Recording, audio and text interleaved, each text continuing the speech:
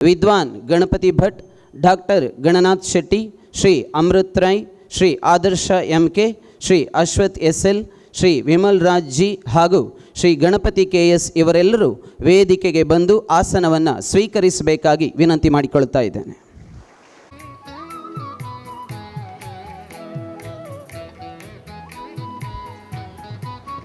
ಸರ್ವಶಕ್ತ ಭಗವಂತನ ಚರಣ ಕಮಲಗಳಿಗೆ ವಂದಿಸುತ್ತಾ ಆಶಯ ಗೀತೆಯೊಂದಿಗೆ ಕಾರ್ಯಕ್ರಮವನ್ನು ಪ್ರಾರಂಭಿಸ್ತಾ ಇದ್ದೇವೆ. ಕ್ರಿಯೇಟಿವ್ ಪದವಿ ಪೂರ್ವ ಕಾಲೇಜಿನ ವಿದ್ಯಾರ್ಥಿನಿಯರಿಂದ ಇದೀಗ ಆಶಯ ಗೀತೆ.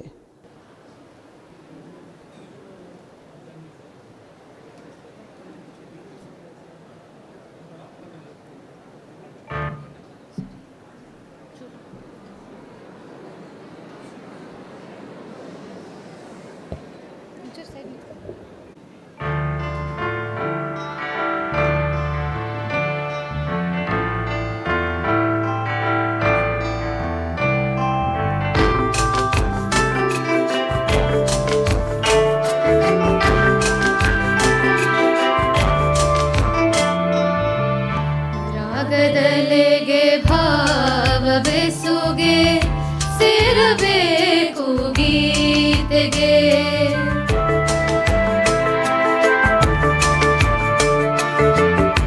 ರಾಗದಲೆಗೆ ಭಾವ ಬೆಸುಗೆ ಸೇರಬೇಕು ಗೀತೆಗೆ. ನಾಭಿಯಿಂದ ಒಮ್ಮಿಸ್ವರವು, ನಾಭಿಯಿಂದ ಸ್ವರವು ಹಾಯಬೇಕು ಕೊರಳಿಗೆ.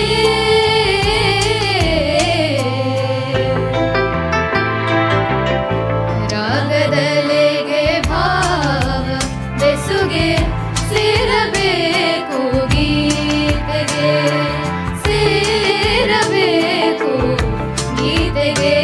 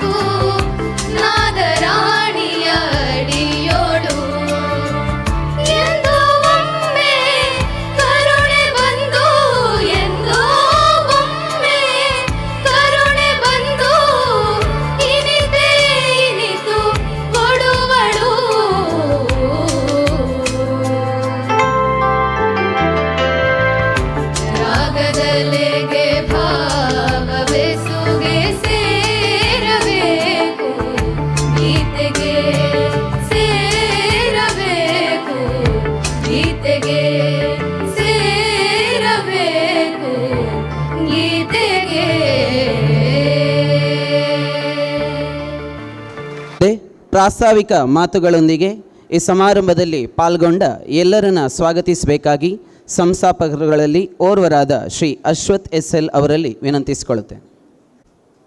ಸ್ಥಳದ ದೈವದೇವತೆಗಳಿಗೆ ನಮಸ್ಕರಿಸ್ತಾ, ವೇದಿಕೆಯ ಮೇಲಿರ್ತಕ್ಕಂಥ ಗಣ್ಯರೇ, ಕಾರ್ಯಕ್ರಮಕ್ಕೆ ಆಗಮಿಸಿರ್ತಕ್ಕಂಥ ಎಲ್ಲ ಆತ್ಮೀಯ ಸಹೃದಯ ಮಿತ್ರರೇ, ಪ್ರೀತಿಯ ವಿದ್ಯಾರ್ಥಿಗಳೇ, ಸಾಹಿತ್ಯವೆಂಬ ರಾಗದ ಅಲೆಗೆ ಶಿಕ್ಷಣದ ಭಾವವನ್ನು ಬೆರೆಸಿ ಕ್ರಿಯೇಟಿವ್ ಪುಸ್ತಕ ಮನೆ ಅಂತ ಹೇಳುವ ಗೀತೆ ಪಡಿ ಮೂಡ್ತಾ ಇದೆ ಅಂತ ಭಾವಿಸ್ಕೊಳ್ತಾ, 7 ಜನ ಸಮಾನ ಮನಸ್ಕ ಉಪನ್ಯಾಸಕರು ಸೇರಿ ನಿರ್ಮಿಸಿರ್ತಕ್ಕಂಥ ಕ್ರೀಡಾ ಶಿಕ್ಷಣ ಸಂಸ್ಥೆ ಕೇವಲ ವಿದ್ಯಾರ್ಥಿಗಳಿಗೆ ಸದಾ 4 ಗೋಡೆಯ ಮಧ್ಯೆ ಶಿಕ್ಷಣ ಚೌಕಟ್ಟನ್ನು ಮಾತ್ರ ಕೊಡಮಾಡದೆ ಅದರ ಆಚೆಗಿನ ಜೀವನ ಆದರ್ಶಗಳನ್ನು ಹಾಗೆ ಬದುಕಿನ ಮೌಲ್ಯಗಳನ್ನು ತಿಳಿಸ್ತಕ್ಕಂತಹ ಕ್ರಿಯಾಶೀಲವಂತ ಕಾರ್ಯಕ್ರಮಗಳು ನಿರಂತರವಾಗಿ ಸಂಸ್ಥೆಯಲ್ಲಿ ನಾವು ಆಯೋಜಿಸ್ತಾ ಇರ್ತೇವೆ. ಅದರ ಹಾಗೆ ಸಾಮಾಜಿಕ ಚಿಂತನೆಯಂತೆ ಸಮಾಜದ ಎಲ್ಲ ವರ್ಗದವರಿಗೂ ಸಾಹಿತ್ಯವನ್ನು, ಅದರ ಅಭಿರುಚಿಯನ್ನು ಪಸರಿಸಬೇಕು, ಇಚ್ಛೆಪಟ್ಟವರಿಗೆ ತಕ್ಷಣಕ್ಕೆ ಎಲ್ಲ ಮಾರ್ಗದ ಎಲ್ಲ ಜ್ಞಾನವನ್ನು ಕೊಡ್ತಕ್ಕಂಥ ಪುಸ್ತಕಗಳು ಸಿಗಬೇಕು ಅಂತ ಹೇಳುವ ದುರದೃಷ್ಟಿಯಿಂದ ಕ್ರಿಯೇಟಿವ್ ಪುಸ್ತಕ ಮನೆಯನ್ನು ಪ್ರಾರಂಭ ಮಾಡಿದ್ವಿ. ಯಾವುದೇ ರೀತಿಯಲ್ಲಿ ಪುಸ್ತಕವನ್ನು ಯಾರು ಇಚ್ಛೆಪಟ್ಟರು ಅದು ಚಿಕ್ಕ ಚಿಕ್ಕ ನಗರಗಳಲ್ಲಿ, ಹಳ್ಳಿಗಳಲ್ಲಿ, ತಾಲೂಕು ಕೇಂದ್ರಗಳಲ್ಲಿ ಪುಸ್ತಕಗಳು ಸಿಗಬೇಕಂತ ಹೇಳುವ ಆಶಯದೊಂದಿಗೆ ಪುಸ್ತಕ ಮನೆ ಪ್ರಾರಂಭವಾಯಿತು.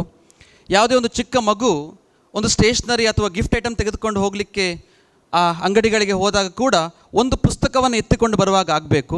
ಇವತ್ತು ಬೆಂಗಳೂರಿನಲ್ಲಿ ಬಿಡುಗಡೆ ಆದಂತಹ ಪುಸ್ತಕಗಳು ಸಾಮಾಜಿಕ ಮಾಧ್ಯಮದಲ್ಲಿ ನಾವು ನೋಡ್ತೇವೆ, ಖುಷಿ ಪಡ್ತೇವೆ, ಓದಬೇಕಂತ ಬಯಸ್ತೇವೆ. ಆದರೆ ಅದರ ಸಿಗುವಿಕೆ ಬಹಳ ಕಷ್ಟ ಇದ್ದ ಕಾಲಘಟ್ಟದಲ್ಲಿ ನಮ್ಮ ಕೈಗೆ ಆ ಪುಸ್ತಕಗಳು ಇವತ್ತು ಸಂಜೆಯೇ ಸಿಗಬೇಕಂತ ಹೇಳುವ ಅಭಿಲಾಷೆಯೊಂದಿಗೆ ಪುಸ್ತಕ ಮನೆ ಪ್ರಾರಂಭವಾಯಿತು. ಅದರಂತೆ ನಿರಂತರವಾಗಿ ಹಲವಾರು ಪುಸ್ತಕವನ್ನು ಹಂಚುವಂಥ ಕೆಲಸಗಳಲ್ಲಿ ನಮಗೆ ಸಮಾಜದ ಒಳ್ಳೆಯ ಸ್ಪಂದನೆ ಸಿಕ್ಕಿದೆ. ಗ್ರಾಮೀಣ ಭಾಗದ ವಿದ್ಯಾರ್ಥಿಗಳಿಗೆ ಪುಸ್ತಕವನ್ನು ಕೊಂಡುಕೊಳ್ತಕ್ಕಂತಹ ಆರ್ಥಿಕ ವ್ಯವಸ್ಥೆ ಹಿನ್ನಡೆ ಇರುತ್ತೆ ಅನ್ನೋ ಕಾರಣಕ್ಕಾಗಿ ಮೊಬೈಲ್ ಬಿಡಿ ಪುಸ್ತಕ ಹಿಡಿ ಅಂತ ಹೇಳುವ ಯೋಜನೆ ಮುಖಾಂತರ ಸುಮಾರು 3,000ಕ್ಕೂ ಹೆಚ್ಚು ಪುಸ್ತಕಗಳನ್ನು ನಾವು ಗ್ರಾಮೀಣ ಭಾಗದ ವಿದ್ಯಾರ್ಥಿಗಳಿಗೆ ಹಂಚಿದ್ದೇವೆ. ಅದಕ್ಕೆ ಹಲವಾರು ದಾನಿಗಳು ಕೂಡ ನಮಗೆ ಸಹಾಯವನ್ನು ಮಾಡಿದರು. ಇನ್ನು ಪುಸ್ತಕ ಪೋಷಕ ಯೋಜನೆಯ ಮುಖಾಂತರ ಯಾರಿಗೆ ತಾವು ಸ್ಪರ್ಧಾತ್ಮಕ ಪರೀಕ್ಷೆಗಳಿಗೆ ಪ್ರಿಪೇರ್ ಮಾಡುವಾಗ ಮೆಟೀರಿಯಲ್ನ ಕೊರತೆ ಆಯಿತು, ಅಂಥವರಿಗೆ ಆ ಮೆಟೀರಿಯಲ್ಗಳನ್ನು ಹಂಚುವಂಥ ಕೆಲಸವಾಯಿತು. ಹೀಗೆ ಹಂತ ಹಂತವಾಗಿ ಪುಸ್ತಕ ಮನೆ ಸಮಾಜದ ಎಲ್ಲ ಸ್ತರದ ವಿದ್ಯಾರ್ಥಿಗಳಿಗೆ, ಸಾಹಿತ್ಯ ಆಸಕ್ತರಿಗೆ ಒಳಿತನ್ನು ಮಾಡುವ ಜೊತೆಗೆ ಈಗ ಪುಸ್ತಕ ಪ್ರಕಟಣೆಯ ಹೊಸ ಹಂತಕ್ಕೆ ನಾವು ಹೆಜ್ಜೆ ನಿಲ್ಲಿಸ್ತಾ ಇದ್ದೇವೆ. ಪುಸ್ತಕ ಪ್ರಕಟಣೆ ಯಾಕೆ ಬೇಕಾಯಿತು ನಮಗೆ ಅಂತ ಹೇಳಿದರೆ, ನಮಗೊಂದಷ್ಟು ಹೊಸ ಬರಹಗಾರನ ಈ ಸಾಹಿತ್ಯ ಲೋಕಕ್ಕೆ ಪರಿಚಯಿಸುವಂತಹ, ಅವರಿಗೊಂದು ಒಳ್ಳೆಯ ವೇದಿಕೆಯನ್ನು ಕೊಡುವಂಥ ಅಭಿಲಾಷೆ. ಅದರ ಜೊತೆಗೆ ಈಗಾಗಲೇ ಒಳ್ಳೆಯ ಹೆಸರು ಮಾಡಿರ್ತಕ್ಕಂಥ ಸಾಹಿತ್ಯವನ್ನು ಬಹಳ ಸ್ಫುಟವಾಗಿ, ಮನೋಜ್ಞವಾಗಿ ವಿವರಿಸ್ತಕ್ಕಂಥ ಹಲವಾರು ಲೇಖಕರ ಬರಹಗಳನ್ನು ಈ ಸಾಹಿತ್ಯ ಲೋಕಕ್ಕೆ ನೀಡಬೇಕಂತ ಹೇಳುವ ಅಭಿಲಾಷೆಯೊಂದಿಗೆ ಪ್ರಕಟಣೆಯ ಈ ಹೆಜ್ಜೆಯನ್ನು ನಾವು ಇರಿಸಿದ್ವಿ. ಇದರ ಬಿಡುಗಡೆ ಸಮಾರಂಭ ಅಂತ ಬರುವಾಗ ನಾವು ಮೊದಲ ದಿವಸಗಳಿಂದಲೂ ಕೂಡ ಮನಸ್ಸಿನಲ್ಲಿ ಅಂದುಕೊಂಡದ್ದು ಈ ನಾಡಿನ ಪ್ರತಿಭಾನ್ವಿತ ಬರಹಗಾರ ಆಗಿರ್ತಕ್ಕಂಥ ಗಿರೀಶ್ರಾವ್ ಹತ್ವಾರ್ ಅವರನ್ನು. ಯಾಕೆ ಅಂತ ಹೇಳಿದರೆ, ಬರಹಗಾರರಿಗೆ ಬರಹಗಳನ್ನು ಹೇಗೆ ಮಾಡಬೇಕು, ಬರೀಬೇಕು ಅಂತ ಹೇಳುವಂತಹ ಬರಹಗಳನ್ನು ಬರೆದಂಥವರು, ಅದರ ಬಗ್ಗೆ ಮನೋಜ್ಞವಾಗಿ ವಿವರಿಸಿದಂಥವರು, ಕತೆ, ಚಿತ್ರಕಥೆ, ಸಂಭಾಷಣೆಯ ಪುಸ್ತಕದ ಮೂಲಕ ಒಂದಷ್ಟು ಹೊಸ ಬರಹಗಾರಿಗೆ ಉತ್ತೇಜನ ಕೊಟ್ಟಂಥವರು. ಕರಾವಳಿ ಮಣ್ಣಿನವರಾಗಿರ್ತಕ್ಕಂಥ ಜೋಗಿ ಸರ್ ಅವರು ನೆಲಮೂಲದ ಸಂಸ್ಕೃತಿಯನ್ನು ಅತ್ಯಂತ ಸರಳವಾಗಿ ವಿವರಿಸುವಂಥವ್ರು, ಹಾಗೆ ನಮ್ಮ ಎಲ್ಲ ಮನಸ್ಸಿನ ಭಾವಗಳನ್ನು ಬಿತ್ತರಿಸುವಂಥವ್ರು. ಬಹುಶಃ ಇಲ್ಲಿ ಕುಳಿತಂಥ ಸುಮಾರು ಸಾಹಿತ್ಯ ಆಸಕ್ತರು ಅವರ ಜಾನಕಿ ಕಲಮನ್ನು ಓದಿರಬಹುದು. ಹಿಂದೆ ಹಾಯ್ ಬೆಂಗಳೂರಿನಲ್ಲಿ ಜಾನಕಿ ಕಲಂ ಅಂತ ಬರ್ತಾಯಿತ್ತು, ಒಂದು ಅಂಕಣ ಬರ್ತಾಯಿತ್ತು. ಈಗ ಅದು ಪ್ರತ್ಯೇಕ ಪುಸ್ತಕವಾಗಿ ಪ್ರಕಟಗೊಂಡಿದೆ. ಜಾನಕಿ ಕಲಂನಲ್ಲಿ ಹೆಚ್ಚು ಕಡಿಮೆ ಹಾಯ್ ಬೆಂಗಳೂರು ಪತ್ರಿಕೆಯಲ್ಲಿ ಬರೆದಂತಹ ಲೇಖನಗಳ ಮಾಲೆ. ಹಾಯ್ ಬೆಂಗಳೂರು ಅಂತ ಹೇಳಿದರೆ ತಮಗೆಲ್ಲ ಗೊತ್ತಿರುವ ಹಾಗೆ ಅದು ಭ್ರಷ್ಟರ ಬೇಟೆ, ರಾಜಕೀಯ ತಲ್ಲಣಗಳು, ರಕ್ತಪಾತದ ಕಥೆಗಳು, ಕ್ರೈಮ್ ವಿಚಾರಗಳು ಇವೆಲ್ಲವೂ ತುಂಬಿಕೊಂಡಂತಹ ಪತ್ರಿಕೆಯಲ್ಲಿ ರವಿ ಬೆಳಗೆರೆಯವರು ಹೇಳುವ ಹಾಗೆ ಮಾಂಸದಂಗಡಿಯಲ್ಲಿ ಸಿಕ್ಕಂತಹ ಮಲ್ಲಿಗೆಯ ದಂಡೆ ಅಂತ ಜಾನಕಿ ಕಲಮನವರು ಕರಿತಾ ಇದ್ದರು. ಅಂತಹ ಹೂವನ್ನು ಗಮಿಸುವ ಸಾಹಿತ್ಯವನ್ನು ಕೊಟ್ಟಂಥವರು ಅವರೇ. ಜೋಗಿ ಸರ್ ಒಂದು ಕಡೆ ಹೇಳಿಕೊಂಡ ಹಾಗೆ ಜಾನಕಿ ಕಲಮನ್ನು ಓದಿದ ಎಷ್ಟೋ ಸಾಹಿತ್ಯ ಆಸಕ್ತರು ಮಹಿಳಾ ಸಂಘಟನೆ ಕಾರ್ಯಕ್ರಮಗಳು ಅವನು ಕಲಿಸ್ತಾ ಇದ್ರಂತೆ, ಜಾನಕಿ ಅಂತ ಅಂದುಕೊಂಡು, ಅವರು ಮಹಿಳೆ ಅಂತ ಅಂದುಕೊಂಡು. ನೋಡುವಾಗದು ಮಹಿಳೆ ಅಲ್ಲ, ಜೋಗಿ ಸರ್ ಅಂಥೇಳಿ. ಆ ರೀತಿಯ ಭಾವವನ್ನು ಸಾಹಿತ್ಯ ಓದುಗ ಲೋಕದಲ್ಲಿ ಪರಿಚಯಿಸಿದಂತಹ ಜೋಗಿ ಸರ್ ಇವತ್ತು ನಮ್ಮ ಕಾರ್ಯಕ್ರಮಕ್ಕೆ ಓಗೊಟ್ಟು ಬಹಳ ಖುಷಿಯಿಂದ ಈ ಕಾರ್ಯಕ್ರಮಕ್ಕೆ ಆಗಮಿಸಿದ್ದಾರೆ. ಅವರನ್ನು ಅತ್ಯಂತ ಪ್ರೀತಿಪೂರ್ವಕವಾಗಿ ನಾನು ಕಾರ್ಯಕ್ರಮಕ್ಕೆ ತಮ್ಮೆಲ್ಲರ ಪರವಾಗಿ ಸ್ವಾಗತಿಸ್ತಾ ಇದ್ದೇನೆ.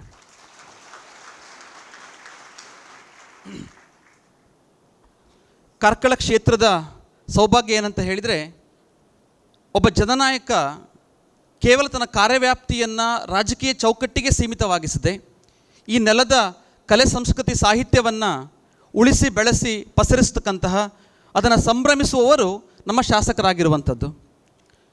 ಕಳೆದ ಬಾರಿ ಅವರು ಕನ್ನಡ ಸಂಸ್ಕೃತಿ ಇಲಾಖೆಯ ಸಚಿವರಾಗಿದ್ದ ಸಂದರ್ಭದಲ್ಲಿ ನನಗೆ ಬೊಕ್ಕೆಗಳನ್ನ ತರಬೇಡಿ, ಬೊಕ್ಕೆಗಳ ಬದಲು ಬುಕ್ಕನ್ನು ತನ್ನಿ ಅಂತ ಹೇಳ್ತಾಯಿದ್ರು. ಶುಭಾಶಯ ಕೋರಲಿಕ್ಕೆ ಬರುವವರಿಗೆ ಪುಸ್ತಕವನ್ನು ತನ್ನಿ ಅಂತ ಹೇಳುವಂತಹ ಚಿಂತನೆ ಉಳ್ಳಂಥವರು. ಬಹುಶಃ ನಮ್ಮ ರಾಜಕೀಯ ಕ್ಷೇತ್ರದಲ್ಲಿ ಬಹಳ ವಿರಳ ಇಂತಹ ಮೌಲ್ಯವನ್ನು ಆದರ್ಶವನ್ನು ಇಟ್ಟುಕೊಂಡಂಥವರು. ಅಭಿವೃದ್ಧಿಯ ಪರ್ವವನ್ನೇ ಸೃಷ್ಟಿ ಮಾಡಿದಂತಹ ಕಾರ್ಕಳ ಕ್ಷೇತ್ರದಲ್ಲಿ ಹಲವಾರು ಪ್ರಗತಿಪರ ಕೆಲಸಗಳಾಗ್ತಾ ಇದೆ.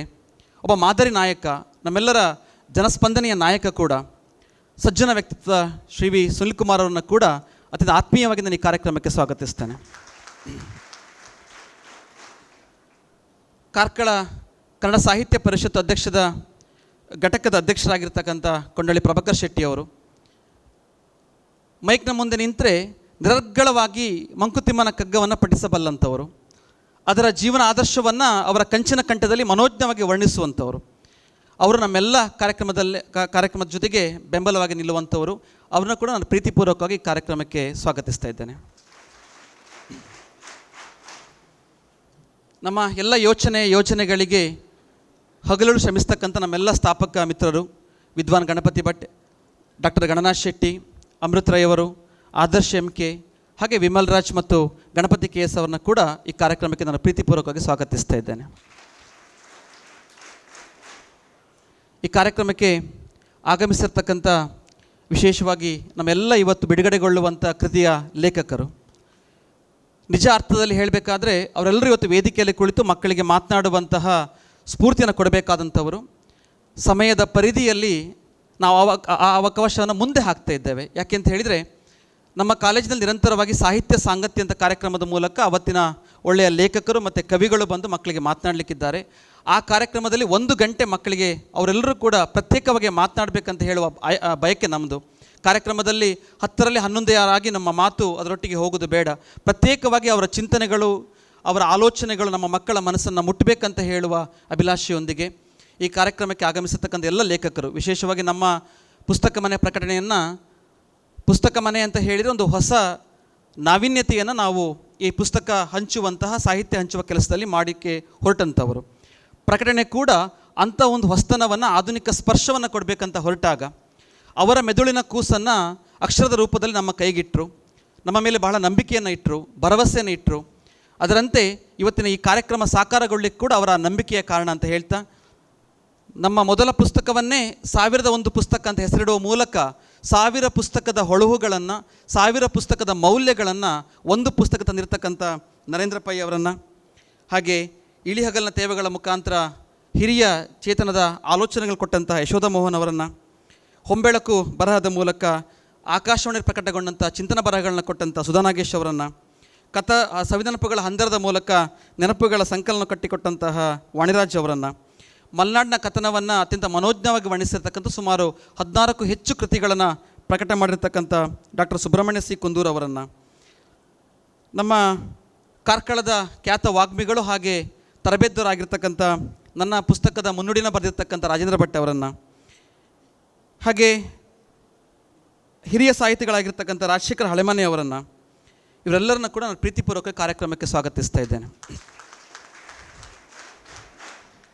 ಇದರ ಜೊತೆಗೆ 15 ಪುಸ್ತಕಗಳಲ್ಲಿ ಸುಮಾರು 5 ಪುಸ್ತಕಗಳು ನಮ್ಮ ಕಾಲೇಜಿನ ಸಾಹಿತಿಗಳು ಬರೆದಿರುವಂಥದ್ದು. ಈ ಎಲ್ಲ ಕೃತಿಗಳು ಪ್ರಕಟಗೊಳ್ಳಬೇಕಾದ್ರೆ ಅದರ ಹಿಂದೆ ತುಂಬ ಶ್ರಮ ಇದೆ. ಆ ಕೃತಿಗಳನ್ನು ಆಯ್ಕೆ ಮಾಡಿಕೊಳ್ಬೇಕು, ಅದನ್ನು ಮೊದಲು ಓದಬೇಕು. ಆ ಓದುವ ಸಾಹಸವನ್ನು ಮಾಡಿದಂಥವರು, ಪುಸ್ತಕಗಳ ಹಿಂದೆ ಎಲ್ಲ ಕಾರ್ಯಕ್ರಮಗಳಲ್ಲಿ ಕ್ರಿಯಾಶೀಲವಾಗಿ ಭಾಗವಹಿಸ್ತಕ್ಕಂತಹ ನಮ್ಮ ಹಿರಿಯ ಕಾದಂಬರಿಕಾರರು ಆಗಿರ್ತಕ್ಕಂತಹ ಅನುಬೆಳ್ಳಿ ಅವರನ್ನು ಕೂಡ ಈ ಕಾರ್ಯಕ್ರಮಕ್ಕೆ ಸ್ವಾಗತಿಸ್ತಾ, ಅದರ ಜೊತೆಗೆ ಒಲವದಾರೆ ಕಥಾ ಸಂಕಲನ ಬರೆದಿರ್ತಕ್ಕಂಥ ನಮ್ಮ ಉಡುಪಿ ವಿಭಾಗದ ಪ್ರಾಂಶುಪಾಲರಾಗಿರ್ತಕ್ಕಂಥ ರಾಮಕೃಷ್ಣ ಹೆಗಡೆಯವರನ್ನು, ಹಾಗೆ ಪದಪುಂಜಗಳ ಮೂಲಕ ಸಾಹಿತ್ಯದ ವ್ಯಾಪ್ತಿಯನ್ನು ಹೆಚ್ಚಿಸ್ತಾ ಇರತಕ್ಕಂಥ ಲಕ್ಷ್ಮಣ್ ಬಜಿಲ ಅವರನ್ನು, ಸಣ್ಣ ಕಥೆಗಳ ಮೂಲಕವೇ ಗುರುತಿಸಿಕೊಂಡಂತಹ ಮಹೇಶ್ ಪುತ್ತೂರ್ ಅವರನ್ನು, ಸಾಹಿತ್ಯಿಕ ಹಿನ್ನೆಲೆಯಿಂದ ಬಂದಿರತಕ್ಕಂಥ ಕೌಟುಂಬಿಕ ಹಿನ್ನೆಲೆಯಿಂದ ಬಂದಿರತಕ್ಕಂಥ ಲಲಿತಾ ಮುದ್ರಾಡಿ ಅವರನ್ನು ಎಲ್ಲರನ್ನ ಕೂಡ ನಾನು ಕಾರ್ಯಕ್ರಮಕ್ಕೆ ಪ್ರೀತಿಪೂರ್ವಕವಾಗಿ ಸ್ವಾಗತಿಸ್ತಾ ಇದ್ದೇನೆ.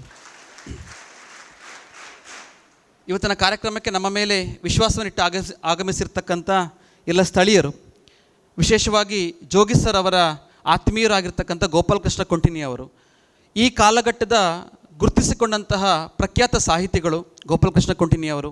ಮೊನ್ನೆ ಅವರ ಓನ್ಲಿ ಪಾಲಿಟಿಕ್ಸ್ ಕೃತಿಯನ್ನು ನಾನು ಓದ್ತಾ ಇದ್ದೆ.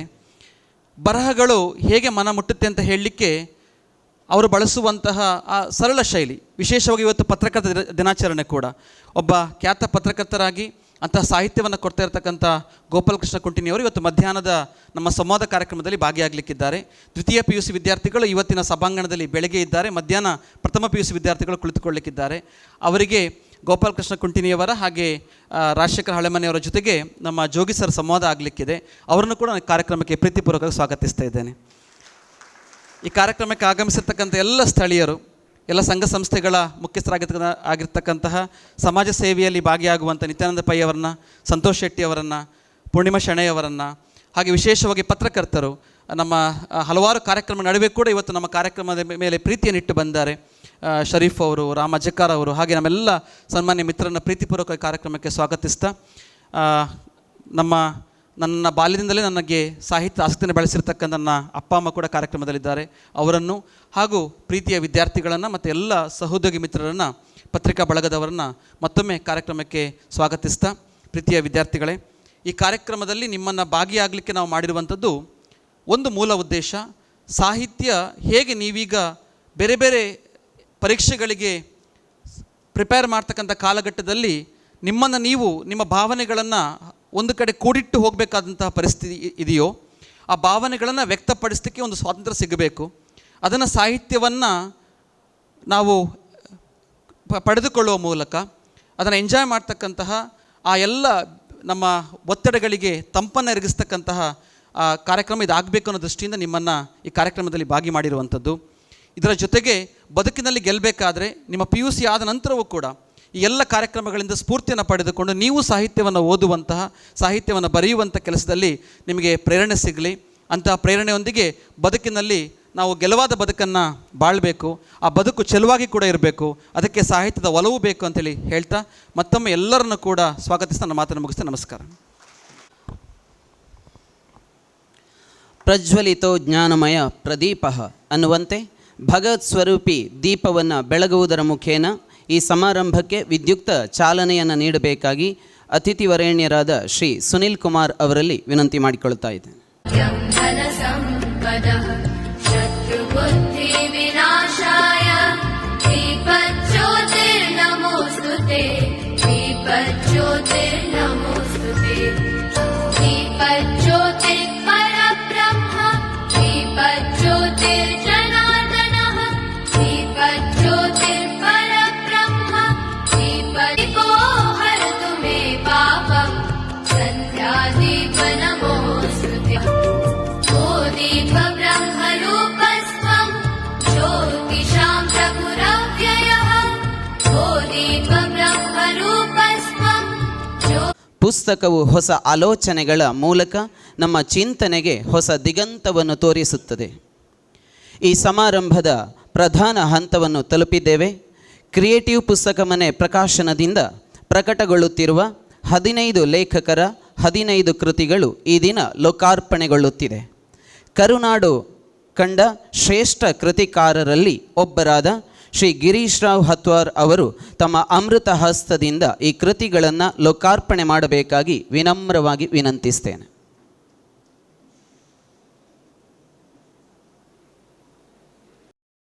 ಅಜ್ಞಾನದ ಕತ್ತಲೆ ಕಳೆದು ಸುಜ್ಞಾನದ ಕಡೆಗೆ ಕರೆದುಕೊಂಡು ಹೋಗುವ ಶಕ್ತಿಯೇ ಗುರು. ಇಂತಹ 7 ಜನ ಸಮಾನ ಮನಸ್ಕ ಶಿಕ್ಷಕರಿಂದ ಯುವ ಬರಹಗಾರರಿಗೆ ಪ್ರೇರಣೆ ನೀಡಲು ಹಾಗೂ ವಿದ್ಯಾರ್ಥಿಗಳಲ್ಲಿ ಪುಸ್ತಕ ಓದುವ ಹವ್ಯಾಸವನ್ನು ಹೆಚ್ಚಿಸುವ ದೃಷ್ಟಿಯಿಂದ ಅಕ್ಟೋಬರ್ 16, 2023ರಂದು ಉಡುಪಿ ಜಿಲ್ಲೆಯ ಕಾರ್ಕಳದಲ್ಲಿ ಕ್ರಿಯೇಟಿವ್ ಪುಸ್ತಕ ಮನೆ ತನ್ನ ಮೊದಲ ಶಾಖೆಯನ್ನು ಪ್ರಾರಂಭಿಸಿತು. ತದನಂತರ ತನ್ನ ವ್ಯಾಪ್ತಿಯನ್ನು ಹೆಚ್ಚಿಸಿಕೊಂಡ ಈ ಸಂಸ್ಥೆ ಉಡುಪಿ ಹಾಗೂ ದಕ್ಷಿಣ ಕನ್ನಡ ಜಿಲ್ಲೆಗಳಲ್ಲಿ ತನ್ನ ಶಾಖೆಗಳನ್ನು ಹೊಂದಿದೆ.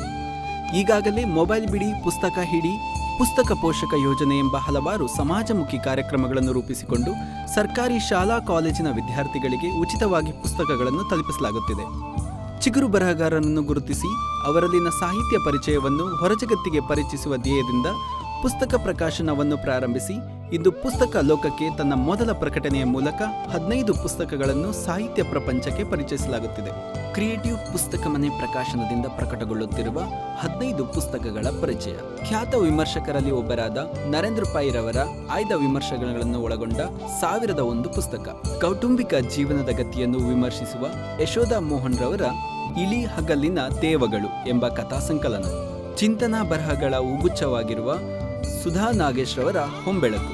ಈಗಿನ ಮತ್ತು ಅಂದಿನ ಜೀವನದಲ್ಲಿ ಆದ ಬದಲಾವಣೆಗಳನ್ನು ಕಣ್ಮುಂದೆ ಕಾಣುವಂತೆ ಚಿತ್ರಿಸುವ ವಾಣಿರಾಜ್ ರವರ ಸವಿ ನೆನಪುಗಳ ಹಂದರ ಎಂಬ ಕಥಾ ಸಂಕಲನ. ಮಲೆನಾಡಿನ ಜೀವನ ಶೈಲಿಯ ಹಿರಿಮೆ, ಗರಿಮೆ, ಆಚಾರ ವಿಚಾರ, ಆಚರಣೆಗಳ ಕುರಿತು ಬಿತ್ತರಿಸುವ ಡಾಕ್ಟರ್ ಸುಬ್ರಹ್ಮಣ್ಯ ಸಿ ಕುಂದೂರು ರವರ ಮಲೆನಾಡಿನ ಕಥಾ ಸಂಕಲನ ಜೀವನಯಾನ ಕೃತಿ. ಪತ್ತೆದಾರಿ ಕಾದಂಬರಿಗಳ ಜನಪ್ರಿಯ ಲೇಖಕ ಅನುಬೆಳ್ಳೆಯವರು ಬರೆದ ಜೊತೆಯಾಗಿ ಬೆಳೆಯೋಣ ಎಂಬ ಧ್ಯೇಯವನ್ನು ಹೊತ್ತ ನಗುವ ನಯನ ಮಧುರ ಮೌನ ಕಾದಂಬರಿ. ನೈಜ ಜೀವನದ ಅನುಭವಗಳು ಸಾರವೇ ಆಗಿರುವ ರಾಮಕೃಷ್ಣ ಹೆಗಡೆಯವರು ಬರೆದಿರುವ ಕವನ ಸಂಕಲನ ಒಲವಧಾರೆ. ಸಾಹಿತ್ಯ ಲೋಕದಲ್ಲಿ ಪ್ರತಿಭಾನ್ವಿತ ಉದಯೋನ್ಮುಖ ಬರಹಗಾರನಾಗಿ ಗುರುತಿಸಿಕೊಂಡಿರುವ ಲಕ್ಷ್ಮಣ್ ಬಜಿಲರವರ ಕವನ ಸಂಕಲನ ನಿರ್ವಾಣ. ಬಿಡುಗಡೆಗೂ ಮುನ್ನವೇ 3000 ಪ್ರತಿಗಳು ಓದುಗರ ಕೈತಲುಪಿ 3ನೇ ಮುದ್ರಣ ಕಂಡಿರುವ ಅಶ್ವಥ್ ಎಸ್.ಎಲ್ ರವರು ಬರೆದ ಶಿಕ್ಷಣ ಯಾತ್ರೆಯ ಯಶಸ್ಸಿನ ಸೂತ್ರವಾಗಿರುವ ಅರಿವಿನ ದಾರಿ ಎಂಬ ಪುಸ್ತಕ. ಖ್ಯಾತ ವಾಗ್ಮಿಗಳು, ರಾಷ್ಟ್ರಮಟ್ಟದ JCI ತರಬೇತುದಾರರಾಗಿರುವ ರಾಜೇಂದ್ರ ಭಟ್ ರವರ ರಾಜಪಥ ಲೇಖನಗಳ ಪುಸ್ತಕ. ಕಾರ್ಕಳ ತಾಲೂಕಿನ ಕನ್ನಡ ಸಾಹಿತ್ಯ ಪರಿಷತ್ನ ಅಧ್ಯಕ್ಷರು, ಖ್ಯಾತ ವಾಗ್ಮಿಗಳು, ಸಾಹಿತಿಗಳೂ ಆಗಿರುವ ಕೊಂಡಳ್ಳಿ ಪ್ರಭಾಕರ್ ಶೆಟ್ಟಿರವರ ಸಾರ್ಥಕ ಜೀವನಕ್ಕೆ ಕಗ್ಗೋಪದೇಶ ಎಂಬ ಲೇಖನಗಳ ಪುಸ್ತಕ. ತಂದೆ ಅಂಬಾತನೆಯ ಮುದ್ರಾಡಿಯವರಿಂದ ಪಡೆದ ಕಾವ್ಯಶಕ್ತಿ, ಶಿಕ್ಷಕಿಯಾಗಿ ಪಡೆದುಕೊಂಡ ಕಾರ್ಯಶಕ್ತಿಯ ಮುಖಾಂತರ ಪಡಿಮೂಡಿದ ಲಲಿತಾ ಮುದ್ರಾಡಿಯವರ ಕವನ ಸಂಕಲನ ಅರ್ಥವಾಗದವರು. ಸಾಮಾಜಿಕ ಸಂದೇಶವನ್ನು ಸುಂದರವಾದ ಮಲೆನಾಡ ಪರಿಸರದ ಕಥೆಯೊಂದಿಗೆ ಬೆರೆಸಿ ಹಾಡು ಭಾಷೆಯಲ್ಲಿ ಓದುಗರಿಗೆ ಉಣಬಡಿಸುವ ಕಥಾಪ್ರಸಂಗಗಳು ದಿಗಂತ್ ಬಿಂಬೈಲ್ ರವರ ಕೊಂದು ಪಾಪ ತಿಂದು ಪರಿಹಾರ. ಸೂಕ್ಷ್ಮ ಸಂವೇದನೆಯ ಕಥೆಗಾರ ಹಾಗೂ ವಿಮರ್ಶಕರಾಗಿರುವ ಡಾಕ್ಟರ್ ರಾಜಶೇಖರ್ ಹಳೆಮನೆರವರ ಒಡಲುಗೊಂಡವರು ಕಾದಂಬರಿ. ಚುಟುಕು ಕಥೆಗಳ ಬರಹಗಾರ ಹಾಗೂ ಖ್ಯಾತ ಯಕ್ಷಗಾನ ಕಲಾವಿದರಾಗಿರುವ ಮಹೇಶ್ ಪುತ್ತೂರ್ ಅವರ ಕಾದಂಬರಿ ವರ್ಣ.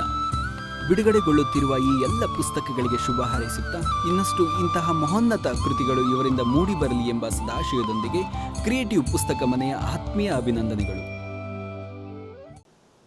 ಸಾಹಿತ್ಯವೆನ್ನುವುದು ಜ್ಞಾನ ಸಾಗರವಾದರೆ ಆ ಸಾಗರದತ್ತ ನಮ್ಮನ್ನು ಕರೆದೊಯ್ಯುವ ನಾವಿಕ ಸಾಹಿತಿ. ಸಾಹಿತ್ಯ ಸಾಗರದಾಚೆ ಕರೆದೊಯ್ಯುವ ಅಂತಹ ಒಬ್ಬ ಶ್ರೇಷ್ಠ ನಾವಿಕ ಜೋಗಿ ಅವರಿಗೆ ಇದೀಗ ಕ್ರಿಯೇಟಿವ್ ಶಿಕ್ಷಣ ಪ್ರತಿಷ್ಠಾನ ಹಾಗೂ ಕ್ರಿಯೇಟಿವ್ ಪುಸ್ತಕ ಮನೆಯ ಪರವಾಗಿ ಅಭಿಮಾನಿಗಳ ಅಭಿಮಾನದ ದ್ಯೋತಕವಾಗಿ ಸನ್ಮಾನ ಕಾರ್ಯಕ್ರಮ. ಗೌರವಾನ್ವಿತರು ಇದನ್ನು ಸ್ವೀಕರಿಸಬೇಕಾಗಿ ಸಂಸ್ಥೆಯ ಸಪ್ತ ಸಂಸ್ಥಾಪಕರ ಅತಿಥಿಗಳೊಡಗೂಡಿ ಸನ್ಮಾನಿಸಬೇಕಾಗಿ ವಿನಂತಿಸ್ತಾ ಇದ್ದೇನೆ.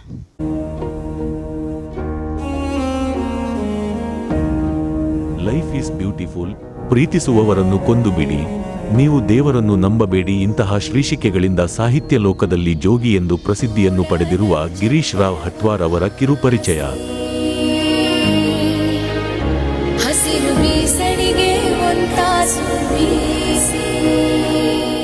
ಕನ್ನಡ ಸಾಹಿತ್ಯದ ಪ್ರಮುಖ ವ್ಯಕ್ತಿತ್ವಗಳಲ್ಲಿ ಒಬ್ಬರಾದ ಜೋಗಿ ಅವರು ಕಾದಂಬರಿಕಾರ, ಕವಿ, ಪತ್ರಕರ್ತ ಹಾಗೂ ಚಲನಚಿತ್ರ ಬರಹಗಾರರಾಗಿದ್ದಾರೆ.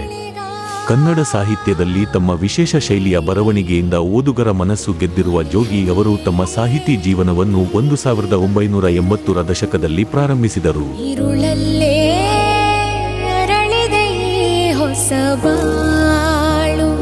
ಅವರ ಮೊದಲ ಕಾದಂಬರಿ ಪರ್ಪಲ್ 1986ರಲ್ಲಿ ಬಿಡುಗಡೆಯಾಯಿತು. ಇದಕ್ಕೆ ಸಾಕಷ್ಟು ಮೆಚ್ಚುಗೆಗಳು ಲಭಿಸಿತು. ಅವರ ಕಾದಂಬರಿಗಳು ಮತ್ತು ಕಥೆಗಳು ಆಧುನಿಕ ಕನ್ನಡ ಸಾಹಿತ್ಯಕ್ಕೆ ನೂತನ ಚೇತನೆಯನ್ನು ನೀಡಿವೆ. 3 ದಿನ 3 ರಾತ್ರಿ ಮತ್ತು ಗಾಳಿ ಬೀಸುವ ಕಥೆ ಅವರ ಕೆಲ ಪ್ರಮುಖ ಕೃತಿಗಳಲ್ಲಿ ಸೇರಿವೆ.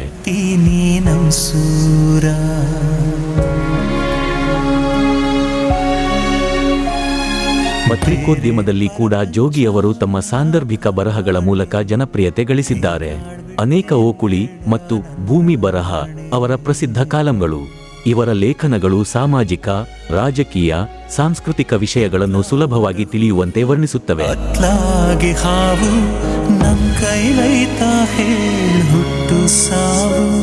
ಚಲನಚಿತ್ರರಂಗದಲ್ಲಿಯೂ ತಮ್ಮದೇ ಆದ ಹೆಜ್ಜೆ ಗುರುತು ಬರೆದಿದ್ದಾರೆ.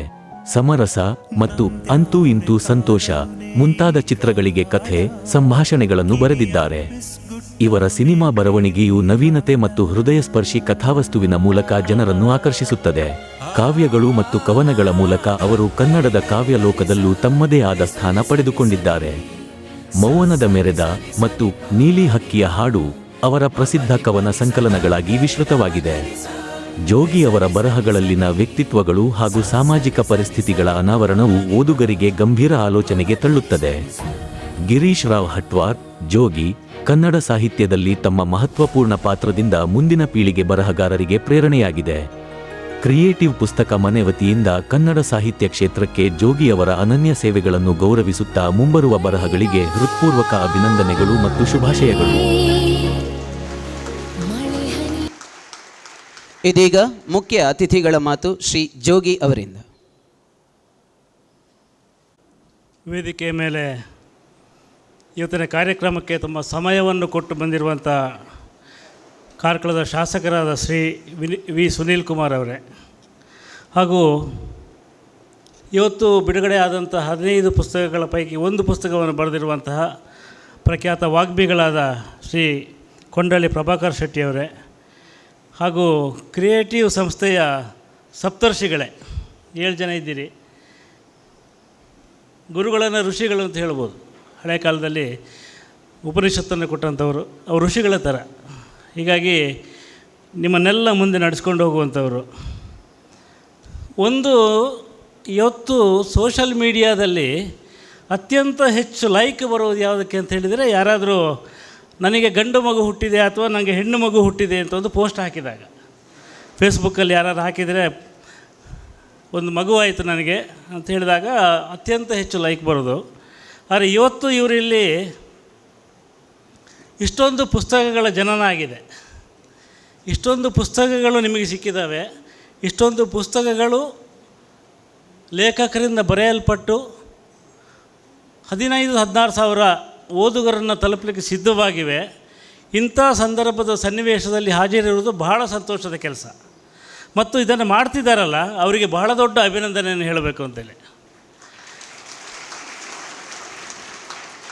ಹಲವಾರು ಕಾಲೇಜುಗಳಿಗೆ ಹೋಗಿ ಹಲವಾರು ಕಾರ್ಯಕ್ರಮಗಳಲ್ಲಿ ಭಾಗವಹಿಸಿ ವಿದ್ಯಾರ್ಥಿಗಳ ಜೊತೆ ಮಾತಾಡಿ ಅವರ ಮನಸ್ಸಲ್ಲೇನಿದೆ ಅಂತ ತಿಳ್ಕೊಂಡು ಬಂದ ನಂತರ ನನಗೆ ಈ ಕಾಲೇಜಿಂದ ಒಂದು ಫೋನ್ ಬಂದಾಗ ಭಾಳ ಸಂತೋಷ ಮತ್ತು ಆಶ್ಚರ್ಯ ಆಯಿತು. ಯಾಕಂದರೆ ಇವರು ನಾವು ಪುಸ್ತಕ ಮನೆ ಅಂತ ಮಾಡಿದ್ದೀವಿ, ಪುಸ್ತಕಗಳನ್ನು ಬಿಡುಗಡೆ ಮಾಡ್ತೀವಿ, ಪುಸ್ತಕಗಳನ್ನ ಪ್ರಕಟ ಮಾಡ್ತೀವಿ ಅಂತ ಹೇಳಿದರು. ಆಮೇಲೆ ಎಲ್ಲಕ್ಕಿಂತ ಹೆಚ್ಚಾಗಿ ನನ್ನ ಪ್ರೀತಿಯ ಲೇಖಕರ ಪುಸ್ತಕಗಳನ್ನು ಇವರು ಬಿಡುಗಡೆ ಮಾಡ್ತಾಯಿದ್ದಾರೆ. ನರೇಂದ್ರ ಪೈ ಅಂತಹ ಬಹಳ ದೊಡ್ಡ ವಿಮರ್ಶಕರವರು.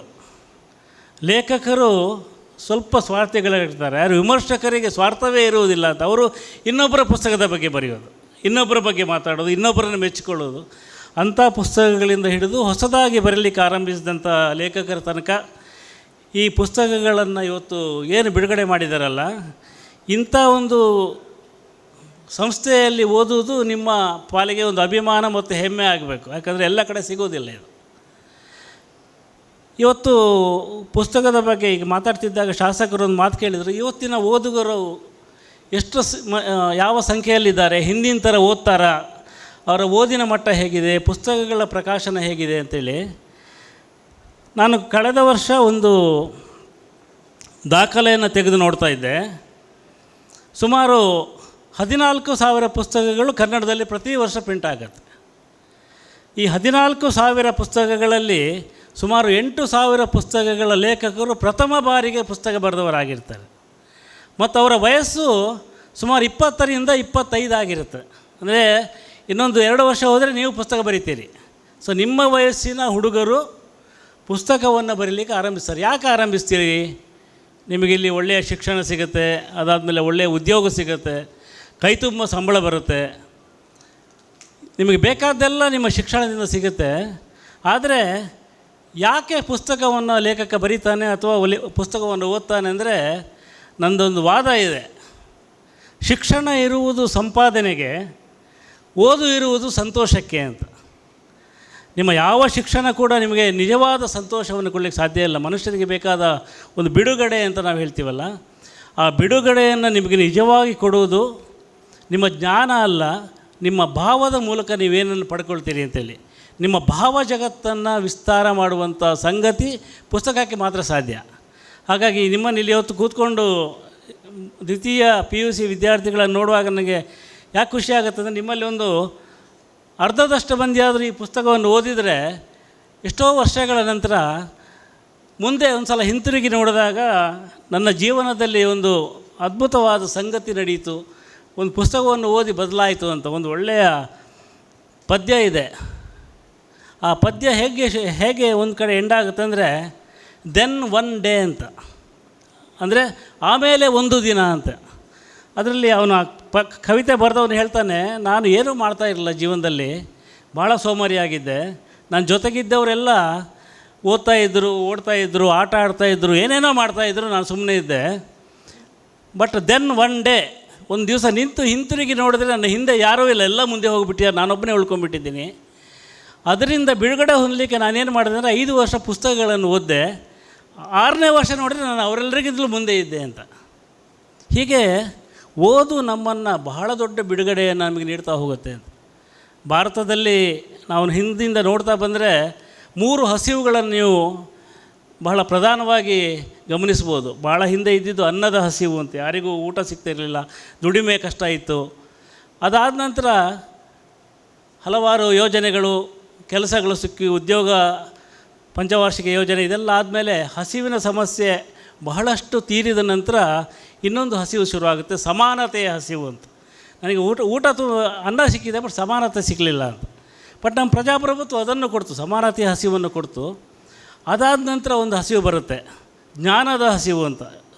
ಈ ಓದು, ಸಮಾನತೆ, ಅನ್ನ ಮತ್ತು ಸಮಾನತೆ ಸಿಕ್ಕಿದ ಮೇಲೆ ನನಗೆ ಜ್ಞಾನ ಸಿಕ್ಕಲಿಲ್ಲ ಅಂತ. ನೀವು ಹಿಂದಿನ ಕಾಲದಲ್ಲಿ ನೋಡಿದ್ರೆ ಎಲ್ಲರಿಗೂ ಶಿಕ್ಷಣವನ್ನು ಪಡೆಯುವಂಥ ಅರ್ಹತೆ ಇರಲಿಲ್ಲ. ಅಂದರೆ ಎಲ್ಲರನ್ನ ಸ್ವೀಕಾರ ಮಾಡ್ತಿರಲಿಲ್ಲ. ಏಕಲವ್ಯನಿಗೆ ಶಿಕ್ಷಣ ಸಿಗ್ತಾ ಇರಲಿಲ್ಲ, ಕರ್ಣನಿಗೆ ಪರಶುರಾಮರು ಶಿಕ್ಷಣ ಕೊಡಲಿಕ್ಕೆ ಒಪ್ತಿರಲಿಲ್ಲ. ಈ ಥರ ಹಲವಾರು ಸಮಸ್ಯೆಗಳಿದ್ದು. ಆದರೆ ಇವತ್ತು ಯಾರು ಬೇಕಾದರೂ ಬಂದು ಕಲಿಬೋದು. ಕಲೀಲಿಕ್ಕೆ ಬೇಕಾಗಿರೋದು ಏನಂದರೆ ನಿಮ್ಮ ಮನಸ್ಸು ಮಾತ್ರ. ನಿಮ್ಮ ಮನಸ್ಸು ಕೊಟ್ಟರೆ ನಿಮಗೆ ಶಿಕ್ಷಣ ಸಿಗುತ್ತೆ, ನಿಮ್ಮ ಮನಸ್ಸು ಕೊಟ್ಟರೆ ನಿಮಗೆ ಜ್ಞಾನ ಬರುತ್ತೆ, ನಿಮ್ಮ ಮನಸ್ಸು ಕೊಟ್ಟರೆ ನಿಮಗೆ ಬೇಕಾದ್ದೆಲ್ಲ ಸಿಗುತ್ತೆ. ಹೀಗಾಗಿ ಈ ಆಧುನಿಕ ಜಗತ್ತು ಇವತ್ತು ಇನ್ನೊಂದು ಹಸಿವಿದೆ, ಅದು ಹೇಳ್ತೀನಿ. ಆಧುನಿಕ ಜಗತ್ತು ನಿಮ್ಮಿಂದ ಬೇಡುವುದು ಒಂದೇ ಒಂದು ಸಂಗತಿ ಏನಂದರೆ, ನೀವು ಮುಕ್ತ ಮನಸ್ಸಿನಿಂದ ನಿಮ್ಮನ್ನು ಒಪ್ಪಿಸಿಕೊಳ್ಳಿ ಅಂತ. ಎಲ್ಲ ಕಲೆ ಕೇಳುವುದು ಅದನ್ನೇ. ಹಾಗಾಗಿ ನಿಮ್ಮನ್ನು ಓದಿಗೆ ಹಚ್ಚುವಂತಹ, ನಿಮ್ಮ ಜಗತ್ತನ್ನು ಬದಲಾಯಿಸುವಂತಹ, ನೀವೇನು ಓದ್ತಿರಲ್ಲ ಮಾರ್ಕ್ಸ್ ತೆಗೆಯೋದಕ್ಕೆ, ಅದರ ಜೊತೆಗೆ ನಿಮ್ಮನ್ನು ಬೇರೆ ಓದಿಗೆ ಕೂಡ ಪ್ರೇರೇಪಿಸುವಂಥ ಒಂದು ಶಿಕ್ಷಕ ಬಳಗ ಇಲ್ಲಿದೆಯಲ್ಲ, ಅದು ಬಹಳ ಸಂತೋಷ ಪಡಬೇಕಾದ ವಿಚಾರ. ಇದು ಎಲ್ಲ ಕಡೆ ಸಿಗಲ್ಲ. ಯಾಕಂದರೆ ನಾವು ಚಿಕ್ಕಂದಿರುವಾಗ ನಾವು ಪುಸ್ತಕ ಓದ್ತಿದ್ರೆ ಮನೇಲಿ ಬೈತಾಯಿದ್ರು, ಓದಬೇಡ ನೀನು ಹಾಳಾಗ್ತೀಯಾ ಅಂತ. ಪುಸ್ತಕವನ್ನು ನಾವು ಕದ್ದು ಮುಚ್ಚಿ ಓದಬೇಕಾಗಿತ್ತು. ಸ್ವಲ್ಪ ದಿವಸ ಆದ ನಂತರ ಇವತ್ತೇನು ಹೇಳ್ತಾರೆ ಅಂದರೆ, ಮೊಬೈಲ್ ನೋಡುವಾಗ ಮೊಬೈಲ್ ನೋಡಬೇಡ ಅಂತ ಹೇಳ್ತಾರೆ. ಅಂದರೆ ಯಾವುದು ತಾಂತ್ರಿಕವಾಗಿ ಮುಂದುವರಿಯುತ್ತೋ ಅದರ ಬಗ್ಗೆ ಭಯ ಇದೆ ನಮ್ಮ ಜಗತ್ತಿಗೆ. ಮೊಬೈಲ್ ನೋಡಿದ್ರೆ ಈಗ ಮಕ್ಕಳು ಹಾಳಾಗ್ತಾರೆ, ಅವರು ಓದಲ್ಲ ಅಂಥೇಳಿ. ಆದರೆ ನಾನು ಶಾಸಕರ ಪ್ರಶ್ನೆಗೆ ಒಂದು ಉತ್ತರ ಏನಂದರೆ, ಇವತ್ತು ಓದುಗರ ಸಂಖ್ಯೆ ಸಿಕ್ಕಾಪಟ್ಟೆ ಹೆಚ್ಚಾಗಿ ಹೋಗಿದೆ. ಎಲ್ಲರೂ ಹೇಳ್ತಾರೆ ಇವತ್ತು ಓದುವವರು ಕಮ್ಮಿ ಆಗಿದ್ದಾರೆ ಅಂತ. ಆದರೆ ಮೊಬೈಲಲ್ಲಿ ಹಳ್ಳಿಯಲ್ಲಿ ಕೂತ ಪ್ರತಿಯೊಂದು ಹೆಂಗಸು ಗಂಡಸು ಕೂಡ ಅಲ್ಲಿ ಬರುವಂಥ ವಾಟ್ಸಪ್ ಮೆಸೇಜನ್ನು ಓದ್ತಾರೆ. ಆ ವಾಟ್ಸಪ್ ಮೆಸೇಜಲ್ಲಿ 1000 ಕೆಟ್ಟ ಮೆಸೇಜ್ ಇರ್ಬೋದು, 5 ಒಳ್ಳೆಯ ಮೆಸೇಜ್ ಇರುತ್ತೆ. ಯಾರೋ ಒಬ್ಬ 5 ಜನ ಪುಣ್ಯಾತ್ಮರು 5 ನಮಗೆ ವಿಚಾರ ಮನನ ಮಾಡುವಂಥ ಸಂಗತಿಗಳನ್ನು ಕಳಿಸಿರ್ತಾರೆ. ಯಾರೋ ಒಂದು ಸಣ್ಣ ಕಥೆ ಕಳಿಸಿರ್ತಾನೆ, ಯಾವುದೋ ಒಂದು ಉಪನಿಷತ್ತಿನ ವಿಷಯ ಕಳಿಸಿರ್ತಾನೆ, ಅಥವಾ ಯಾರೋ ಸಾಧಕರ ಚರಿತ್ರೆಯನ್ನು ಕಳಿಸಿರ್ತಾರೆ. ಹೀಗೆ ಓದು ಮತ್ತು ಬರಹ ನನಗೆ ಸಾಧ್ಯವೇ ಇಲ್ಲ ಅಂತ ಹೇಳುವಂಥವರೆಲ್ಲ ಈ ಆಧುನಿಕ ತಂತ್ರಜ್ಞಾನದಿಂದ ಓದು ಬರಹ ಮಾಡುವಂತಾಗಿದೆ. ನನ್ನ ಚಿಕ್ಕ ಅಜ್ಜಿಯೊಬ್ಬರು ಇದ್ದಾರೆ, ಅವರಿಗೆ ಇಷ್ಟರವರೆಗೆ ಒಂದು ಅಕ್ಷರ ಬರೀಲಿಲ್ಲ. ಬಟ್ ಮೊಬೈಲ್ ಬಂದ ಮೇಲೆ ಅವರು ಅದನ್ನು ಡಿಕ್ಟೇಟ್ ಮಾಡಿ ಬರಲಿಕ್ಕೆ ಶುರು ಮಾಡಿದ್ದಾರೆ. ಅವ್ರಿಗೆ ಡಿಕ್ಟೇಷನ್ ಹೇಳ್ಕೊಟ್ಟು ಅವರು ಬರೀಕ್ಕೆ ಶುರು ಮಾಡ್ತಾರೆ. ಅವರ ಮನಸ್ಸಲ್ಲಿ ಏನಿದೆ ಅಂತ ಬರೀತಾ ಹೋಗ್ತಾರೆ. ಹೀಗೆ ಫ್ಯಾಮಿಲಿ ಗ್ರೂಪ್ಗಳಾಗಿವೆ, ಆ ಗ್ರೂಪ್ಗಳಲ್ಲಿ ಕತೆ ಬರುತ್ತೆ. ಹೀಗೆ ಒಟ್ಟಾರೆಯಾಗಿ ಓದುಗರ ಸಂಖ್ಯೆ ಜಾಸ್ತಿ ಆಗಿ ಹೋಗಿದೆ. ಅದು ಪುಸ್ತಕದ ರೂಪದಲ್ಲಿ ಓದದೇ ಇರ್ಬೋದು, ಬಟ್ ಬೇರೆ ರೂಪದಲ್ಲಿ ಓದುಗರ ಸಂಖ್ಯೆ ಜಾಸ್ತಿ ಆಗಿ ಹೋಗಿದೆ. ಅದರ ಜೊತೆಗೆ ಶುರುವಾಗಿರೋದು ಏನಂದರೆ ಒಂದು ತಂತ್ರಜ್ಞಾನದ ಹಸಿವು ಅಂತೇಳಿ. ಆಧುನಿಕ ತಂತ್ರಜ್ಞಾನ ಎಲ್ಲ ನನಗೆ ಬಂದುಬಿಡಬೇಕು, ನಾನು ಎಲ್ಲವನ್ನು ಕಲಿಬೇಕು, ಎಲ್ಲವೂ ನನ್ನ ಮೊಬೈಲ್ ಇರಬೇಕು. The most modern operation technology ಇರಬೇಕು. ಹೀಗೆ ಪ್ರತಿಯೊಂದು iOS 18 ಬರಬೇಕು, 17 ಇದೆ, 18 ನನ್ನ ಮೊಬೈಲಿಗೆ ಬಂದು ಬೀಳಬೇಕು. ಹೀಗೆ ಹಲವು ಆಸೆಗಳಿರ್ತವೆ. ಈ ತಂತ್ರಜ್ಞಾನ ಏನನ್ನು ಕೊಡಲಿಕ್ಕೆ ನಿಮಗೆ ಸಾಧ್ಯ ಇಲ್ವೋ ಅದನ್ನು ಕೊಡುವಂಥದ್ದು ಪುಸ್ತಕ ಅಂತ. ಯಾಕಂದರೆ ನಿಮಗೆ ಒಬ್ಬ ಲೇಖಕ ಇವತ್ತು ಈ ಪುಸ್ತಕಗಳನ್ನು ತಗೊಂಡು ಒಂದು ಪುಟ ಓದಿ, ಈ ಪುಟದಲ್ಲಿರುವುದು ನಿಮಗೆ ಇಂಟರ್ನೆಟ್ಟಲ್ಲಿ ಎಲ್ಲೂ ಸಿಗೋದಿಲ್ಲ. ಯಾಕಂದರೆ ಇದು ಒಬ್ಬ ವ್ಯಕ್ತಿ ತನ್ನ ಭಾವನೆಗಳನ್ನು ಬರೆದಿದ್ದು. ಯಾಕೆ ಒಂದು ಕಲೆ, ಯಾಕೆ ಒಂದು ಸಿನಿಮಾ, ಯಾಕೆ ಒಂದು ಪುಸ್ತಕ ಮುಖ್ಯ ಆಗುತ್ತೆ ಅಂದರೆ ಅದು ಒಬ್ಬ ವ್ಯಕ್ತಿಯ ಮನಸ್ಸಿನ ತೊಳಲಾಟ, ಅದು ಒಬ್ಬ ವ್ಯಕ್ತಿಯ ಅವಮಾನದ ವಿರುದ್ಧ ಮಾಡಿದ ಹೋರಾಟ, ಅದು ಒಬ್ಬ ವ್ಯಕ್ತಿ ತನ್ನ ಅನಿಸಿಕೆಯನ್ನು ಈ ಸಮಾಜದ ಮುಂದೆ ಇಡಲಿಕ್ಕೆ ಪಟ್ಟ ಪ್ರಯತ್ನ ಅದು. ಹೀಗಾಗಿ ಇದು ಸಾಧ್ಯ ಆಗದೆ ಹೋದರೆ, ಈ ಓದಿನ ಮೂಲಕ ನಿಮ್ಮ ಜಗತ್ತನ್ನು ತಿಳಿದುಕೊಳ್ಳಲಿಕ್ಕೆ ಸಾಧ್ಯ ಆಗದೆ ಹೋದರೆ ಮುಂದೆ ಬಹಳ ದೊಡ್ಡ ಒಂಟಿತನ ನಿಮ್ಮನ್ನು ಕಾಡುತ್ತೆ. ನಾನು ಮತ್ತು ಗೋಪಾಲಕೃಷ್ಣ ಕುಂಟಿನಿ ಮೊದಲ ಕಥೆಯನ್ನು ಬರೆದಾಗ ಫಸ್ಟ್ PUCಯಲ್ಲಿದ್ದೆವು. ಆ ಮೊದಲ ಕಥೆಯನ್ನು ಬರೆದು ಅದನ್ನು ಒಂದು ಪತ್ರಿಕೆಗೆ ಕಳಿಸಿ ಆ ಪತ್ರಿಕೆಯಲ್ಲಿ ಪ್ರಕಟವಾದಾಗ ನಮಗೆ ಇಡೀ ಜಗತ್ತನ್ನು ಗೆದ್ದೆವು ಅಂತ ಹೇಳುವ ಒಂದು ಹೆಮ್ಮೆ ಬಂದುಬಿಟ್ಟಿತ್ತು. ಅಂದರೆ ಮನುಷ್ಯನಿಗೆ ಮುಖ್ಯವಾಗಿ ಬರಬೇಕಾಗಿರೋದು ತನ್ನನ್ನು ಪ್ರಕಟಪಡಿಸಿಕೊಳ್ಳುವ ಧೈರ್ಯ ಅಂತ. ಮಾತಾಡಲಿಕ್ಕೆ, ಹೇಳಲಿಕ್ಕೆ, ನನ್ನ ಮನಸ್ಸಿನ ಆಳದಲ್ಲಿ ಏನೋ ಅನ್ನಿಸ್ತಾ ಇರುತ್ತೆ, ಅದನ್ನು ಹೇಳಬೇಕಲ್ಲ ಇನ್ನೊಬ್ಬರಿಗೆ. ಆ ಹೇಳಲಿಕ್ಕೆ ಧೈರ್ಯ ಬರಬೇಕಲ್ಲ, ಆ ಧೈರ್ಯ ಕೊಡೋದು ಬರಹ ಅಂತೇಳಿ. ನೀವು ಇಷ್ಟೇ ಮಾತಾಡ್ಬೋದು, ಅಂದರೆ ಹಿಂದುಗಡೆ ಕೂತ್ಕೊಂಡು ಎಷ್ಟೇ ಮಾತಾಡ್ಬೋದು, ನಿಮ್ಮಲ್ಲಿ ಎಷ್ಟೋ ವಿಚಾರ ಹಂಚ್ಕೋಬೋದು. ಆದರೆ ಅದನ್ನೊಂದು ಪುಸ್ತಕವಾಗಿ ಬರೆದಾಗ, ಅದನ್ನು ಒಂದು ಲೇಖನವಾಗಿ ಬರೆದಾಗ, ಅಥವಾ ಒಂದು ಕಥೆಯಾಗಿ ಬರೆದಾಗ, ಒಂದು ಕವಿತೆಯಾಗಿ ಬರೆದಾಗ ನಿಮ್ಮಲ್ಲಿ ಹುಟ್ಟುವಂಥ ಒಂದು ಆನಂದ ಇದೆಯಲ್ಲ, ಅದು ಬಹಳ ಸುಲಭವಾಗಿ ನಿಮ್ಮಲ್ಲೇ ನೀವೇ ಅನುಭವಿಸಿರ್ಬೋದು. ಒಂದು 4 ಸಾಲಿನ ಪದ್ಯ ಬರೆದ್ರೆ ಅದು ನೀವು ಯಾರಿಗೋ ಓದಿ ಹೇಳ್ತೀರಿ ಅಂತ. ನಾವು ಚಿಕ್ಕಂದಿರುವಾಗ ಒಂದು ಮಾತು ಹೇಳ್ತಾಯಿದ್ರು, ಯಾವನಿಗೆ ಮಗುವನ್ನು ಆಟ ಆಡಿಸ್ಲಿಕ್ಕೆ ಬರೋದಿಲ್ವೋ ಅವನು ಮನುಷ್ಯನೇ ಅಲ್ಲ ಅಂತ.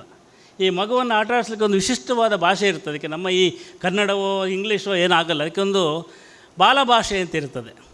ಆ ಬಾಲಭಾಷೆಯ ಲಯ ಇರುತ್ತಲ್ಲ, ಆ ಲಯದ ಮೂಲಕ ಮಗುವನ್ನು ಆಟ ಆಡಿಸ್ಲಿಕ್ಕೆ ಯಾರಿಗೆ ಆಗೋದಿಲ್ವೋ ಅವನು ಮನುಷ್ಯನೇ ಅಲ್ಲ ಅಂತ ಹೇಳ್ತಾಯಿದ್ರು.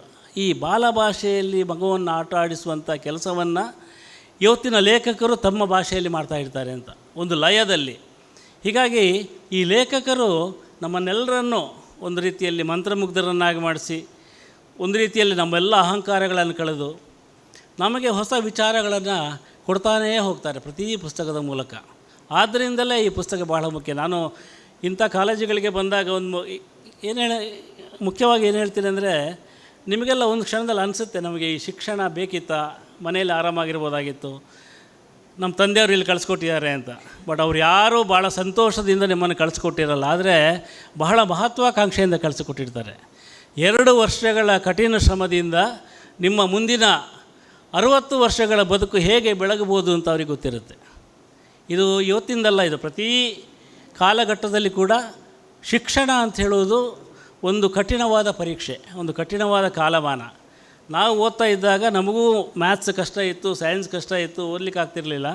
ಅದನ್ನು ಚೆನ್ನಾಗಿ ಮಾಡಿದ್ದು ಯಾವುದು ಅಂದರೆ ಬೇಂದ್ರೆಯ ಕವನಗಳು, ಕುವೆಂಪು ಅವರ ಪದ್ಯಗಳು, ಅವರು ನಮಗೆ ಒದಗಿಸ್ತಿದ್ದಂಥ ಸ್ವಾತಂತ್ರ್ಯ. ಹೀಗಾಗಿ ವಿಜ್ಞಾನ ಮತ್ತು ಕಲೆ, ಆರ್ಟ್ ಆ್ಯಂಡ್ ಸೈನ್ಸ್, ಇದು ಜೊತೆಗೆ ಹೋಗ್ತಾ ಇರಬೇಕು. ಆ ಜೊತೆಗೆ ಹೋಗುವುದಕ್ಕೆ ನೀವು ಪುಸ್ತಕವನ್ನು ಓದಬೇಕು ಅಂತೇಳಿ. ನಿಮಗೆ ಸಿನಿಮಾ ಕೊಡುವಂಥ ಸಂತೋಷ ಇರುತ್ತಲ್ಲ, ಅದರಲ್ಲೊಂದು ಅಸಹಜತೆ ಇರುತ್ತೆ. It's A falls happiness. But ಒಂದು ಪುಸ್ತಕ ಕೊಡುವಂಥ ಸಂತೋಷ ಅದು ಫಾಲ್ಸ್ ಹ್ಯಾಪಿನೆಸ್ ಅಲ್ಲ. ನೀವು ಆಕಾಶದಲ್ಲಿ ಹಾರ್ತಿರುವ ಹಕ್ಕಿಗಳನ್ನು ನೋಡಿದಾಗ ಹಕ್ಕಿಗಳನ್ನು ನೋಡ್ತಾ ಇರ್ತೀರಿ, ಭಾಳ ಸುಲಲಿತವಾಗಿ ಹಾರ್ತಾ ಇದೆ ಆಯಿತಾ. ಆದರೆ ಕುವೆಂಪು ಅದನ್ನು ನೋಡಿದರೆ ದೇವರು ರುಜು ಮಾಡಿದನು ಅಂತೇಳಿ ನೋಡಿ, ಆ ಸಾಲು ಕೇಳಿದಾಗಲೇ ಒಂದು ರೋಮಾಂಚನ ಆಗುತ್ತೆ. ದೇವರು ರುಜು ಮಾಡಿದನು ಅಂದರೆ ಹಕ್ಕಿಗಳು ಹಾರೋದು ದೇವರು ಸಿಗ್ನೇಚರ್ ಮಾಡ್ದಂಗೆ ಕಾಣಿಸುತ್ತೆ ಅಂತ. ಎಷ್ಟು ಒಳ್ಳೆಯ ಕಲ್ಪನೆ ನೋಡಿ. ಅಥವಾ ಬೇಂದ್ರೆಯವರು ಒಂದು ಬೆಳಗನ್ನು ನೋಡಿದಾಗ ಇದು ಬರೀ ಬೆಳಗಲ್ಲೋ ಅಣ್ಣ ಅಂತ ಹೇಳ್ತಿದ್ದೆ. ಬರೀ ಬೆಳಗಲ್ಲ, ಇದರಲ್ಲಿ ಇನ್ನೇನೋ ಇದೆ ಅಂತೇಳಿ. ಹೀಗೆ ಬೇಂದ್ರೆ ಆಗಲಿ, ಕುವೆಂಪು ಆಗಲಿ, ಅಥವಾ ಗೋಪಾಲಕೃಷ್ಣ ಅಡಿಗರಾಗಲಿ, ಇವರೆಲ್ಲ ನಮಗೆ ಜೀವನದಲ್ಲಿ ಕಲಿಸಿಕೊಟ್ಟಂತಹ ಒಂದೊಂದು ರೂಪಕಗಳು ಕೂಡ ನಮ್ಮನ್ನು ಶಕ್ತರನ್ನಾಗಿ ಮಾಡ್ತಾ ಹೋಗ್ತವೆ. ಅದು ನೀವು ಕನ್ನಡ ಆದರೂ ಓದಿ, ಇಂಗ್ಲೀಷ್ ಆದರೂ ಓದಿ, ಯಾವುದೇ ಭಾಷೆಯಲ್ಲಿ ಆದರೂ ಓದಿ, but literature makes A man perfect. Education ಇದೆಯಲ್ಲ, ಅದು ನಿಮ್ಮನ್ನು ಉದ್ಯೋಗಕ್ಕೆ ಸನ್ನದ್ಧರನ್ನಾಗಿ ಮಾಡುತ್ತೆ. ಆದರೆ ಸಾಹಿತ್ಯ ಇದೆಯಲ್ಲ, ಅದನ್ನು ನಿಮ್ಮನ್ನು ಮನುಷ್ಯರನ್ನಾಗಿ ಮಾಡೋಕ್ಕೆ ಹೋಗುತ್ತೆ. ಭಾಳ ಒಳ್ಳೆಯ ಮಾತನ್ನು ನಮ್ಮ ಯಶವಂತ ಚಿತ್ತಾಲರು ಹೇಳಿದ್ದಾರೆ. ನಾವೆಲ್ಲ ಮನುಷ್ಯರಾಗಲು ಹುಟ್ಟಿದ್ದೇವೆ ಅಂತ. ನಾವು ಅಂದ್ಕೊಂಡಿರ್ತೀವಿ ಮನುಷ್ಯರಾಗಿ ಹುಟ್ಟಿದ್ದೀವಿ ಅಂತ. ನಾವು ಮನುಷ್ಯರಾಗಿ ಹುಟ್ಟಿಲ್ಲ, ಮನುಷ್ಯರಾಗಲು ಹುಟ್ಟಿದ್ದೇವೆ ಅಂತ. ಅಂದರೆ ನಿಜವಾಗಲೂ ಒಂದೊಂದೇ ಹೆಜ್ಜೆಯನ್ನು ಇಡ್ತಾ ಮನುಷ್ಯತ್ವದ ಕಡೆ ಹೋಗ್ತಾ ಇರ್ತೀವಿ ಅಂತ. ಹೇಗೆ ಹನುಮಂತ ಮತ್ತು ಶ್ರೀರಾಮ ಎರಡನ್ನು ಕಲ್ಕೊಂಡ್ರೆ ನಮ್ಮಲ್ಲಿ ಒಂದು ರಾಮಾಂಜನೇಯ ದೇವಸ್ಥಾನ ಇದೆ ಬೆಂಗಳೂರಲ್ಲಿ. ಅದರಲ್ಲಿ ರಾಮ ಮತ್ತು ಆಂಜನೇಯ ತಬ್ಬಿಕೊಂಡಂಥ ಒಂದು ಶಿಲ್ಪ ಇದೆ.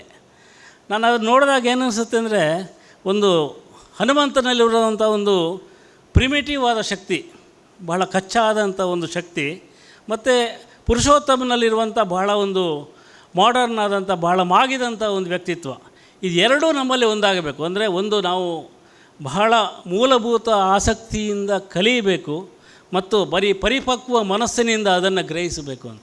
ಈ ಎರಡೂ ಒಂದಾದಾಗಲೇ ನಮ್ಮಲ್ಲಿ ಒಂದು ವಿಶಿಷ್ಟವಾದ ಜಾಣ್ಮೆ, ವಿಶಿಷ್ಟವಾದ ತೇಜಸ್ಸು ಮತ್ತು ವಿಶಿಷ್ಟವಾದ ಜೀವನ ಪ್ರೀತಿ ಹುಟ್ಟಲಿಕ್ಕೆ ಸಾಧ್ಯ ಆಗೋದು. ಅದನ್ನು ನಮಗೆ ಕೊಡುವಂಥದ್ದು ಪುಸ್ತಕಗಳು. ಅಂಥ ಪುಸ್ತಕಗಳನ್ನು ಇವತ್ತು ಈ ಸಂಸ್ಥೆ ನಿಮ್ಮಲ್ಲಿ ಕೊಟ್ಟಿದೆ. ಈ ಸಂಸ್ಥೆಯ 7 ಮಂದಿ ಬಗ್ಗೆ ನನಗೆ ಭಾಳ ಪ್ರೀತಿ. ಯಾಕಂದರೆ ನಮ್ಮ ವರದಿಗಾರರೊಬ್ಬರು ಇವರನ್ನು ಕರೆಸಿ, ಇಲ್ಲೊಂದು ಒಳ್ಳೆಯ ಶಿಕ್ಷಣ ಸಂಸ್ಥೆ ಇದೆ, 7 ಜನ ಮೇಷ್ಟ್ರುಗಳು ಸೇರಿಕೊಂಡು ಒಂದು ಕಾಲೇಜನ್ನು ಕಟ್ಟಿದ್ದಾರೆ, ಬಹಳ ಒಳ್ಳೆಯ ಶಿಕ್ಷಣವನ್ನು ಕೊಡ್ತಿದ್ದಾರೆ ಅಂತ ಹೇಳಿ ಅವರಿಗೆ ಸುವರ್ಣ ನ್ಯೂಸ್ ಮತ್ತು ಕನ್ನಡ ಪರಮ ನಮ್ಮ ಸಂಸ್ಥೆಯಿಂದ ಒಂದು ಪ್ರಶಸ್ತಿಯನ್ನು ಕೂಡ ನಾವು ಅವರಿಗೆ ಕೊಡಮಾಡಿದ್ದೆವು. ಸಾಮಾನ್ಯವಾಗಿ ಪ್ರಶಸ್ತಿಯನ್ನು ಕೊಟ್ಟಾಗ ನಾವು ಕೊಟ್ಟಿದ್ದೇವೆ ಅಂತ ಹೇಳ್ಕೊಬಾರ್ದು. ಯಾಕಂದರೆ ಆ ಪ್ರಶಸ್ತಿಯನ್ನು ಪಡೀಲಿಕ್ಕೆ ಅವರು ಅರ್ಹರಾಗಿದ್ದರು ಅಂತ ನನಗೆ ಆಮೇಲೆ ಅವರ ಬೇರೆ ಬೇರೆ ಕ್ರಿಯೆಗಳನ್ನು ನೋಡ್ತಾ ಹೋದಾಗ ಗೊತ್ತಾಯಿತು. ನಾನು ಮೊನ್ನೆ ಪುಸ್ತಕ ಮನೆ ಅಂತ ಹೇಳಿ ಇವರು ಆ ಪುಸ್ತಕ ಬಂದಾಗ ನರೇಂದ್ರ ಪೈ ಅವರ ಪುಸ್ತಕದ ಬಗ್ಗೆ ಬರೀತಾ ಒಂದು ಇಂಟರ್ನೆಟ್ಟಲ್ಲಿ ಹುಡುಕಿದರೆ ಬಹಳ ಒಳ್ಳೆಯ ಒಂದು ವೆಬ್ಸೈಟ್ ಮಾಡಿದ್ದಾರೆ. ಆ ವೆಬ್ಸೈಟಲ್ಲಿ ಕಡಿಮೆ ದರಗಳಲ್ಲಿ ಪುಸ್ತಕಗಳನ್ನು ಕೊಡ್ತಿದ್ದಾರೆ, ಅದನ್ನು ಮನೆಗೆ ತಲುಪಿಸುವಂಥ ಕೆಲಸವನ್ನು ಮಾಡ್ತಿದ್ದಾರೆ. ಹೊಸ ಪುಸ್ತಕ ಎಲ್ಲೇ ಬಂದರೂ ಅದಕ್ಕೆ ಹಾಕ್ತಿದ್ದಾರೆ. ಇದು ಸುಲಭದ ಕೆಲಸ ಅಲ್ಲ. ನಾವೇನು ಇಂಟರ್ನೆಟ್ ಇದೆ ಹಾಕ್ಬೋದು ಅಂತ ಅಂದ್ಕೋತೀವಿ, ಬಟ್ ಒಂದು ವೆಬ್ಸೈಟ್ ಮಾಡಿ ಒಂದು ಪುಸ್ತಕಗಳನ್ನು ನಿರಂತರವಾಗಿ ಅಪ್ಲೋಡ್ ಮಾಡ್ತಾ ಅದನ್ನು ತಲುಪಿಸೋದಕ್ಕೆ ಅದಕ್ಕೆ ಬೇರೆ ಒಂದು ಲಾಜಿಸ್ಟಿಕ್ ಬೇಕು, ಬೇರೆ ಒಂದು ವ್ಯವಸ್ಥೆ ಬೇಕು. ಈ ಕೆಲಸದ ಮಧ್ಯೆ ಅದನ್ನು ಕೂಡ ಮಾಡ್ತಿರುವಂಥ ಇಡೀ ಈ ಸಪ್ತರ್ಷಿಗಳಿಗೆ ಮತ್ತೊಮ್ಮೆ ಅಭಿನಂದನೆಗಳನ್ನ ಹೇಳ್ತೀನಿ. ನಾವು ಮತ್ತೆ ಮಾತಾಡ್ತೀವಿ, ಆದರೆ ಒಂದೇ ಒಂದು ವಿಚಾರ ಏನಂದರೆ, ಸಾಹಿತ್ಯ ಅಂತ ಹೇಳೋದು ಎಲ್ಲರಿಗೂ ಸುಲಭವಾಗಿ ಸಿಗೋದಿಲ್ಲ. ನಾವು ಚಿಕ್ಕಂದಿರುವಾಗ ಒಂದು ಪುಸ್ತಕ ಬೇಕಿದ್ದರೆ ಬಹಳ ಒದ್ದಾಡ್ತಾಯಿದ್ವು. ಯಾರು ಮಂಗಳೂರಿಗೆ ಹೋದರೆ ಅವನಿಗೆ ಒಂದು ಪುಸ್ತಕ ತಗೊಂಬ ಅಂತ ಹೇಳೋದು, ಬಸ್ ಕಂಡಕ್ಟ್ರಿಗೆ ಹೇಳೋದು, ಲಾರಿ ಡ್ರೈವರ್ಗೆ ದುಡ್ಡು ಕೊಟ್ಟು ಹೇಳೋದು, ಅಥವಾ ಲೇಖಕರಿಗೆ ಬರೆಯೋದು, ಇದೆಲ್ಲ ಮಾಡ್ತಾಯಿದ್ದೀವಿ. ಬಟ್ ಇವತ್ತು ಪುಸ್ತಕ ನಿಮಗೆ ನಿಮ್ಮ ಕೈಗೆ ಸಿಗ್ತಾಯಿದೆ, ನಿಮ್ಮ ಮನೆಗೆ ಬರ್ತಾಯಿದೆ. ದಯವಿಟ್ಟು ಓದಿ. ಬಹುಶಃ ನಿಮ್ಮ 2 ವರ್ಷಗಳ PUC ಶಿಕ್ಷಣದಲ್ಲಿ ಒಂದು 8 ಪುಸ್ತಕ ಓದಿ. ಆ 8 ಪುಸ್ತಕಗಳ ಬಗ್ಗೆ 8 ಸಾಲು ಬರೆಯಿರಿ. ಇದು ನಿಮ್ಮನ್ನು ಹೇಗೆ ಬದಲಾಯಿಸ್ತದೆ ಅಂತ ನೋಡಿ. ನಾನು ಸುಳ್ಳು ಹೇಳ್ತಾ ಇಲ್ಲ, ಇದು ನಿಮ್ಮನ್ನು ನಿಜವಾಗಿ ಬದಲಾಯಿಸುವಂತಂದರೆ, ಒಂದು ಜೀವನ ಬರಡಾಗಿರುತ್ತದೆ, ಜೀವನ ಮೊನೋಟನಸ್ ಆಗಿರ್ತದೆ, ಯಾಂತ್ರಿಕವಾಗಿರುತ್ತದೆ. ಆ ಯಾಂತ್ರಿಕವಾದ ಬದುಕಿನಲ್ಲಿ ಒಂದು ಬೆಳಕಿನಂತೆ, ಒಂದು ತೇಜಸ್ಸಿನಂತೆ ಬರುವಂಥದ್ದೇ ಪುಸ್ತಕಗಳು, ಅಕ್ಷರಗಳು. ಅಕ್ಷರ ಅಂತೇಳಿ ಕರೆಯೋದಕ್ಕೆ ನಾಶವಿಲ್ಲದ್ದು ಅಂಥದ್ದು. ಒಂದು ಮಾತು ನಿಮ್ಮ ಮನಸ್ಸಲ್ಲಿ ಬಿತ್ತಿರೋದು ಯಾವತ್ತೂ ಹೋಗೋದೇ ಇಲ್ಲ. ನಾವು ಕಾಲೇಜಿಗೆ ಹೋಗ್ತಿದ್ದಾಗ ಶಿವರಾಮ್ ಕಾರಂತರ ಕರೆಸಿದ್ವಿ. ಶಿವರಾಮ್ ಕಾರಂತರನ್ನು ನಮ್ಮ ವಾರ್ಷಿಕೋತ್ಸವ ಕರೆಸಿ ಅವರ ಒಂದು ಭಾಷಣ ಕೇಳಿದ್ವಿ. ಆ ಭಾಷಣ ಅದು ಹಾಗೆ 35 ವರ್ಷ ಆಯಿತು. 35 ವರ್ಷಗಳ ನಂತರ ಕೂಡ ಒಂದು ಮಧ್ಯರಾತ್ರಿ ಎಚ್ಚರಾದರೆ 4 ಸಾಲು ಬರೀ ಮಗನೆ ಅಂತ ಹೇಳೋದು ಅವರ ಭಾಷಣ. ಅಲ್ಲಿಂದ ಇಲ್ಲಿ ತನಕ ನಮ್ಮನ್ನು ನಡೆಸ್ಕೊಂಡ್ಬಂದಿದೆ. ಹಾಗೆ ಈ ಪುಸ್ತಕದ ಒಂದು ಸಾಲು ನಿಮ್ಮನ್ನು ಇನ್ನೊಂದು 30 ವರ್ಷ ನಡೆಸ್ಕೊಂಡು ಹೋಗ್ಬೋದು. ಅಂಥ ಸಂತೋಷ ಈ ಪುಸ್ತಕ ಸಿಗುತ್ತೆ. ಅದನ್ನು ಓದಿ. ಆಮೇಲೆ ಬಹಳ ಮುಖ್ಯವಾಗಿ ನೀವು ಮಾಡಬೇಕಾದ್ದೇನೆಂದರೆ, ಒಂದು ಸಣ್ಣ ಗುಂಪು ಮಾಡ್ಕೊಳ್ಳಿ. ನಾವು ಗೋಪಾಲಕೃಷ್ಣ ಗುಂಟಿನಿ ಎಲ್ಲ ಸೇರಿಕೊಂಡು ಒಂದು ಕತೆ ಕೂಟ ಅಂತ ಒಂದು ಸಂಸ್ಥೆ ಕಟ್ಟಿದ್ದೀವಿ. ವಾಟ್ಸಪ್ ಗ್ರೂಪ್ ಅದು. ಆ ವಾಟ್ಸಪ್ ಗ್ರೂಪಲ್ಲಿ ಚರ್ಚೆ ಮಾಡ್ತೀವಿ. 50 ಜನ ಇದ್ದೀವಿ. 50 ಜನ 50 ಪುಸ್ತಕದ ಬಗ್ಗೆ ಅಥವಾ ಯಾರೋ ಕತೆ ಬರೀತಾರೆ. ಈ ಗುಂಪಾಗಿ ಬೆಳೆಯೋದನ್ನು ಕಲೀರಿ ಅಂತ. ಗುಂಪು ಅಂದರೆ ಸಾಹಿತ್ಯಿಕ ಗುಂಪಲ್ಲ, ನಾನು ಹೇಳೋ ರಾಜಕೀಯ ಗುಂಪಲ್ಲ. ಇದು ಕಲಿಕೆಯ ಗುಂಪು. 50 ಜನ ಸೇರಿದಾಗ ಅಲ್ಲಿ ಒಂದು ಒತ್ತಡ ತನ್ನಿಂತಾನೇ ಸೃಷ್ಟಿಯಾಗುತ್ತೆ. ಅವಳೊಂದು ಪುಸ್ತಕದ ಬಗ್ಗೆ ಹಾಕ್ತಾಳೆ, ನಾನೊಂದು ಪುಸ್ತಕದ ಬಗ್ಗೆ ಹಾಕಬೇಕು ಅನಿಸುತ್ತೆ, ಇನ್ಯಾರೋ ಒಂದು ಕಥೆಗಳ ಬಗ್ಗೆ ಬರೀತಾರೆ. ಹೊಸ ವಿಚಾರಗಳನ್ನು ನಿಮಗೆ ಕೊಡ್ತಾ ಇರ್ತಾರೆ. ಅಂದರೆ ಇನ್ನು ಸ್ನಿಪ್ಪೆಟ್ಸ್, ಇಡೀ ಪುಸ್ತಕ ನೀವು ಓದಬೇಕಾಗಿಲ್ಲ, ಒಂದು ಪುಸ್ತಕದ ಜಿಸ್ಟ್ ಕೊಡ್ತಾ ಇರ್ತಾರೆ.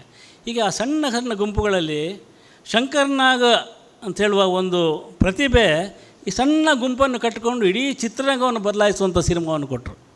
ಅವರೆಲ್ಲ ಸಿನಿಮಾಗಳು ಮಾಡಿದ್ದು 8-10 ಜನ ಸೇರಿಕೊಂಡು.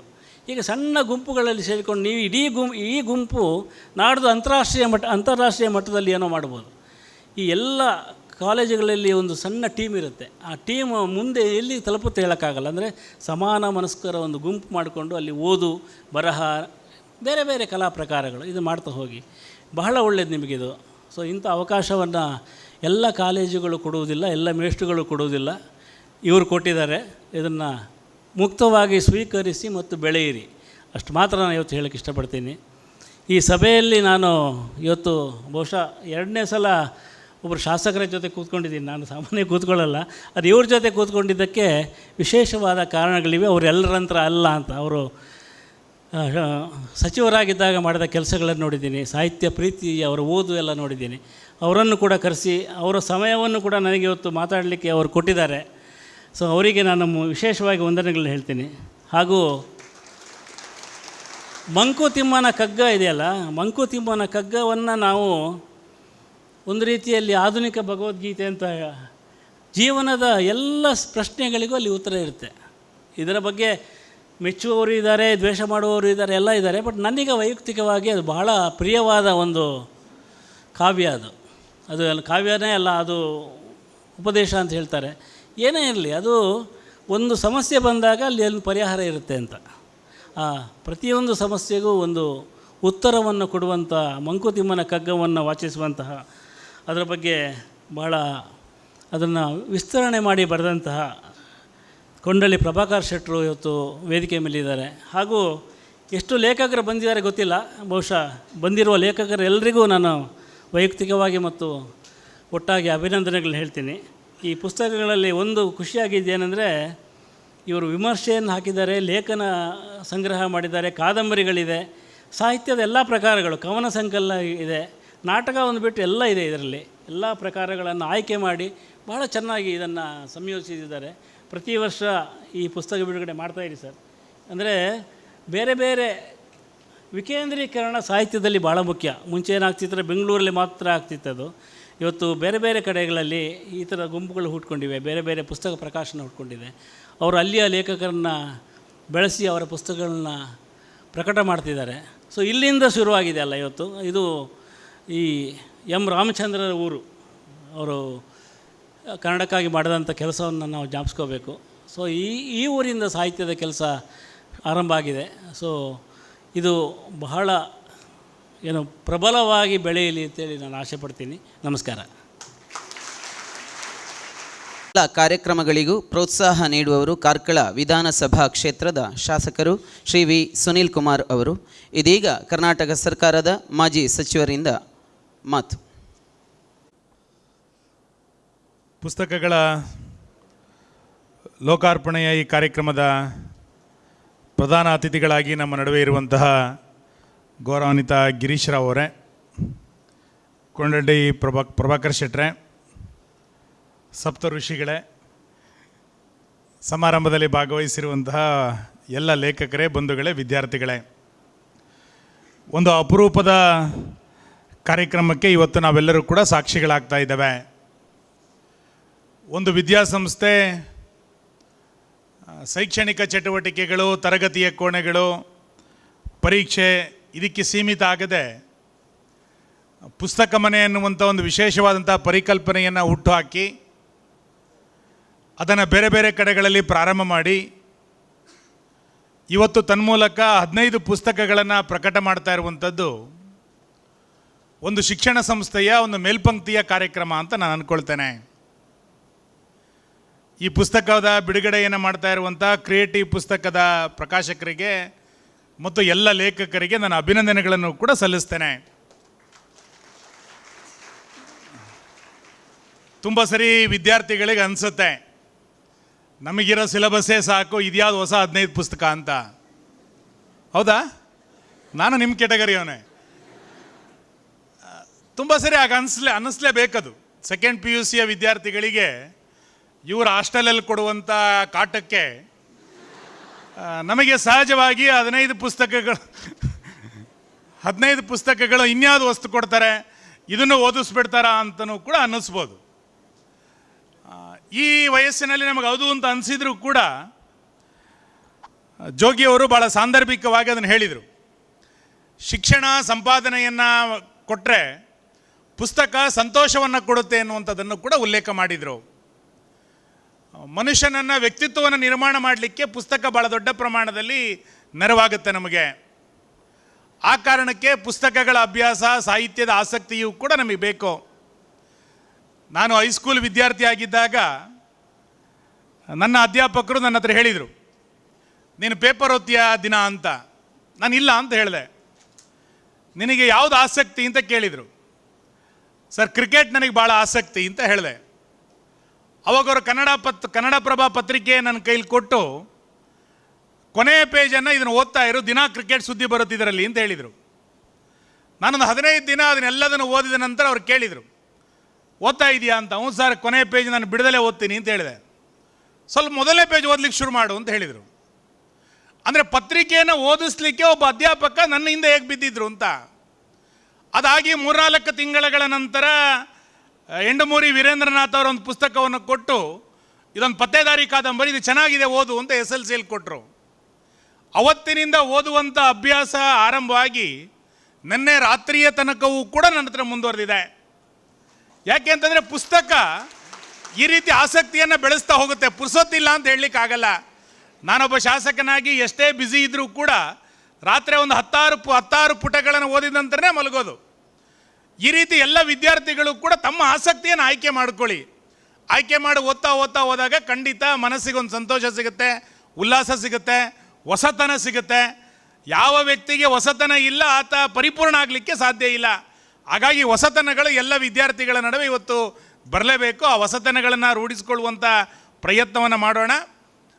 ಜೋಗಿಯವರ ಆಶಯ ಹೇಳಿದರು, 20ನೇ ವಯಸ್ಸಿನಲ್ಲಿ ಅವರು ಕಥೆಯನ್ನು ಬರೆದ್ರು, ನೀವು ಇನ್ನು 2 ವರ್ಷ ಹೋದರೆ ಇನ್ನೂ ಯಾವ್ದಾರು ಬರಿಬೋದು ಅನ್ನುವಂಥದ್ದನ್ನು ಉಲ್ಲೇಖ ಮಾಡಿದರು. ಒಟ್ಟು ಈ ಕಾರ್ಯಕ್ರಮದ ಆಶಯ ಕೇವಲ 15 ಪುಸ್ತಕಗಳ ಬಿಡುಗಡೆ ಮಾಡಿ ಸಮಾರಂಭ ಅಲ್ಲ.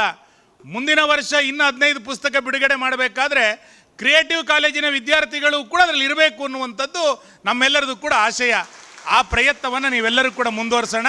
ಈ ಪ್ರಯತ್ನವನ್ನು ಮಾಡಿದಂಥ ಕ್ರಿಯೇಟಿವ್ ಪುಸ್ತಕದ ಪ್ರಕಾಶಕರಿಗೆ, ಎಲ್ಲ ಅಧ್ಯಾಪಕರಿಗೆ, ವಿಶೇಷವಾಗಿ ಇವತ್ತಿನ ಈ ಮಹತ್ವದ ಕಾರ್ಯಕ್ರಮಕ್ಕೆ ಬಂದಂಥ ಎಲ್ಲ ಗಣ್ಯರಿಗೆ ನಾನು ಅಭಿನಂದನೆಗಳನ್ನು ಸಲ್ಲಿಸ್ತೇನೆ. ನಮಸ್ಕಾರ.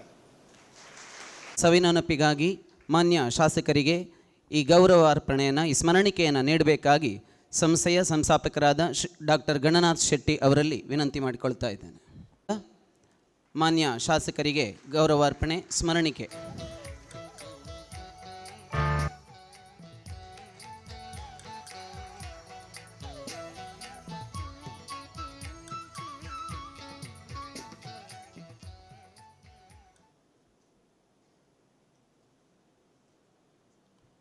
ಹೇಳುತ್ತಾ ಇದ್ದಾರೆ. ಈ ಸಮಾರಂಭದಲ್ಲಿ ಪುಸ್ತಕ ಮನೆಯ ಪರವಾಗಿ, ಕ್ರಿಯೇಟಿವ್ ಶಿಕ್ಷಣ ಪ್ರತಿಷ್ಠಾನದ ಪರವಾಗಿ ಸೇರಿದ ಎಲ್ಲರ ಪರವಾಗಿ ಆತ್ಮೀಯವಾದ ಧನ್ಯವಾದಗಳನ್ನು ಸಮರ್ಪಿಸ್ತಾ ಇದ್ದೇನೆ.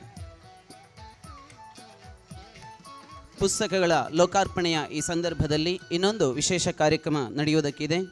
ತಮೋಘ್ನ ಸ್ಟುಡಿಯೋಸ್ ಅರ್ಪಿಸುವ ಆಲ್ಬಮ್ ಸಾಂಗ್ ನನ್ನೆದೆ ಗೂಡಲ್ಲಿ.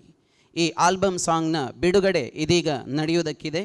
ಈ ಆಲ್ಬಮ್ ಸಾಂಗಿಗೆ ಸಾಹಿತ್ಯವನ್ನು ಬರೆದವರು ಶ್ರೀ ಶರತ್ ಶೆಟ್ಟಿ, ಗಾಯನ ಪಿ ನೀತು ನಿನಾದ, ನಟನೆ VK ಕಾರ್ಲಾ ಮತ್ತು ರೋಶನಿ ಮಂಗಳಾದೇವಿ, ಛಾಯಾಗ್ರಹಣ ಪುನೀತ್ ಮುನ್ನಾಸ್, ಸಂಕಲನ ಪ್ರವೀಣ್ ಜಾರ್ಕಳ, ಧ್ವನಿ ಮುದ್ರಣ ಪುಚ್ಚರ್ ಟ್ಯಾಬ್ ಸ್ಟುಡಿಯೋಸ್.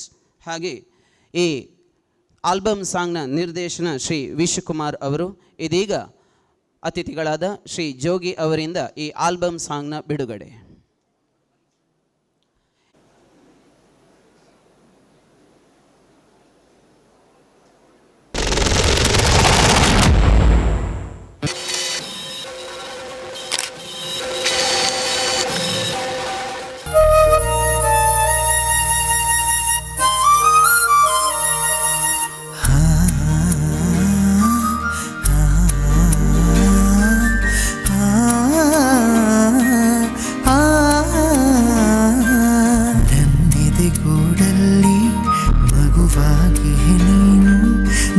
ತೋಳಲಿ ನಾನು ಮಗು ಮಲಗಿರು ಹಾಗೆ, ನಿನ್ನ ಕಣ್ಣಿಗೆ ಕಣ್ಣಾದಿಟ್ಟಿಸಿಯೇ ನೋಡಿ, ಪ್ರತಿ ಜನುಮ ಜೊತೆಗಿರುವೆ ಹೀಗೆ ಎಂದು.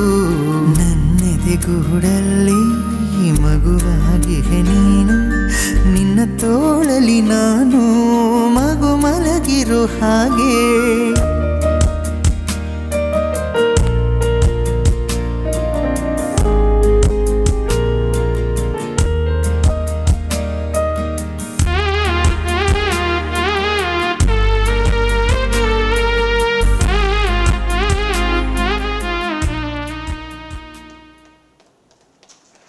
ಈ ತಂಡದ ಸದಸ್ಯರಿಗೆ ಪುಸ್ತಕಗಳನ್ನು ನೀಡುವುದರ ಮೂಲಕ ಇವರಿಗೆ ಶುಭ ಹಾರೈಸಬೇಕಾಗಿ ಈ ದಿನದ ಮುಖ್ಯ ಅತಿಥಿಗಳಾದ ಶ್ರೀ ಜೋಗಿ ಅವರಲ್ಲಿ ವಿನಂತಿ ಮಾಡಿಕೊಳ್ತಾ ಇದ್ದೇನೆ.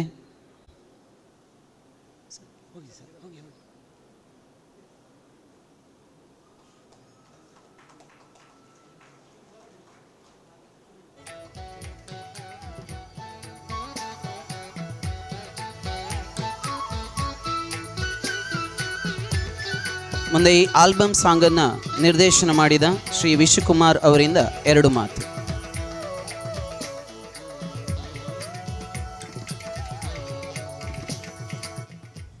ವೇದಿಕೆಯ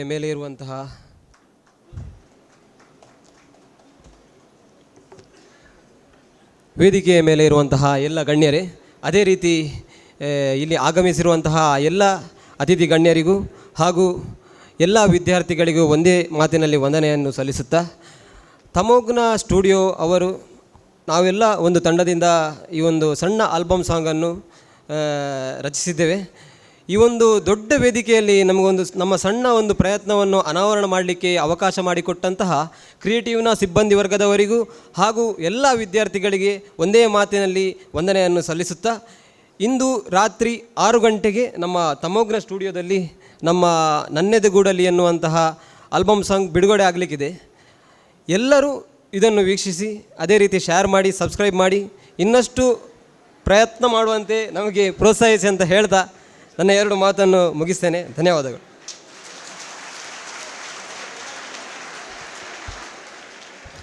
ಓದುಗರ ಮೂಲಕ, ಗ್ರಾಹಕರ ಮೂಲಕ ಪುಸ್ತಕ ಮನಗಳನ್ನು ಇದೀಗಲೇ ತಲುಪಿದೆ. ಈಗ ಲೇಖಕರ ಕೃತಿಗಳ ಪ್ರಕಟಣೆಯ ಮೂಲಕ ಪುಸ್ತಕ ಲೋಕಕ್ಕೆ ತನ್ನ ಕೊಡುಗೆಯನ್ನು ನೀಡ ಹೊರಟಿದೆ. ಈ ದಿನ ಪ್ರಕಟಗೊಂಡ ಎಲ್ಲ ಕೃತಿಗಳ ಕರ್ತೃಗಳಿಗೆ ಇದೀಗ ಗೌರವಾರ್ಪಣೆ. ಈ ಕಾರ್ಯಕ್ರಮವನ್ನು ನಮ್ಮ ಸಂಸ್ಥೆಯ ಕನ್ನಡ ಭಾಷಾ ಉಪನ್ಯಾಸಕಿ ಶ್ರೀಮತಿ ಪ್ರಿಯಾಂಕಾ ಅವರು ನಿರೂಪಿಸ್ತಾರೆ. ಎಲ್ಲರಿಗೂ ನಮಸ್ಕಾರ. ಲೇಖಕರನ್ನು ಸನ್ಮಾನಿಸುವ ಶುಭ ಸಂದರ್ಭದಲ್ಲಿ 15 ಪುಸ್ತಕಗಳ ಲೋಕಾರ್ಪಣೆಯ ಈ ಕ್ಷಣದಲ್ಲಿ ಮೊದಲಿಗೆ ಯಶೋಧ ಮೋಹನ್, ಸುಧಾ ನಾಗೇಶ್, ವಾಣಿರಾಜ್, ಡಾಕ್ಟರ್ ಸುಬ್ರಹ್ಮಣ್ಯ ಸಿ ಕುಂದೂರು, ರಾಜೇಂದ್ರ ಭಟ್, ಕೊಂಡಳ್ಳಿ ಪ್ರಭಾಕರ ಶೆಟ್ಟಿ, ದಿಗಂತ್ ಬಿಂಬೈಲ್, ರಾಜಶೇಖರ ಹಳೆಮನೆರವರು ವೇದಿಕೆಗೆ ಬಂದು ಆಸನಗಳನ್ನು ಸ್ವೀಕರಿಸಬೇಕಾಗಿ ವಿನಂತಿಸಿಕೊಳ್ಳುತ್ತಿದ್ದೇವೆ. ಪ್ರತಿಬಿಂಬಗಳನ್ನು ಕಥೆಗಳ ಮೂಲಕ ಪ್ರಕಟಪಡಿಸಿದ ಯಶೋಧ ಮೋಹನ್ ಕರಾವಳಿಯ ವಿಶಿಷ್ಟ ಪ್ರತಿಭೆಯಾಗಿ ಗುರುತಿಸಲ್ಪಟ್ಟಿದ್ದಾರೆ. ತುಳು ಕನ್ನಡ ಬರಹಗಾರ್ತಿಯಾಗಿರುವ ಇವರ ಕತೆ, ಕವನ, ಅಂಕಣ ಬರಹಗಳು ಹಲವು ಪತ್ರಿಕೆಗಳಲ್ಲಿ ಪ್ರಕಟವಾಗಿವೆ ಮತ್ತು ಆಕಾಶವಾಣಿಯಲ್ಲಿ ಪ್ರಸಾರವಾಗಿದೆ.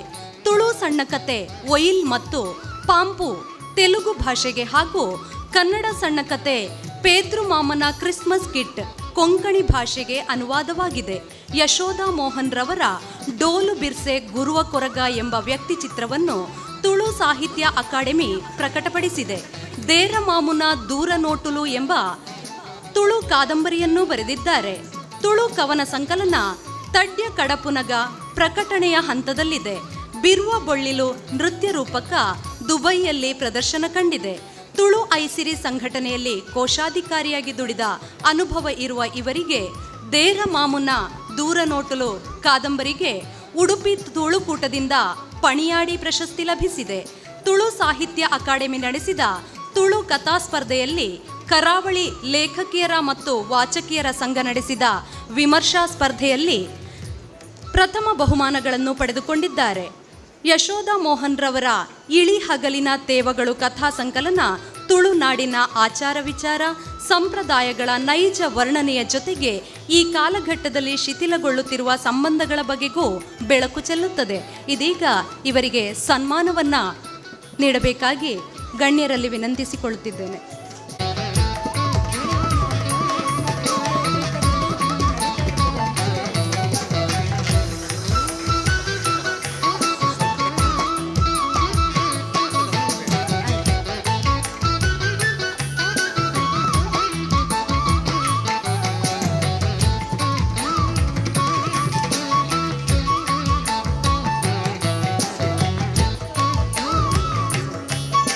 ಮುಂದೆ ಹೊಂಬೆಳಕು ಚಿಂತನ ಬರಹಗಳ ಕರ್ತೃ ಸುಧಾ ನಾಗೇಶ್. ಇವರು ಮಂಗಳೂರಿನ ದೇರೆಬಯಲ್ ಕೊಂಚಾಡಿಯ ಪದ್ಮಾ ನಿಲಯದ ನಿವಾಸಿ, MA BEd ಪದವೀಧರೆ. ಕಳೆದ 35 ವರ್ಷಗಳಿಂದ ಶಿಕ್ಷಕಿಯಾಗಿ ಸೇವೆ ಸಲ್ಲಿಸುತ್ತಿದ್ದಾರೆ. ಪ್ರಸ್ತುತ ಬಂಟ್ವಾಳ ತಾಲೂಕಿನ ಶ್ರೀ ಶಾರದಾ ಪ್ರೌಢಶಾಲೆ ಪಾಣೆಮಂಗಳೂರು ಇಲ್ಲಿ ಇಂಗ್ಲಿಷ್ ಮತ್ತು ಸಮಾಜ ವಿಜ್ಞಾನವನ್ನು ಬೋಧಿಸುತ್ತಿದ್ದಾರೆ. ಇವರು 7 ಕೃತಿಗಳನ್ನು ಸಾಹಿತ್ಯ ಲೋಕಕ್ಕೆ ನೀಡಿದ್ದಾರೆ. ಸಾವಿತ್ರಿಬಾಯಿ ಫುಲೆ ಪ್ರಶಸ್ತಿ, ನೆಚ್ಚಿನ ಶಿಕ್ಷಕರು ಪ್ರಶಸ್ತಿ, ಪ್ರಥಮ ಮಹಿಳಾ ಸಾಧನಾ ಶಿಕ್ಷಕಿ ಪ್ರಶಸ್ತಿ, ಹಿಮಾಲಯ ವುಡ್ ಬ್ಯಾಜ್ ಪ್ರಶಸ್ತಿ, ಚೈತನ್ಯ ಶ್ರೀ ಪ್ರಶಸ್ತಿ, ಹೀಗೆ ಹಲವಾರು ಪ್ರಶಸ್ತಿಗಳಿಗೆ ಭಾಜನರಾಗಿದ್ದಾರೆ. ಶಾರದಾ ವಾಣಿ ಮಕ್ಕಳ ಹಸ್ತಪತ್ರಿಕೆಯ ಸಂಪಾದಕಿಯಾಗಿದ್ದಾರೆ. ಕರ್ನಾಟಕ ತುಳು ಸಾಹಿತ್ಯ ಅಕಾಡೆಮಿಯ ಮಾಜಿ ಸದಸ್ಯೆಯಾಗಿದ್ದರು. ಮಂಗಳೂರು ಆಕಾಶವಾಣಿ ಸೇರಿದಂತೆ ಹಲವಾರು ಕವಿಗೋಷ್ಠಿಗಳಲ್ಲಿ ಭಾಗವಹಿಸಿದ್ದಾರೆ. ಇವರು ಕಾರ್ಯಕ್ರಮ ನಿರೂಪಕಿಯೂ ಹೌದು.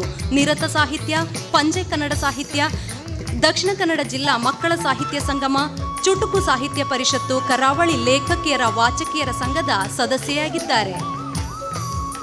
ಮುಂದೆ ಸವಿ ನೆನಪುಗಳ ಹಂದರ ಕಥಾ ಸಂಕಲನದ ಕರ್ತೃ ವಾಣಿರಾಜ್. ಉಡುಪಿ ನಿವಾಸಿಯಾಗಿರುವ ಇವರು MCom ಪದವೀಧರೆ. ಈಗಾಗಲೇ ನೋವಿನಂಚಿನ ನಲಿವು ಹಾಗೂ ತಿರುವು ಎಂಬ 2 ಕಾದಂಬರಿಗಳು ಬಿಡುಗಡೆಗೊಂಡಿವೆ. ನಂಬಿಕೆ ಅನ್ನೋ ಕಾದಂಬರಿ ಇನ್ನೇನೋ ಮುಗಿಯುವ ಹಂತ ತಲುಪಿದೆ. ಸವಿ ನೆನಪುಗಳ ಹಂದರ ಕಥಾ ಸಂಕಲನದಲ್ಲಿ ನಮ್ಮ ನಿಮ್ಮ ಜೀವನದಲ್ಲಿ ನಡೆಯುವ ಎಷ್ಟೋ ಅನುಭವಗಳನ್ನು ಸರಳವಾದ ಶಬ್ದಗಳಲ್ಲಿ, ಸ್ವಾರಸ್ಯಕರ ವರ್ಣನೆಯಲ್ಲಿ ಸವಿಯಾದ ನೆನಪುಗಳ ಹಂದರವನ್ನಾಗಿ ಉಣಬಡಿಸಿದ್ದಾರೆ. ಜೀವನಯಾನ ಕೃತಿಯ ಕರ್ತೃ ಡಾಕ್ಟರ್ ಸುಬ್ರಹ್ಮಣ್ಯ C. ಕುಂದೂರು. ಅವರು ಮಲೆನಾಡಿನ ಚಿಕ್ಕಮಗಳೂರು ಜಿಲ್ಲೆಯ ಕೊಪ್ಪದ ಸಮೀಪದ ಹೇರೂರಿನವರು. ಸಂಶೋಧನೆ, ಸಾಹಿತ್ಯ ಬರಹದ ಜೊತೆಯಲ್ಲಿ ಸಾಂಸ್ಕೃತಿಕ ಕ್ಷೇತ್ರದಲ್ಲಿ ಕ್ರಿಯಾಶೀಲರು. ಆಳ್ವಾಸ್ ಕಾಲೇಜಿನಿಂದ ಪದವಿಯನ್ನು ಮತ್ತು ಕನ್ನಡ ವಿಶ್ವವಿದ್ಯಾನಿಲಯ ಹಂಪಿಯಲ್ಲಿ ಕನ್ನಡ ಮತ್ತು ಚರಿತ್ರೆ ವಿಷಯದಲ್ಲಿ ಸ್ನಾತಕೋತ್ತರ ಪದವೀಧರರು. ರಾಷ್ಟ್ರ ಹಾಗೂ ರಾಜ್ಯ ಮಟ್ಟದ ವಿಚಾರಗೋಷ್ಠಿಯಲ್ಲಿ ಪ್ರಬಂಧ ಮಂಡನೆಯ ಜೊತೆಗೆ ಅನೇಕ ಪತ್ರಿಕೆಗಳಲ್ಲಿ ಲೇಖನಗಳು ಪ್ರಕಟಗೊಂಡಿವೆ. ರಾಜ್ಯದ ಬಹುಭಾಗದಲ್ಲಿ ಉಪನ್ಯಾಸ ನೀಡುವ ನೆಲೆಯಲ್ಲಿ ಸಕ್ರಿಯರಾದ ಕುಂದೂರ್ರವರು ಸೈಂಟ್ ಆಗ್ನೆಸ್ ಪದವಿ ಕಾಲೇಜು ಹಾಗೂ ನಿಟ್ಟೆಯ ಸ್ವಾಯತ್ತ ವಿಶ್ವವಿದ್ಯಾಲಯದ BOE ಸದಸ್ಯರಾಗಿ ಕಾರ್ಯನಿರ್ವಹಿಸುತ್ತಿದ್ದಾರೆ. ರಾಜಪಥ ಲೇಖನಗಳ ಕರ್ತೃ ರಾಜೇಂದ್ರ ಭಟ್. 1988ರಿಂದ ಕಾರ್ಕಳ ತಾಲೂಕಿನ ಇನ್ನ ಗ್ರಾಮದ MV ಶಾಸ್ತ್ರಿ ಪ್ರೌಢಶಾಲೆಯಲ್ಲಿ ಗಣಿತ ವಿಜ್ಞಾನ ಶಿಕ್ಷಕರಾಗಿರುವ ಇವರು ಈ ಶೈಕ್ಷಣಿಕ ವರ್ಷದಿಂದ ಶಾಲೆಯ ಮುಖ್ಯ ಶಿಕ್ಷಕರಾಗಿ ಪದೋನ್ನತಿ ಹೊಂದಿದ್ದಾರೆ. JCI ಸಂಸ್ಥೆಯ ರಾಷ್ಟ್ರಮಟ್ಟದ ತರಬೇತುದಾರರಾದ ಇವರು 1994ರಿಂದ ಇಂದಿನವರೆಗೂ ದೇಶದಾದ್ಯಂತ ಸಾವಿರಾರು ವ್ಯಕ್ತಿತ್ವ ವಿಕಸನ ತರಬೇತಿಗಳನ್ನು ನೀಡಿದ್ದಾರೆ. ಶಿಕ್ಷಣ ಇಲಾಖೆಯಿಂದ ಅತ್ಯುತ್ತಮ ಶಿಕ್ಷಕ ಪ್ರಶಸ್ತಿ, ರಾಜ್ಯ ಮಾನವ ಸಂಪನ್ಮೂಲ ಅಭಿವೃದ್ಧಿ ಇಲಾಖೆಯಿಂದ ಅತ್ಯುತ್ತಮ ಸಂಪನ್ಮೂಲ ಶಿಕ್ಷಕ ಪ್ರಶಸ್ತಿ, ರಾಜ್ಯ ಕೊಂಕಣಿ ಸಾಹಿತ್ಯ ಅಕಾಡೆಮಿಯಿಂದ ಅತ್ಯುತ್ತಮ ಕೊಂಕಣಿ ಶಿಕ್ಷಕ ಪ್ರಶಸ್ತಿ ಎಂಬ ರಾಜ್ಯ ಮಟ್ಟದ ಪ್ರಶಸ್ತಿಗಳನ್ನು ಗಳಿಸಿದ್ದಾರೆ. ಸಾರ್ಥಕ ಜೀವನಕ್ಕೆ ಕಗ್ಗೋಪದೇಶ ಎಂಬ ಲೇಖನಗಳ ಕರ್ತೃ ಕೊಂಡಳ್ಳಿ ಪ್ರಭಾಕರ ಶೆಟ್ಟಿ. MA BEd ಪದವೀಧರರಾದ ಶ್ರೀಯುತರು 1995ರಲ್ಲಿ ಕಟೀಲಿನ ಶ್ರೀ ದುರ್ಗಾಪರಮೇಶ್ವರಿ ಪದವಿ ಪೂರ್ವ ಕಾಲೇಜಿನಲ್ಲಿ ವೃತ್ತಿ ಜೀವನವನ್ನು ಆರಂಭಿಸಿದರು. 1999ರಿಂದ ಕಾರ್ಕಳ ತಾಲೂಕಿನ ಮುಂಡ್ಕೂರಿನ ವಿದ್ಯಾವರ್ಧಕ ಪದವಿ ಪೂರ್ವ ಕಾಲೇಜಿನಲ್ಲಿ ಸೇವೆ ಸಲ್ಲಿಸಿದ್ದಾರೆ. ಸಾರ್ವಜನಿಕ ಶಿಕ್ಷಣ ಇಲಾಖೆಯಿಂದ ತಾಲೂಕು ಹಾಗೂ ಜಿಲ್ಲಾ ಅತ್ಯುತ್ತಮ ಶಿಕ್ಷಕ ಪ್ರಶಸ್ತಿ, ಚಿಕ್ಕಮಗಳೂರಿನ ಪುಷ್ಪಗಿರಿ ಸಾಂಸ್ಕೃತಿಕ ಪ್ರತಿಷ್ಠಾನದಿಂದ ಪುಷ್ಪಗಿರಿ ಜ್ಞಾನಸಿಂಧೂರ ಪ್ರಶಸ್ತಿ, JC ಸಂಸ್ಥೆಯ ಕಮಲಪತ್ರ ಪ್ರಶಸ್ತಿಗಳನ್ನು ಪಡೆದಿದ್ದಾರೆ. ಕೊಂಡಳ್ಳಿ ಪ್ರಭಾಕರ ಶೆಟ್ಟರು ಮಂಕುತಿಮ್ಮನ ಕಗ್ಗದ ಬಗ್ಗೆ 100 ಉಪನ್ಯಾಸಗಳನ್ನು ನೀಡಿದ್ದಾರೆ. ಇಂದು ಪ್ರಕಟಗೊಳ್ಳುತ್ತಿರುವ ಇನ್ನೊಂದು ಕೃತಿ ಕೊಂದ್ ಪಾಪ ತಿಂದ್ ಪರಿಹಾರ ಎಂಬ ಶೀರ್ಷಿಕೆಯ ಕಥಾಪ್ರಸಂಗಗಳು. ಇದರ ಕರ್ತೃ ದಿಗಂತ್ ಬಿಂಬೈಲ್. ಚಿಕ್ಕಮಗಳೂರು ಜಿಲ್ಲೆಯ ಕೊಪ್ಪ ತಾಲೂಕಿನ ಬಿಂಬೈಲ್ ನಿವಾಸಿ. ಮೂಲತಃ ಕೃಷಿ ಕುಟುಂಬದವರಾದ್ದರಿಂದ ವ್ಯವಸಾಯ ಇವರ ಇಷ್ಟದ ಕ್ಷೇತ್ರ. ಜೊತೆಗೆ ವೃತ್ತಿಯ ಭಾಗವಾಗಿ ಸಿವಿಲ್ ಕನ್ಸ್ಟ್ರಕ್ಷನ್ನಲ್ಲಿ ದುಡಿಯುತ್ತಿದ್ದಾರೆ. ಡಾಕ್ಟರ್ ರಾಜಶೇಖರ ಹಳೆಮನೆ ಸೂಕ್ಷ್ಮ ಸಂವೇದನೆಯ ಕತೆಗಾರ ಹಾಗೂ ಅಪರೂಪದ ಒಳನೋಟಗಳುಳ್ಳ ವಿಮರ್ಶಕರು ಎಂದೇ ಪ್ರಸಿದ್ಧರು. ಜಯತೀರ್ಥ ರಾಜಾಪುರೋಹಿತ ಕಥಾ ಪ್ರಶಸ್ತಿಯ ಜೊತೆಗೆ ವಿಜಯ ಕರ್ನಾಟಕ, ಅಕ್ಷಯ ಮತ್ತು ಕರ್ಮವೀರ ಕಥಾ ಸ್ಪರ್ಧೆಗಳಲ್ಲಿ ಬಹುಮಾನ ಗಳಿಸಿದ್ದಾರೆ. ಕೇಂದ್ರ ಸಾಹಿತ್ಯ ಅಕಾಡೆಮಿಯು ಪಾಂಡಿಚೇರಿ ವಿಜಯವಾಡದಲ್ಲಿ ಸಂಯೋಜಿಸಿದ ಸಮಾವೇಶದಲ್ಲಿ ಇವರು ಕರ್ನಾಟಕವನ್ನು ಪ್ರತಿನಿಧಿಸಿದ್ದಾರೆ. ಬಿಸಿಲ ಉಡಿಯ ಕಥೆಗಳು, ಬೊಗಸೆಯಷ್ಟು ಓದು, ರೂಪಸ್ವರೂಪ ಭವದ ಪಾಡು ಕೃತಿಗಳನ್ನು ಪ್ರಕಟಿಸಿದ್ದಾರೆ. ಪ್ರಸ್ತುತ ಶ್ರೀ ಧರ್ಮಸ್ಥಳ ಮಂಜುನಾಥೇಶ್ವರ ಸ್ವಾಯತ್ತ ಕಾಲೇಜು ಉಜಿರೆಯಲ್ಲಿ ಕನ್ನಡ ಪ್ರಾಧ್ಯಾಪಕರಾಗಿ ಸೇವೆ ಸಲ್ಲಿಸುತ್ತಿದ್ದಾರೆ. 2019 ಸಾಲಿನ ವರ್ಧಮಾನ ಉದಯೋನ್ಮುಖ ಸಾಹಿತ್ಯ ಪ್ರಶಸ್ತಿ, 2022ರ ನರಹಳ್ಳಿ ಸಾಹಿತ್ಯ ಪ್ರಶಸ್ತಿಗಳು ಇವರಿಗೆ ಸಂದಿವೆ.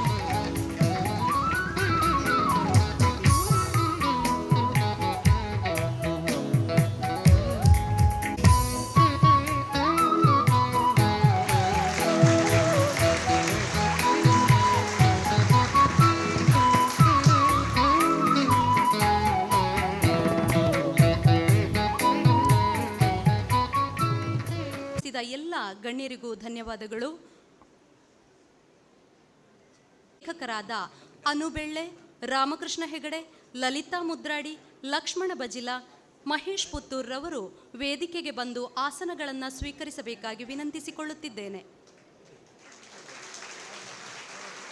ಅವನ ಕಾದಂಬರಿಯ ಕರ್ತೃ ಅನುಬೆಳ್ಳೆ. ಅತ್ಯಂತ ಸೂಕ್ಷ್ಮ ಸಂವೇದಿ ಹಾಗೂ ಸರಳ ವ್ಯಕ್ತಿತ್ವದ ರಾಘವೇಂದ್ರ ಬಿ ರಾವ್ ಅನುಬೆಳ್ಳೆ ಕಾವ್ಯನಾಮದಿಂದ ಜನಪ್ರಿಯರು. ಸುಮಾರು 60ಕ್ಕೂ ಹೆಚ್ಚು ಕೃತಿಗಳನ್ನು ಕನ್ನಡ ಸಾಹಿತ್ಯಕ್ಕೆ ನೀಡುವ ಮೂಲಕ ಜನಮನ್ನಣೆ ಗಳಿಸಿದವರು. ಕ್ರಿಯೇಟಿವ್ ಶಿಕ್ಷಣ ಸಂಸ್ಥೆಯ ವಾಣಿಜ್ಯ ವಿಭಾಗದ ಮುಖ್ಯ ಸಂಯೋಜಕರಾಗಿ ವಿದ್ಯಾರ್ಥಿಗಳ ಅಚ್ಚುಮೆಚ್ಚಿನ ಉಪನ್ಯಾಸಕರಾಗಿರುವ ಅನುಬೆಳ್ಳೆಯವರು ಅತ್ಯಂತ ಶಿಸ್ತಿನ ನಡೆನುಡಿಯ ವ್ಯಕ್ತಿತ್ವದವರು. ಇವರ ಭೂತದ ಕೋಳಿ ಕಥಾ ಸಂಕಲನಕ್ಕೆ ಉದಯೋನ್ಮುಖ ವರ್ಧಮಾನ ಪ್ರಶಸ್ತಿ ಸಂದಿದೆ. ಸಾಮಾಜಿಕ ಪತ್ತೇದಾರಿ ಕೃತಿಗಳಿಂದ ಜನಪ್ರಿಯರಾಗಿರುವ ಶ್ರೀಯುತರಿಗೆ ಹಲವಾರು ಪ್ರಶಸ್ತಿ ಪುರಸ್ಕಾರಗಳು ಸಂದಿವೆ. ಇಂದು ಬಿಡುಗಡೆಗೊಳ್ಳುತ್ತಿರುವ ಅನುಬೆಳ್ಳೆಯವರ ಕಾದಂಬರಿ ನಗುವ ನಯನ ಮಧುರ ಮೌನ. ಇದೀಗ ಇವರನ್ನ ಸನ್ಮಾನಿಸುವಂತಹ ಒಂದು ಸುಸಂದರ್ಭ.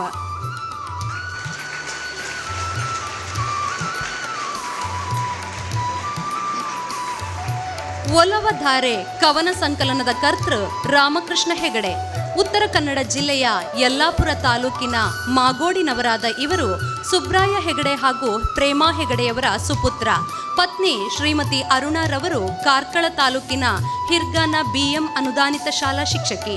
ಮೂಡುಬಿದಿರೆಯ ಅಲಂಗಾರಿನ ಸೈಂಟ್ ಥಾಮಸ್ ಆಂಗ್ಲ ಮಾಧ್ಯಮ ಶಾಲೆ, ಹೊಸ್ಮಾರಿನ ಗುರುಕೃಪಾ ಸೆಂಟ್ರಲ್ ಸ್ಕೂಲ್, ಸಾಣೂರಿನ ಪ್ರಕೃತಿ ಪದವಿ ಪೂರ್ವ ಕಾಲೇಜು, ಆಳ್ವಾಸ್ ಕನ್ನಡ ಮಾಧ್ಯಮ ಶಾಲೆ, ಮೂಡುಬಿದಿರೆಯ ಎಕ್ಸಲೆಂಟ್ ಪದವಿ ಪೂರ್ವ ಕಾಲೇಜುಗಳಲ್ಲಿ ಹಲವಾರು ವರ್ಷಗಳ ಕಾಲ ಪ್ರಾಧ್ಯಾಪಕರಾಗಿ ಸೇವೆ ಸಲ್ಲಿಸಿದ್ದಾರೆ. ತಮ್ಮ ವೈಯಕ್ತಿಕ ಪ್ರತಿಭೆ ಮತ್ತು ಸಾಹಿತ್ಯ ಪಾಂಡಿತ್ಯದಿಂದ ವಿದ್ಯಾರ್ಥಿಗಳಿಗೆ ಪ್ರತಿನಿತ್ಯ ಸಾಹಿತ್ಯದ ಒಲವನ್ನು, ನೈತಿಕ ಮೌಲ್ಯವನ್ನು ಕಲಿಸುವ ರಾಮಕೃಷ್ಣ ಹೆಗಡೆಯವರು ತ್ರಿಷಾ PU ಕಾಲೇಜಿನ ಪ್ರಾಂಶುಪಾಲರಾಗಿ ಹಾಗೂ ವಿದ್ಯಾರ್ಥಿಗಳ ನೆಚ್ಚಿನ ಕನ್ನಡ ಉಪನ್ಯಾಸಕರಾಗಿರುವುದು ನಮ್ಮ ಹೆಮ್ಮೆ.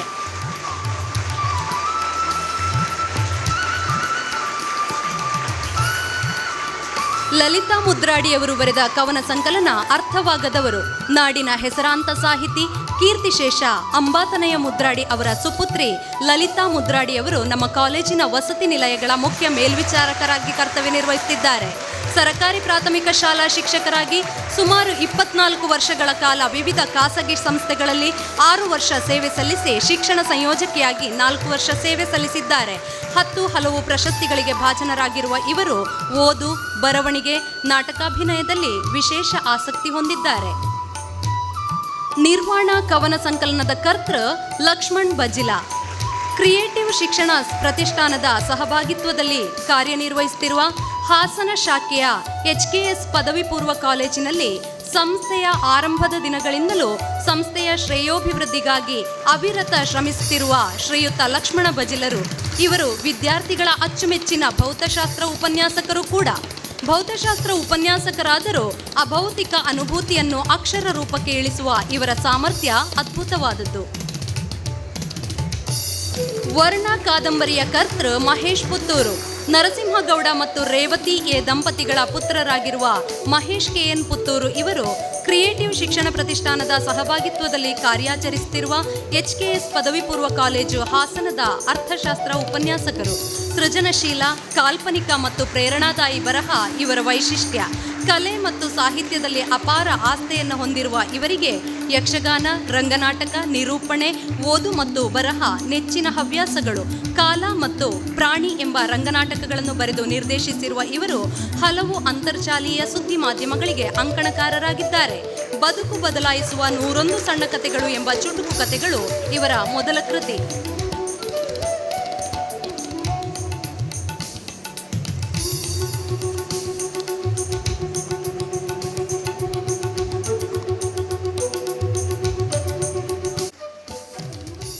ಸನ್ಮಾನಿಸಿದ ಹಾಗೂ ಸನ್ಮಾನಿಸಲ್ಪಟ್ಟ ಎಲ್ಲ ಗಣ್ಯರಿಗೂ ಹೃತ್ಪೂರ್ವಕ ವಂದನೆಗಳನ್ನು ಸಲ್ಲಿಸುತ್ತಾ ಮುಂದಿನ ಕಾರ್ಯಕ್ರಮವನ್ನು ಉಪನ್ಯಾಸಕ ಲೋಹಿತ್ ಎಸ್ಕೆ ಅವರು ನಡೆಸಿಕೊಡುತ್ತಿದ್ದಾರೆ. ಧನ್ಯವಾದಗಳು. ಕ್ರಿಯೇಟಿವ್ ಶಿಕ್ಷಣ ಪ್ರತಿಷ್ಠಾನದ ಅಂಗಸಂಸ್ಥೆಯಾಗಿರುವ ಪುಸ್ತಕ ಮನೆ, ಇದರ ಎಲ್ಲ ಕಾರ್ಯಕ್ರಮಗಳ ಹಿಂದಿರುವಂತಹ ಒಂದು ಪ್ರೇರಕ ಶಕ್ತಿ ಸಂಸ್ಥಾಪಕರುಗಳಲ್ಲಿ ಓರ್ವರಾದಂಥ ಶ್ರೀ ಅಶ್ವಥ್ SL. ತಾನು ಗಣಿತ ಉಪನ್ಯಾಸಕನಾದರೂ ಕೂಡ ಸಾಹಿತ್ಯದ ಬಗ್ಗೆ ಅಗಣಿತವಾದಂತಹ ಪ್ರೀತಿ. ಆ ಕಾರಣದಿಂದಲೇ ವಿದ್ಯಾರ್ಥಿಗಳಲ್ಲಿ ಆಗಾಗ್ಗೆ ಹಲವು ವಿಚಾರಗಳ ಬಗ್ಗೆ ಮಾಹಿತಿಗಳನ್ನು ನೀಡುತ್ತಾ ಮಕ್ಕಳನ್ನು ಸದಾ ಪ್ರೇರೇಪಿಸ್ತಾ ಇರುವಂತಹ ಓರ್ವ ವ್ಯಕ್ತಿ.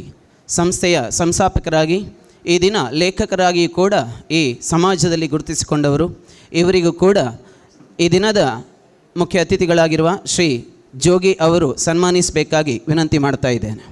ಕರ್ತೃ ಅಶ್ವಥ್ SL ರವರು ಕ್ರಿಯೇಟಿವ್ ಶಿಕ್ಷಣ ಪ್ರತಿಷ್ಠಾನದ ಸಹ ಸಂಸ್ಥಾಪಕರಾದ ಅಶ್ವಥ್ SL ರವರು ಬರೆದ ಅರಿವಿನ ದಾರಿ ಎಂಬ ಪ್ರಬುದ್ಧ ಲೇಖನಗಳ ಪುಸ್ತಕವು ಹದಿಹರೆಯದ ಮನಸ್ಸುಗಳಿಗೆ ಒಂದು ಕೈದೀವಿಗೆ, ಸಾಧಿಸುವ ಪ್ರತಿಭೆಗಳಿಗೆ, ಪೋಷಿಸುವ ಪಾಲಕರಿಗೆ ಅರಿವಿನ ದಾರಿಯಾಗಿರುವ ಈ ಕೃತಿಯು ಶಿಕ್ಷಕರು, ಪೋಷಕರು ಹಾಗೂ ವಿದ್ಯಾರ್ಥಿಗಳಿಗೆ ಒಂದು ಮಾರ್ಗದರ್ಶಿ ಪುಸ್ತಕವಾಗಿದೆ. ಶಿಕ್ಷಣ ಯಾತ್ರೆಯ ಯಶಸ್ಸಿನ ಸೂತ್ರವನ್ನು ವಿವರಿಸುತ್ತದೆ. ಪ್ರಸ್ತುತ ಅರಿವಿನ ದಾರಿ ಬಿಡುಗಡೆಗೂ ಮುನ್ನವೇ 3000 ಪ್ರತಿಗಳು ಓದುಗರ ಕೈಗೆ ತಲುಪಿರುವುದು ಅತ್ಯಂತ ಶ್ಲಾಘನೀಯ ವಿಚಾರವಾಗಿದೆ.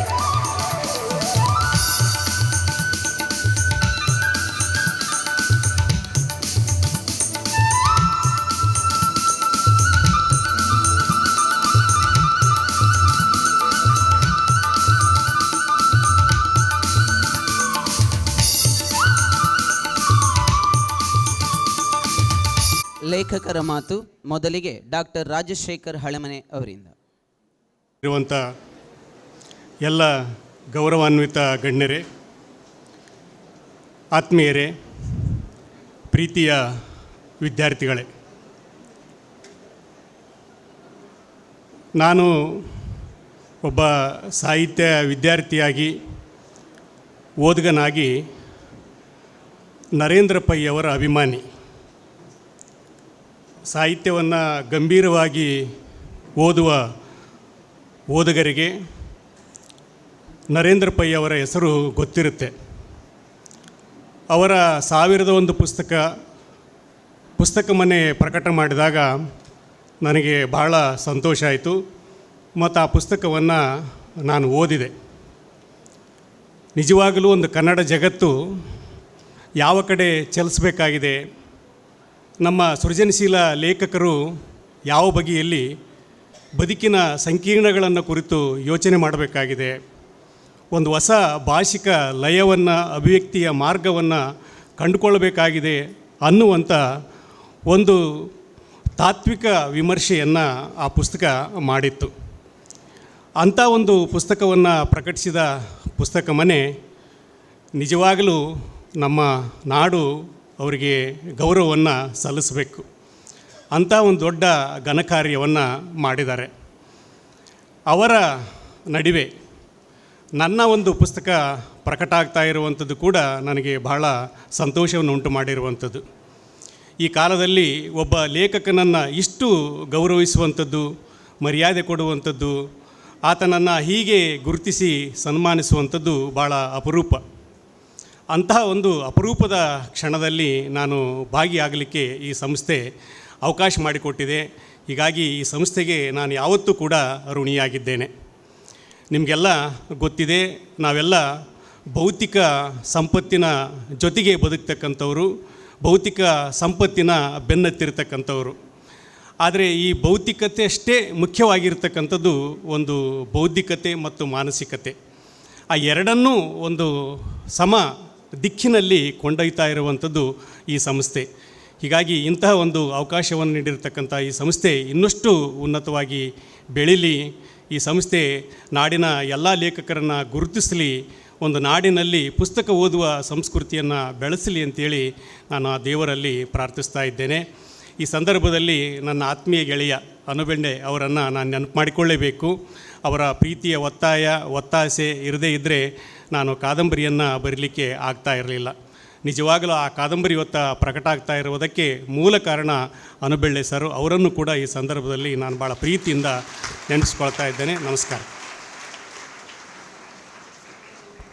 ಮುಂದಿನ ಮಾತು ಗೌರವಾನ್ವಿತ ಸುಧಾ ನಾಗೇಶ್ ಅವರಿಂದ.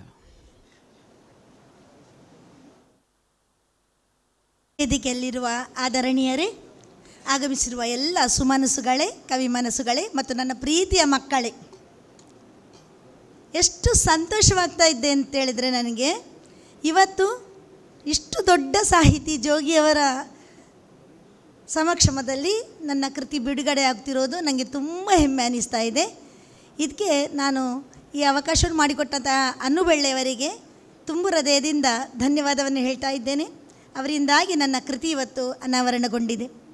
ಮಕ್ಕಳೇ, ನಾನು ನಿಮ್ಮಾಗೆ ಇರುವಾಗ ತುಂಬ ಸಣ್ಣ ಸಣ್ಣ ಚುಟುಕುಗಳನ್ನು, ಕಥೆಗಳನ್ನು, ನಾಟಕಗಳನ್ನು ಬರೀತಾ ಇದ್ದೆ. ಆದರೆ ಅದನ್ನು ನೋಟ್ಸ್ ಪುಸ್ತಕದ ಹಿಂದೆ ಬರೀತಿದ್ದೆ. ಒಮ್ಮೆ ಸಿಕ್ಕಿಬಿದ್ದೆ. ಕೊನೆಗೆ ನನ್ನ ಅಧ್ಯಾಪಕರು ಸರಿಯಾಗಿ ಇದನ್ನು ಬೇರೆ ಕಡೆ ಬರೆ ಅಂತೇಳಿ ನನಗೆ ಮಾರ್ಗದರ್ಶನ ಕೊಟ್ಟಿದ್ದರು. ಈಗ ನಿಮಗೆ ಆದ ಅವಕಾಶ ಅಲ್ಲ, ನಿಮ್ಮಲ್ಲಿ ಎಲ್ಲ ಗುರುಗಳು ಕೂಡ ಎಲ್ಲರೂ ಸಾಹಿತಿಗಳೇ ಇದ್ದಾರೆ. ಹಾಗಾಗಿ ಬರೆಯಿರಿ. 1000 ಹೆಜ್ಜೆ ನಡಿಬೇಕಾದ್ರೂ ಸಹ ಮೊದಲ ಹೆಜ್ಜೆ ಮುಖ್ಯ. ಇವತ್ತೇ ಹೋಗಿ ನೀವು ಏನಾದರೂ ಒಂದು ಬರೆಯುವಂತಹ ಹವ್ಯಾಸವನ್ನು ಬೆಳೆಸಿಕೊಳ್ಳಲೇಬೇಕು. ನಿಮಗಾಗಿ ಒಂದು ಮಾತು, ಒಂದು ಸಣ್ಣ ಕವನದ ಮೂಲಕ ಒಂದು ಮಾತನ್ನು ಹೇಳ್ತಾ ಇದ್ದೇನೆ. ಈ ಕವನಕ್ಕೆ ಶೀರ್ಷಿಕೆ ಕನಸ ಕೊಲ್ಲಬೇಡಿ ಅಂತೇಳಿ. ತುಂಬ ಆಸೆ ಇಟ್ಟು ನಿಮ್ಮ ಹೆತ್ತವರು ನಿಮ್ಮನ್ನಿಲ್ಲಿ ಕಳಿಸಿದ್ದಾರೆ. ಅವರ ಕನಸನ್ನು ಯಾವಾಗಲೂ ಕೊಲ್ಲುವಂತಹ ಕೆಲಸ ಮಾಡಬೇಡಿ. ಸಾವಧಾನದಿಂದ ಇರಿ ಹೀರುವ ಮನಸ್ಸುಗಳೇ, ದಾರಿ ತಪ್ಪಬೇಡಿ. ಕಾಲೇಜು ಮೆಟ್ಟಲೇರಿದ ಭರದಲ್ಲಿ ಕನಸ ಕೊಲ್ಲಬೇಡಿ. ಮೊಬೈಲಿನ ಗೀಳು ಹಚ್ಚಿಕೊಳ್ಳದಿರಿ. ನೀವು ಅಗತ್ಯಕ್ಕಷ್ಟೇ ಮೀಸಲಿಡಿ. ಕೋಪ, ಉದ್ವೇಗ ಹೆಚ್ಚುವುದು ಅದರಿಂದ ವ್ಯಸನವಾಗದಂತೆ ದೂರವಿಡಿ. ಓದುವ ಹವ್ಯಾಸ ಬೆಳೆಸಿಕೊಳ್ಳಿ. ನೀವು ಸಮಯದ ಸದುಪಯೋಗವಾಗುವುದು. ಉತ್ತಮ ಪುಸ್ತಕಗಳೆಂದಿಗೂ ನಿಮ್ಮ ರಕ್ಷಾ ಕವಚವಾಗುವುದು. ಬುದ್ಧಿವಂತರೆಂಬ ಬೀಗುವಿಕೆ ಬೇಡ. ವಿನಮ್ರತೆ ಇರಲಿ ನಡತೆಯಲ್ಲಿ. ಬಂಧು ಬಳಗವನ್ನು ದೂರ ಮಾಡದಿರಿ. ಬಾಗುವಿಕೆ ಇರಲಿ ಗುಣದಲ್ಲಿ. ಮಾದಕ ದ್ರವ್ಯಗಳ ಹತ್ತಿರ ಸುಳಿಯದಿರಿ. ಚಟವಾಗಿ ಕಾಡುವುದು. ಹೆಂಡ ಸರಾಯಿ ಸಹವಾಸ ಮಾಡಿದರೆ ದಾಸರನ್ನಾಗಿ ಮಾಡುವುದು. ಹಿರಿಯರನ್ನು ಗೌರವದಿಂದ ಕಾಣಿ ಮಕ್ಕಳೇ. ರಕ್ಷಣೆ ನೀಡುತ್ತಾ ನೆರವಾಗಿ. ನಿರಾಳವಾಗಿ ಬದುಕಲಿ ಅವರು. ಹಿಡಿ ಪ್ರೀತಿ ನೀಡಿ ನೆರಳಾಗಿ. ಕಾಮ ಮೋಹಕ್ಕೆ ಬಲಿಯಾಗದಿರಿ ಎಂದು ದುರ್ಬುದ್ಧಿ ಎಂದೂ ಬಾರದಿರಲಿ. ತಾಳುವಿಕೆಗಿಂತ ತಪವೂ ಇಲ್ಲ ನೆನಪಿಡಿ. ಸಂತಸದ ಬಾಳು ನಿಮಗಿರಲಿ. ಮಕ್ಕಳೇ, ಸಂತಸದ ಬಾಳು ನಿಮಗಿರಲಿ. ಮುಂದೊಂದು ದಿನ ನಿಮ್ಮನ್ನು ದೊಡ್ಡ ದೊಡ್ಡ ಸಾಹಿತಿಗಳಾಗಿ ನೋಡೋ ಭಾಗ್ಯ ಕೂಡ ನಮಗಿರಲಿ. ಹೀಗೆ ನಮ್ಮ ಆಸೆಗಳು ನೆರವೇರಿಸಿದಂತೆ ನಿಮ್ಮೆಲ್ಲ ಕನಸುಗಳು ನೆರವೇರಲಿ ಅಂತೇಳಿ ಈ ಶುಭ ಸಂದರ್ಭದಲ್ಲಿ ಹಾರೈಸುತ್ತಾ ಅವಕಾಶಕ್ಕಾಗಿ ವಂದಿಸ್ತಿದ್ದೇನೆ. ನಮಸ್ತೆ. ಶ್ರೀ ರಾಜೇಂದ್ರ ಭಟ್ ಅವರಿಂದ.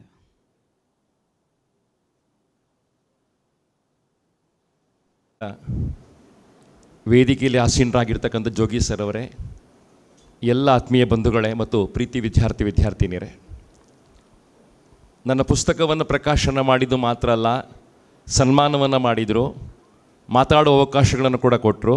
ಇದೆಲ್ಲ ಕೂಡ ನನಗೆ ಸಿಕ್ಕಿರ್ತಕ್ಕಂಥ ಬಹಳ ದೊಡ್ಡ ಭಾಗ್ಯ ಅಂತ ಭಾವಿಸ್ಕೊಳ್ತೇನೆ. ನಾನು ವಿದ್ಯಾರ್ಥಿಗಳ ಜೊತೆಗೆ ಬರೀ 3 ನಿಮಿಷ ಮಾತ್ರ ಮಾತಾಡಬೇಕು, ಅದು ಆಚೆ ಒಂದು ವಾಕ್ಯವನ್ನು ಮಾತಾಡೋದಿಲ್ಲ. ಅಷ್ಟಕ್ಕೆ ನನ್ನ ಮಾತನ್ನು ಮುಗಿಸ್ತೇನೆ. ಕಾಲೇಜಲ್ಲಿ ಕಲಿತಾ ಇರುವಾಗ ಸಿಕ್ಕಾಪಟ್ಟೆ ಬರೀತಿದೆ. ಅಮೆಜಾನ್ ನದಿ ಥರ ಬರೆದು ವಾಲ್ ಮ್ಯಾಗ್ಝಿನ್ ಭರ್ತಿ ಆಗ್ತಿತ್ತು, ಕಾಲೇಜ್ ಮ್ಯಾಗ್ಝಿನ್ ಭರ್ತಿ ಆಗ್ತಿತ್ತು. ಸಿಕ್ಕಾಪಟ್ಟೆ ಬರೀತಿದೆ, ಸಿಕ್ಕಾಪಟ್ಟೆ ಓದುವಂಥ ಕೆಲಸಗಳನ್ನು ಮಾಡ್ತಿದ್ದೆ. ಕಾರಂತರ ಕಾದಂಬರಿಗಳು, ಕುವೆಂಪು ಅವರ ಕಾದಂಬರಿಗಳು, ಭೈರಪ್ಪನವರ ಕಾದಂಬರಿಗಳು ಎಲ್ಲ ಕಾಲೇಜಲ್ಲಿ ಓದಿ ಮುಗಿಸಿ ಆಗಿತ್ತು. ಆದರೆ ಯಾವಾಗ ಕಾಲೇಜ್ ಮುಗಿಸ್ಕೊಂಡು ಹೊರಗೆ ಬಂದೆ, ಬರವಣಿಗೆ ನಿಂತು ಹೋಯಿತು. ಯಾಕಂದರೆ ಮಾತು ಜಾಸ್ತಿ ಆಯಿತು, ಟ್ರೈನರ್ ಆದೆ, ಭಾಷಣಕಾರನಾದೆ, ಬರವಣಿಗೆ ನಿಂತೇ ಹೋಯಿತು. ಆದರೆ ಯಾವಾಗ 2019ರಲ್ಲಿ ಕೊರೋನಾ ಸ್ಟಾರ್ಟ್ ಆಯಿತು, ಮನೆಯೊಳಗೆ ನಮ್ಮನ್ನು ಕೂಡಿ ಹಾಕಿದರು, ಯಾವಾಗ ಏಕತಾನತೆ ನಮ್ಮನ್ನು ಕಟ್ಟಿ ಹಾಕಲಿಕ್ಕೆ ಸ್ಟಾರ್ಟ್ ಮಾಡ್ತು, ಆವಾಗ ಮತ್ತೆ ಬರಲಿಕ್ಕೆ ಸ್ಟಾರ್ಟ್ ಮಾಡಿದೆ. ಎಷ್ಟು ಬರದೆ ಅಂತ ಹೇಳಿದ್ರೆ ಕಾಲೇಜಲ್ಲಿ ಬರೆದದಕ್ಕಿಂತ 10 ಪಟ್ಟು ಜಾಸ್ತಿ ಬರದೆ. ಪ್ರತಿದಿನಕ್ಕೆ 2-3 ಅಂಕಣಗಳನ್ನು ಬರಲಿಕ್ಕೆ ಸ್ಟಾರ್ಟ್ ಮಾಡಿದೆ. ಇವತ್ತು 5 ವರ್ಷಗಳ ಅವಧಿಯಲ್ಲಿ 3000 ಲೇಖನಗಳು ಕಂಪ್ಲೀಟ್ ಆಗಿದೆ. ನಾನು ಥ್ಯಾಂಕ್ಸ್ ಹೇಳ್ತಾ ಇದ್ದೇನೆ ಕೊರೋನಾಕ್ಕೆ. ಅವಕಾಶಗಳನ್ನು ಹುಡುಕಿಕೊಂಡು ಹೋಗುವಂಥ ವಿದ್ಯಾರ್ಥಿಗೆ ಹೇಳುವಂಥ ಮಾತು, ಕೊರೋನಾ ಬಾರದೆ ಹೋಗಿದ್ರೆ ನಾನು ಬರೀತಾನೆ ಇರಲಿಲ್ಲ. ಸೊ ಕೊರೋನಾಕ್ಕೆ ಥ್ಯಾಂಕ್ಸ್ ಹೇಳ್ತೇನೆ. ಅಶ್ವತ್ಥ ಸರ್ ನನಗೆ ಬಹಳ ಆತ್ಮೀಯರು. ಅವರ ಊರಿಗೆ ನನ್ನನ್ನು ಕರ್ಕೊಂಡು ಹೋಗಿ ಅವರ ಕಾಲೇಜಿನ ವೇದಿಕೆ ನನ್ನಿಂದ ಮಾತುಗಳನ್ನು ಆಡಿಸಿದ್ದಾರೆ. ಅವರ ಪ್ರೀತಿ ಕಟ್ಟು ಬಿದ್ದುಕೊಂಡು ಈ ಪುಸ್ತಕ ಇವತ್ತು ಹೊರಗೆ ಬರ್ತಾ ಇದೆ. ಇದು ಭಾಳ ಸುಂದರವಾಗಿರ್ತಕ್ಕಂಥ ಅಂಕಣಗಳ ಲೇಖನ. ಇದು ಸ್ಫೂರ್ತಿ ಕೊಡುವ ಅಂಕಣಗಳು, ಬದುಕಿನ ದಾರಿಗಳನ್ನು ಬದಲಾಯಿಸುವಂಥ ಅಂಕಣಗಳು.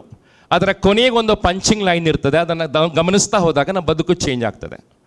ಇವತ್ತು ವಿದ್ಯಾರ್ಥಿಗಳು ಯಾವುದನ್ನು ಓದ್ತಾ ಇದ್ದಾರೆ ಅಂತ ಗಮನಿಸ್ಕೊಂಡಿದ್ದೇನೆ. ಕಾದಂಬರಿ ಓದೋ ಸಂಖ್ಯೆ ಬಹಳ ಕಡಿಮೆ ಆಗ್ತಾ ಇದೆ ಇವತ್ತು. ಅದರ ಸಣ್ಣ ಕಥೆಗಳು ಜನಪ್ರಿಯವಾಗ್ತಾ ಇದೆ. ಅಂಕಣ ಓದೋರ ಸಂಖ್ಯೆ ಜಾಸ್ತಿ ಆಗ್ತಾ ಇದೆ. ದುಡ್ಡು ಮಾಡೋದು ಹೇಗೆ, ಇಡ್ಲಿ ಮಾಡೋದು ಹೇಗೆ ಅಂತ ಪುಸ್ತಕ ಜನಪ್ರಿಯವಾಗ್ತಾ ಇದೆ. ಇವತ್ತು ಅದನ್ನು ಜಾಸ್ತಿ ವಿದ್ಯಾರ್ಥಿಗಳು ಓದಿ ಸ್ಟಾರ್ಟ್ ಮಾಡಿದ್ದಾರೆ. ಯೋಗದ ಪುಸ್ತಕ ವಿದ್ಯಾರ್ಥಿಗಳು ಓದ್ತಾರೆ. ಗೆಳೆತನದ ಬಗ್ಗೆ ಪುಸ್ತಕ ಓದ್ಕೋತಾರೆ. ಸಣ್ಣ ಹನಿಗವನ, ದುಂಡಿರಾಜರ ಹನಿಗವನ ಬಹಳ ಜನಪ್ರಿಯವಾಗ್ತಾ ಇದೆ. ಸೊ ವಿದ್ಯಾರ್ಥಿಗಳು ಇವತ್ತು ಬರಲಿಕ್ಕೆ ಸ್ಟಾರ್ಟ್ ಮಾಡುವಾಗ ಅಲ್ಲಿಂದ ಸ್ಟಾರ್ಟ್ ಮಾಡಿ ಅಂತ ಹೇಳ್ತೇನೆ. ನಾನು ಯಾವುದೇ ಉಪದೇಶ ಮಾಡಲಿಕ್ಕೆ ಹೋಗೋದಿಲ್ಲ.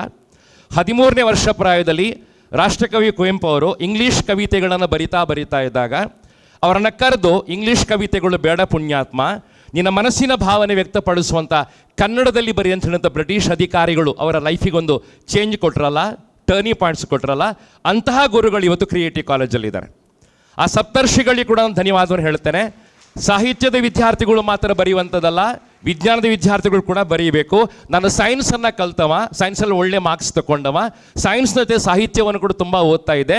ವಿದ್ಯಾರ್ಥಿಗಳು ಸಾಹಿತ್ಯವನ್ನು ಓದಿ, ಸಾಹಿತ್ಯವನ್ನು ಬರೀರಿ. ಜೋಗಿ ಸರ್ ಹೇಳಿದ ಸಿಗ್ನೇಚರ್ ವಾಕ್ಯ ಇವತ್ತು ಭಾಳ ಇಷ್ಟ ಆಯಿತು ನನಗೆ. ಇವತ್ತು ಓದು ಬರಹ ನಿಮಗೆ ಉದ್ಯೋಗವನ್ನು ಕೊಡ್ಬೋದು, ಮಾರ್ಕ್ಸ್ಗಳು ಉದ್ಯೋಗವನ್ನು ಕೊಡ್ಬೋದು. ಅದರ ರಿಮಾರ್ಕ್ಸ್ ಇಲ್ಲದೆ ಬದುಕಬೇಕು ಅಂತ ಅದರ ಸಾಹಿತ್ಯ ಬೇಕು. ಸಾಹಿತ್ಯವನ್ನು ಓದಿ. ಧನ್ಯವಾದಗಳು.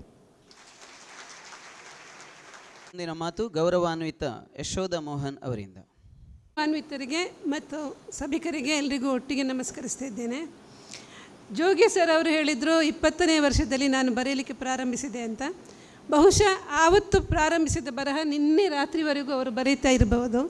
ಆದರೆ ನಾನು 18 ವರ್ಷಕ್ಕೆ ಕಾಲೇಜು ವಿದ್ಯಾರ್ಥಿ ಆಗಿದ್ದಾಗ ಬರೆದು ಅಂತರ್ ಕಾಲೇಜು ಸ್ಪರ್ಧೆಗಳಲ್ಲಿ ಭಾಗವಹಿಸಿ ಬಹುಮಾನ ಪಡೆದು ಬಹುಶಃ ಒಂದು 24 ವರ್ಷಕ್ಕೆ ನಾನು ಬರಹವನ್ನು ನಿಲ್ಲಿಸಿಬಿಟ್ಟಿದ್ದೆ. ಆಮೇಲೆ ಮದುವೆ ಆಯಿತು. ನಮ್ಮ ಸಾಹಿತ್ಯಯಾನ ಅಷ್ಟಕ್ಕೆ ಸೀಮಿತ ಆಯಿತು. ಬಹುಶಃ ನಮ್ಮ ಕಾಲದಲ್ಲಿ ನಮಗೆ ಅಷ್ಟೇ ಅವಕಾಶ ಇದ್ದದ್ದು. ಹೊರಗೆ ದುಡಿಲಿಕ್ಕೆ ಹೋಗೋರಿಗೆ ಇದ್ದ ಅವಕಾಶ ನಮ್ಮ ಮನೆಯಲ್ಲಿ ಗೃಹಿಣಿಯರಿಗೆ ಸಿಕ್ಕಿರಲಿಲ್ಲ ಅಂತ ಹೇಳ್ಬೋದು. ನಾನು ಅಂದ್ಕೋತೇನೆ, ಬರಹಗಾರನಿಗೆ ದಕ್ಕಿದ ಬದುಕು ಮತ್ತು ಆತನಿಗೆ ದಕ್ಕಿದ ಜಗತ್ತು, ಆತನ ಜಗತ್ತು ಅವನಿಗೆ ದಕ್ಕಿಸಿದ ಬದುಕು ಮತ್ತು ಅವನ ಒಳಗಿನ ಸಂವೇದನೆ, ಇದು ಬರಹಕ್ಕೆ ಪ್ರೇರಣೆಯಾದರೆ ಅದಕ್ಕೆ ಬರಹಗಳನ್ನು ಪೋಷಿಸುವವರು ಓದುಗರು. ಅದರ ಜೊತೆಗೆ ಈ ಬರಹಗಳನ್ನು ಓದುಗರಿಗೆ ತಲುಪಿಸಲು ಪ್ರೇರಕರಾಗುವುದು ಪ್ರಕಾಶಕರು. ಅವರು ಕೂಡ ಒಂದು ರೀತಿಯಲ್ಲಿ ಬರಹಗಾರರಿಗೆ ಪೋಷಕರು. ಈ ನಿಟ್ಟಿನಲ್ಲಿ ನೋಡಿದರೆ ಕ್ರಿಯೇಟಿವ್ ಸಂಸ್ಥೆ, ಶಿಕ್ಷಣ ಸಂಸ್ಥೆಯ ನೆರಳಲ್ಲಿ ಹುಟ್ಟುಹಾಕಿರುವ ಕ್ರಿಯೇಟಿವ್ ಪುಸ್ತಕ ಮನೆ ಪ್ರಕಾಶನಕ್ಕೆ ನಾನು ಬಹಳ ಆಭಾರಿಯಾಗಿದ್ದೇನೆ. ನಾನು ಅಂದುಕೊಂಡಿರಲಿಲ್ಲ ಈ ದಿವಸ ಇಂಥ ಒಂದು ಸಭೆಯಲ್ಲಿ ಹೀಗೆ ನನ್ನ ಪುಸ್ತಕ ಪ್ರಕಟ ಆಗ್ತದೆ, ಅದು ಜೋಗಿ ಸರ್ ಕೈಯಲ್ಲಿ ನನ್ನ ಪುಸ್ತಕ ಪ್ರಕಟ ಆಗ್ತದೆ ಅಂತ ನಾನು ಅಂದುಕೊಂಡಿರಲಿಲ್ಲ. ಇದಕ್ಕೆ ಅವಕಾಶ ಮಾಡಿಕೊಟ್ಟ ಅನು ಬೆಳ್ಳೆಯವರಿಗೆ ನಾನು ಕೃತಜ್ಞತೆಗಳನ್ನು ಸಲ್ಲಿಸ್ತೇನೆ.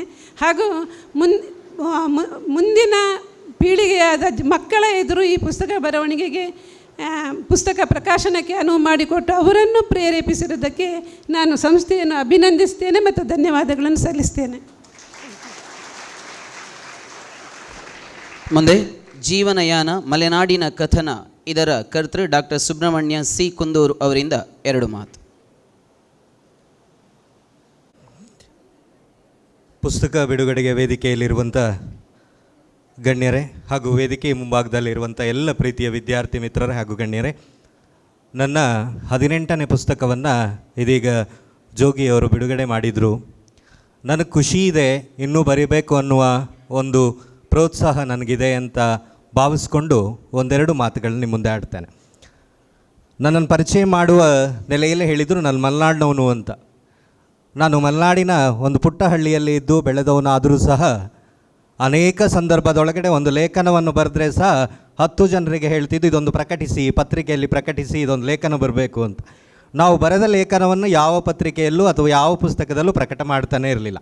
ಅಂಥ ಸ್ಥಿತಿಯೊಳಗಡೆ ಬರವಣಿಗೆ ಮಾಡ್ತಾ ಮಾಡ್ತಾ ಮಾಡ್ತಾ ಒಂದು ಕೆಲವು ಹಂತಕ್ಕೆ ಬಂದ ಮೇಲೆ ಒಂದು ಭಾಷೆಗೆ, ಬರವಣಿಗೆಗೆ ಅದರದ್ದೇ ಆದ ಒಂದು ಗತಿ ಸಿಕ್ಕಾಗ ಈಗ ಅದರ ಓದು, ಅದರ ಬರಹ, ಅದರ ಪ್ರಕಟಕ್ಕೆ ನನಗೆ ಅಲ್ಲಲ್ಲಿ ಸಿಗುವಂಥದ್ದು ಕಾಣ್ತಾ ಇದೆ.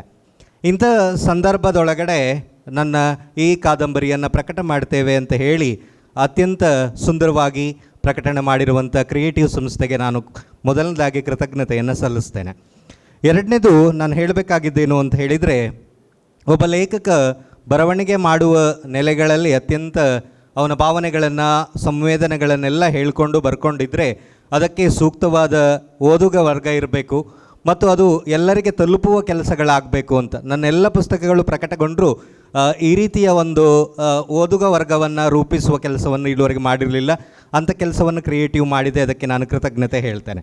ಎರಡನೇ ಇನ್ನೊಂದು ಮಾತು, ನಾನು ಆಳ್ವಾಸಿನ ವಿದ್ಯಾರ್ಥಿ 2011, 12, 13ರಲ್ಲಿ ವಿದ್ಯಾರ್ಥಿಯಾಗಿದ್ದೆ. ವೇದಿಕೆಯಲ್ಲಿರುವವರು ಅನೇಕರು ನನ್ನ ಗುರುಗಳಾಗಿದ್ದಾರೆ. ನಾನಿವತ್ತು ಈ ವೇದಿಕೆಯ ಮೇಲೆ ನಿಂತಿದ್ದೇನೆ ಅಂತ ಹೇಳಿದರೆ ಅವರು ಕಾರಣ ಅನ್ನುವ ಮಾತನ್ನು ಅತ್ಯಂತ ಪ್ರಾಮಾಣಿಕವಾಗಿ ಹೇಳ್ತೇನೆ. ನನಗೆ ಉದ್ಯೋಗದ ಸಂದರ್ಭದಲ್ಲಿ ನಾನು ತುಂಬ ಕಷ್ಟಗಳನ್ನ ಪಟ್ಕೊಂಡಿದ್ದಾಗ ಅಶ್ವತ್ಥರು ಧೈರ್ಯ ತುಂಬಿ ಏನಾದರೂ ಮಾಡುವ ಅಂತ ಹೇಳುವ ಮಾತುಗಳನ್ನು ಆಡ್ತಾ ನನ್ನನ್ನು ಆ ಸಂದರ್ಭದಲ್ಲಿ ಬೆಳೆಸಿದರು. ಅದೇ ಅಶ್ವತ್ಥ ಇವತ್ತು ನನ್ನ ಈ ಪುಸ್ತಕವನ್ನು ಬಿಡುಗಡೆ ಮಾಡುವ ಅಂತ ಪ್ರೀತಿ ತೋರಿ ವೇದಿಕೆಯನ್ನು ಕೊಟ್ಟಿದ್ದಾರೆ. ಅವರಿಗೆ ನಾನು ಯಾವತ್ತೂ ಕೃತಜ್ಞತೆಯನ್ನು ಹೇಳ್ತೇನೆ. ಆ ನಂತರದ ಮಾತು ಅಣುಬೆಳ್ಳೆ ಸರ್, ನನ್ನ ಗುರುಗಳು.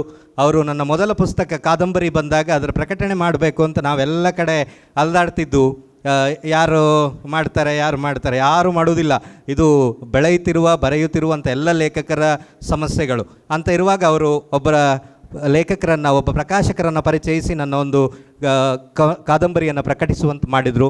ಅವರ ಪ್ರೀತಿ, ಈ ಪುಸ್ತಕ ಎಷ್ಟು ಒಳ್ಳೆಯ ರೀತಿಯಲ್ಲಿ ಪ್ರಕಟ ಆಗಲಿಕ್ಕೆ ಕಾರಣರಾದರು.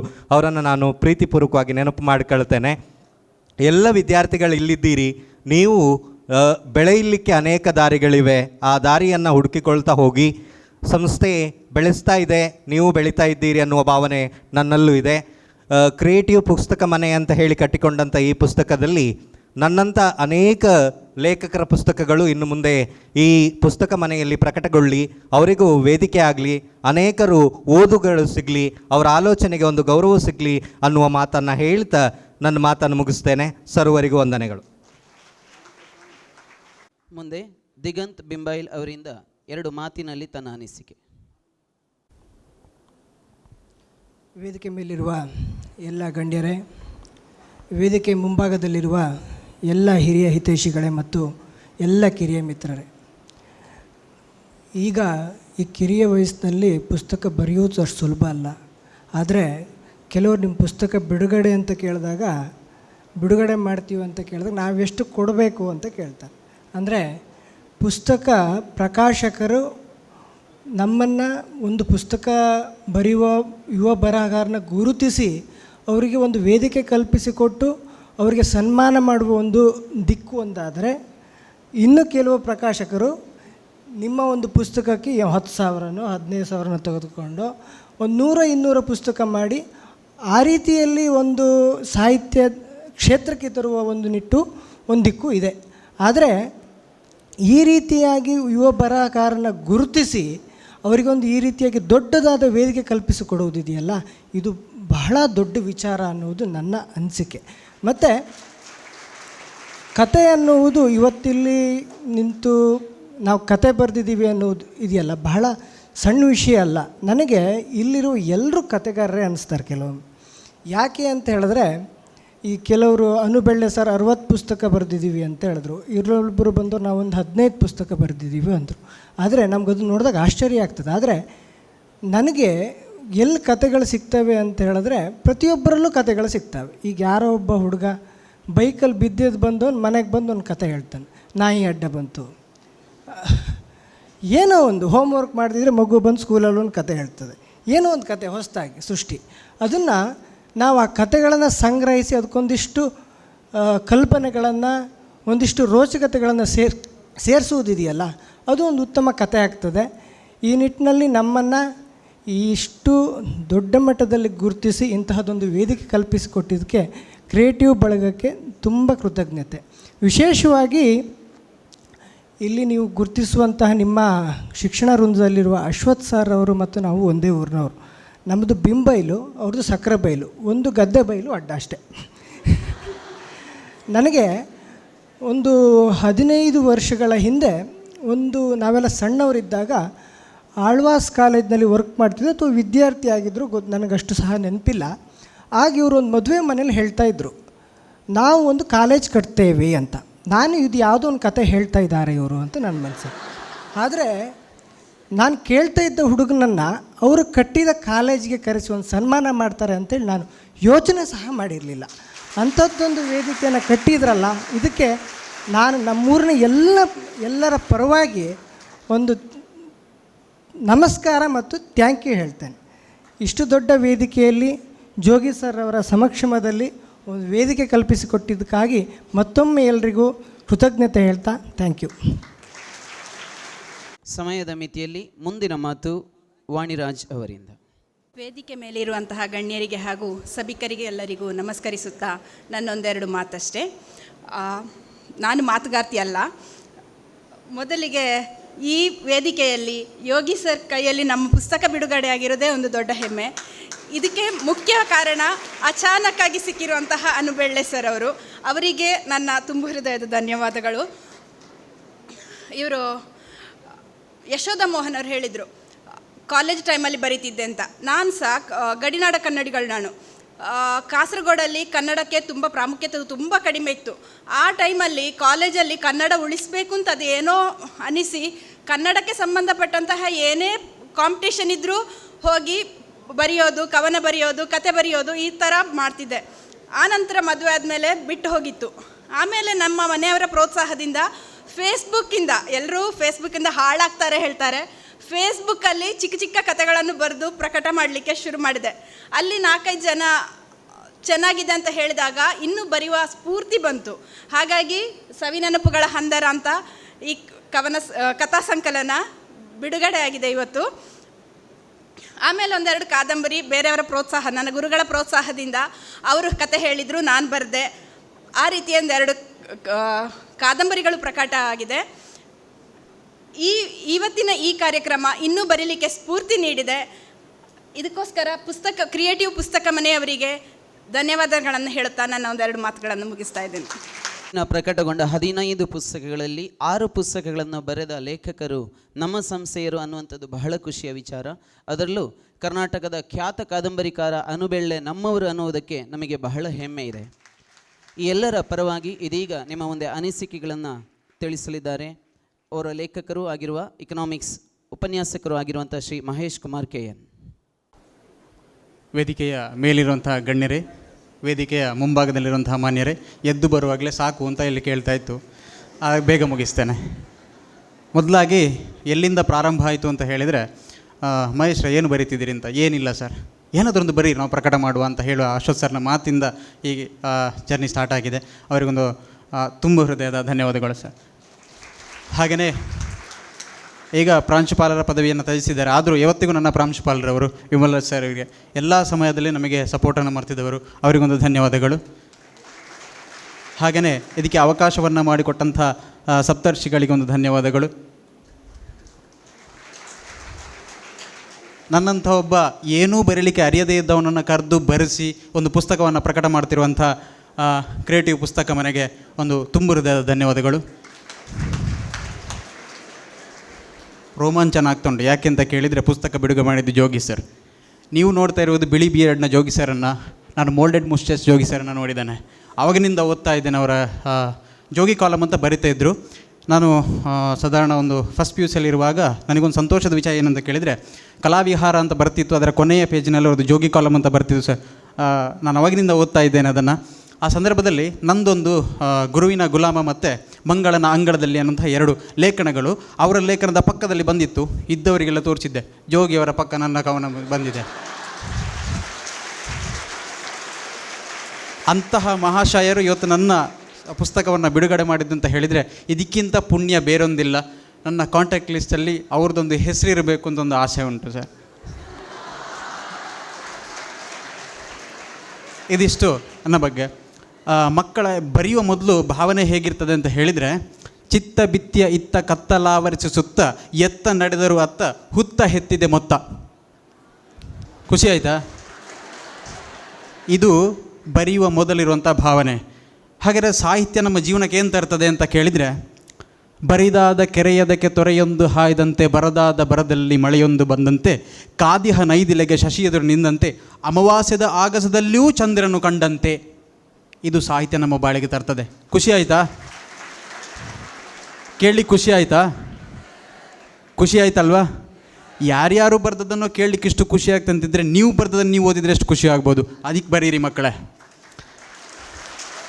ಇಂಥ ಅದ್ಭುತವಾದಂಥ ಬದುಕನ್ನು ಕಟ್ಟಿಕೊಳ್ಳಿಕ್ಕೆ ನಮಗೆ ಸಾಹಿತ್ಯ ಸಹಾಯವನ್ನು ಮಾಡ್ತದೆ. ಎಲ್ಲರ ಪರವಾಗಿ, ಎಲ್ಲ ಲೇಖಕರ ಪರವಾಗಿ ಇಂಥ ಒಂದು ಅವಕಾಶವನ್ನು ಮಾಡಿಕೊಟ್ಟಂಥ ಸರ್ವರಿಗೂ ಶಿರಸಾಷ್ಟಾಂಗ ಪ್ರಣಾಮಗಳನ್ನು ಸಲ್ಲಿಸ್ತಾ ವಿರಮಿಸ್ತಿದ್ದೇನೆ. ವಂದನೆಗಳು ಸರ್. ವೇದಿಕೆಯಲ್ಲಿ ಉಪಸ್ಥಿತರಿದ್ದ ಅತಿಥಿಗಳಾದ ಶ್ರೀ ಕೊಂಡಳ್ಳಿ ಪ್ರಭಾಕರ್ ಶೆಟ್ಟಿ ಅವರಿಂದ ಮಾತು. ವೇದಿಕೆಯ ಮೇಲೆ ಮತ್ತು ಕೆಳಗಿರುವಂಥ ಸಮಸ್ತ ಸಜ್ಜನ ಬಂಧುಗಳಿಗೆ ಪ್ರೀತಿಯ ಪ್ರಣಾಮಗಳನ್ನು ಸಲ್ಲಿಸ್ತೇನೆ. ಇವತ್ತು ಪತ್ರಕರ್ತ ಸಂಘದ ಅಧ್ಯಕ್ಷರು ಶರೀಫರು ಮತ್ತು ಅವ್ರ ತಂಡ ಇಲ್ಲಿ ಕೂತಿದೆ. ಇವತ್ತು ಪತ್ರಿಕಾ ದಿನದ ಶುಭಾಶಯಗಳು ಸಹ ತಮಗೆಲ್ಲರಿಗೂ ಕೂಡ ಸಲ್ಲಿಸ್ತೇನೆ ಮಕ್ಕಳೇ, ನಿಮ್ಮೆಲ್ಲರ ಚಪ್ಪಾಳೆಯ ನಡುವೆ. ಈಗಾಗಲೇ ಎಲ್ಲ ಹೇಳಿದರು. ಎಲ್ಲ ಲೇಖಕರಿಗೆ 15 ಪುಸ್ತಕ ಬಿಡುಗಡೆಯಾಗಿದೆ. ಈ 15 ಪುಸ್ತಕದ ಲೇಖಕರಿಗೆ ಕೂಡ ರೋಮಾಂಚನ ಕೊಡುವಂಥ ಒಂದು ಸಂಗತಿ ಅಂತ ಹೇಳಿದರೆ, ಈ ಪುಸ್ತಕ ಬಿಡುಗಡೆಯಾಗಿರುವಂಥದ್ದು ಪ್ರಸಿದ್ಧ ಲೇಖಕರಾಗಿರುವಂಥ ತಮ್ಮದೇ ಅಂತ ಸಾವಿರಾರು ಅಭಿಮಾನ ಬಳಗ ಹೊಂದಿರುವಂಥ ಜೋಗಿ ಸರ್ ಅವರ ಅಮೃತ ಹಸ್ತ ಅಂತ ಹೇಳೋದು ನಮಗೆಲ್ಲರಿಗೂ ಕೂಡ ಅಭಿಮಾನ ಕೊಡೋ ಸಂಗತಿ. ನಿಜಗುಣ ಕವಿಯ ಒಂದು ಮಾತು ನಂಗೆ ನೆನಪಾಗತ್ತೆ. ಅರಿತವನು ನಾನೆಂದು ನೀ ತೋರದಿರು ದರ್ಪ, ಅರಿವೊಂದು ಶರದಿ ನಿನ್ನರಿವು ಅಲ್ಪ. ಅರಿತುದಕ್ಕೆ ಲಕ್ಷಣವು ನಿಜ ವಿನಯ ಸೌಜನ್ಯ, ಅರಿದೊಡಿದ ನಿಮ್ಮಾನ್ಯ ಬಳುವಸವ. ನಿಜಗುಣ ಕವಿಯ ಒಂದು ಮಾತಿಗೆ ಮಾದರಿ ಅಂದರೆ ಜೋಗಿ ಸರ್. ಅಂಥ ಒಂದು ದೊಡ್ಡ ಲೇಖಕರಾದರೂ ಕೂಡ ನಮ್ಮೊಂದಿಗೆ ನೀವು ಬೆರೆತ ರೀತಿ ಸರ್ ನಿಜವಾಗಿಯೂ ನಮಗೆ ನೆನಪಿಡುವಂಥದ್ದು. ನಿಮಗೆ ನಾವು ತಲೆಬಾಗ್ತಾ ಇದ್ದೇವೆ. ಮೊದಲಾಗಿ ಭಾಳ ಮುಖ್ಯವಾಗಿ ಸಾಕು ಅಂದ ಮೇಲೆ ಕೂಡ ಮಾತನಾಡೋದು ಕೂಡ ಒಂದು ಸವಾಲು. ಹಾಗಾಗಿ ನಾನು ದೀರ್ಘವಾಗಿ ಮಾತಾಡಲಿಕ್ಕೆ ಹೋಗಲ್ಲ. ಒಂದು ಮಾತನ್ನು ನಾವು ನೆನಪು ಮಾಡ್ಕೊಳ್ಬೇಕು. ಇಡೀ ಜಗತ್ತು ಹಿಂದೆ ಹೇಗಿದೆ, ಇವತ್ತು ಹೇಗಿದೆ ಅಂತ ಒಂದು ಸಲ ಅವಲೋಕನ ಮಾಡಿದಾಗ ನಮ್ಗೆ ಅದ್ಭುತ ಅಂತ ಅನಿಸುತ್ತೆ. ಈ ಅದ್ಭುತ ಹೇಗಾಯಿತು ಅಂತ ಹೇಳಿದರೆ, ಒಂದೇ ಒಂದು ಗುಣ ಮನುಷ್ಯಲಿರುವಂಥ ಒಂದು ಗುಣ, ವಿಶೇಷ ಗುಣ ಯಾವುದು ಗೊತ್ತಾ ನಿಮಗೆ? ಸೃಜನಶೀಲ. ಅಂದರೆ ಇಂಗ್ಲೀಷ್ನಲ್ಲಿ ಅದನ್ನು ಕ್ರಿಯೇಟಿವ್ ಅಂತ ಹೇಳ್ತಾರೆ. ಆ ಸೃಜನಶೀಲ ಮನಸ್ಸುಳ್ಳುವಂಥ 7 ಜನ ಸೇರಿಕೊಂಡು ಒಂದು ಸಂಸ್ಥೆಯನ್ನು ಕಟ್ಟಬೇಕು ಅಂತ ಹೊರಟ್ರೆ ಎಂಥ ಒಂದು ಅದ್ಭುತ ಸಂಸ್ಥೆ ಕಟ್ಟಬಹುದು ಅನ್ನೋದಕ್ಕೆ ಕ್ರಿಯೇಟಿವ್ ಸಂಸ್ಥೆ ಸಾಕ್ಷಿ ಅಂತ ಭಾವಿಸ್ಕೊಳ್ತೇನೆ. ಸರ್ ತಮಗೆ 7 ಜನರಿಗೆ ಕೂಡ ನಾನು ಅತ್ಯಂತ ಅಭಿಮಾನದಿಂದ ಅಭಿನಂದಿಸ್ತೇನೆ. ಋಷಿಗಳು ಅಂದರೆ ತಪಸ್ವಿಗಳು. ಒಂದು ಸಂಸ್ಥೆ ಕಟ್ಟಬೇಕು ಕೂಡ ತಪಸ್ಸು ಮಾಡಬೇಕು ಸರ್. ಇದ್ರ ಹಿಂದೆ ಆ ಶ್ರಮ ಹೇಗಿದೆ ಅಂತ ಹೇಳಿದ್ರು ನಿಮಗೆ ಮಾತು ಕೇಳಿದರೆ ಮಾತ್ರ ಅದು ಗೊತ್ತಾಗುತ್ತೆ. ಹಾಗಾಗಿ ನಿಮಗೆಲ್ಲರಿಗೂ ಕೂಡ ಅತ್ಯಂತ ಅಭಿಮಾನದಿಂದ ಅಭಿನಂದಿಸ್ತೇನೆ. ಎಲ್ಲಕ್ಕಿಂತ ಮುಖ್ಯವಾಗಿ ಈ ಸಂಸ್ಥೆ ನೀವು ಕಾರ್ಕಳದಲ್ಲಿ ಕಟ್ಟಿದ್ದೀರಲ್ಲ ಸರ್, ಅದಕ್ಕೆ ನಾನು ಮೊದಲಾಗಿ ತಲೆಬಾಗ್ತೇನೆ ಸರ್. ಯಾಕೆಂದರೆ ಕನ್ನಡ ಸಾಹಿತ್ಯ ಪರಿಷತ್ತಿಗೆ ಒಂದು ಪೂರಕವಾಗುವಂಥ, ನಾನೀಗ ಅವರು ಬೇಸರ ಮಾಡಿಕೊಡೋದಿಲ್ಲ, ಜ್ಞಾನಸುಧ ಮತ್ತು ಈ ಕ್ರಿಯೇಟಿವ್ ಕಾಲೇಜ್ ಎರಡೂ ಕೂಡ ಅದ್ಭುತ ಸಂಸ್ಥೆಗಳು ರಾಜ್ಯ ಕಂಡಂದು. ಆದರೆ ಎರಡೂ ಸಂಸ್ಥೆಗಳು ಕೂಡ ಸಾಹಿತ್ಯದ ಆಸಕ್ತಿ ಬೆಳೆಸ್ಕೊಂಡಿರೋ ಸರ್. ನೀವು ಸಾಹಿತ್ಯದ ಪರವಾಗಿ ಚಿಂತನೆ ಮಾಡ್ತಿರುವಂಥದ್ದು, ಸಾಹಿತ್ಯ ಸಂಸ್ಕೃತಿಯ ಕಾರ್ಯಕ್ರಮ ನಿರಂತರವಾಗಿ ಮಾಡ್ತಾ ಇರುವಂಥದ್ದು. ಶಿಕ್ಷಣ ಅಂತ ಹೇಳಿದರೆ ಕೇವಲ ಜೋಗಿ ಸರ್ ಹೇಳಿದರೆ ಬೌದ್ಧಿಕತೆಯನ್ನು ಸಂಪನ್ನಗೊಳಿಸುವುದಲ್ಲ, ಅದರೊಟ್ಟಿಗೆ ಹೃದಯವನ್ನು ಶ್ರೀಮಂತಗೊಳಿಸಬೇಕು. ಡಿ ವಿ ಜಿಯವರು ಹೇಳ್ತಾರೆ, ಹೃದಯ ಜೀವನಕ್ಕಿಂತೂ ಬೆಲೆ ಇರದೆ, ಫಲವಿರದೆ, ಮಧುರ ಭಾವ ಪ್ರೇಮ ದಯೆಲ್ಲ ಬರಿದೆ, ವಿಧಿಯಂಗಡಿಯೊಳದನ್ನು ಕಸವೆಂದು ತಳ್ಳುವಡೆ, ಬದುಕಿನಲ್ಲಿ ತಿರುಳೇನೋ ಮಂಕುತ್ತಿ.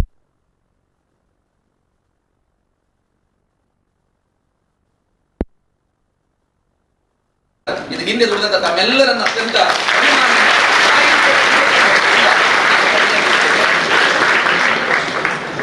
ನಾನು ಮಾತು ಕೇಳ್ತಾ ಇದೆಯಲ್ಲ, ಕರೆಂಟ್ ಬರೋ ಮುಂದೆ ನಿಂತ್ರೆ ಮತ್ತೆ ನಿಮ್ಮ ಸಮಯ ಹಾಳಾಗುತ್ತೆ, ದುಡ್ಡು ಮಾತಾಡಾಗುತ್ತೆ. ಕವಿ ಶಿವಪ್ಪನವರು ಒಂದು ಮಾತು ಹೇಳ್ತಾರೆ, ಈ ನಿನ್ನ ಬಾಳತರು ಚಂದ ಇದೆ ಎನಿಸಿದರೆ ಎನಿತೋ ಜನ ಪ್ರೀತಿಯ ಜಲ ಎರೆದಿರಲೇಬೇಕು. ಅವರ ಸದಾಶಯದ ಚಿಗುರು ಬಳ್ಳಿಯೋ ನೀನು ನೆನೆ ಸತತ ಉಪಕಾರ ಮುತ್ತು ರಾಮ ಅಂತ. ಇವತ್ತು ನಾನು ನಿಮ್ಮೆದುರು ಧೈರ್ಯವಾಗಿ ಮಾತನಾಡ್ತೀನಿ ಅಂತಾದ್ರೆ, ಇವತ್ತು ನನ್ನೊಂದು ಪುಸ್ತಕ ಬಿಡುಗಡೆ ಆಗ್ತಾ ಇದೆ ಅಂತಾದ್ರೆ ಇದಕ್ಕೆ ಪ್ರೇರಣೆ ಕೊಟ್ಟಂಥ ಒಂದು ವ್ಯಕ್ತಿಯನ್ನು ಖಂಡಿತ ನಾನು ಮರಲಿಕ್ಕೆ ಸಾಧ್ಯ ಇಲ್ಲ. ನಾನು ಯಾವಾಗ ಪುಸ್ತಕದಲ್ಲಿ ಕೊಂಡು ನೆನಪು ಮಾಡ್ಕೊಂಡಿದ್ದೇನೆ. ನೀವೆಲ್ಲರೂ ಪ್ರೀತಿಸುವಂಥ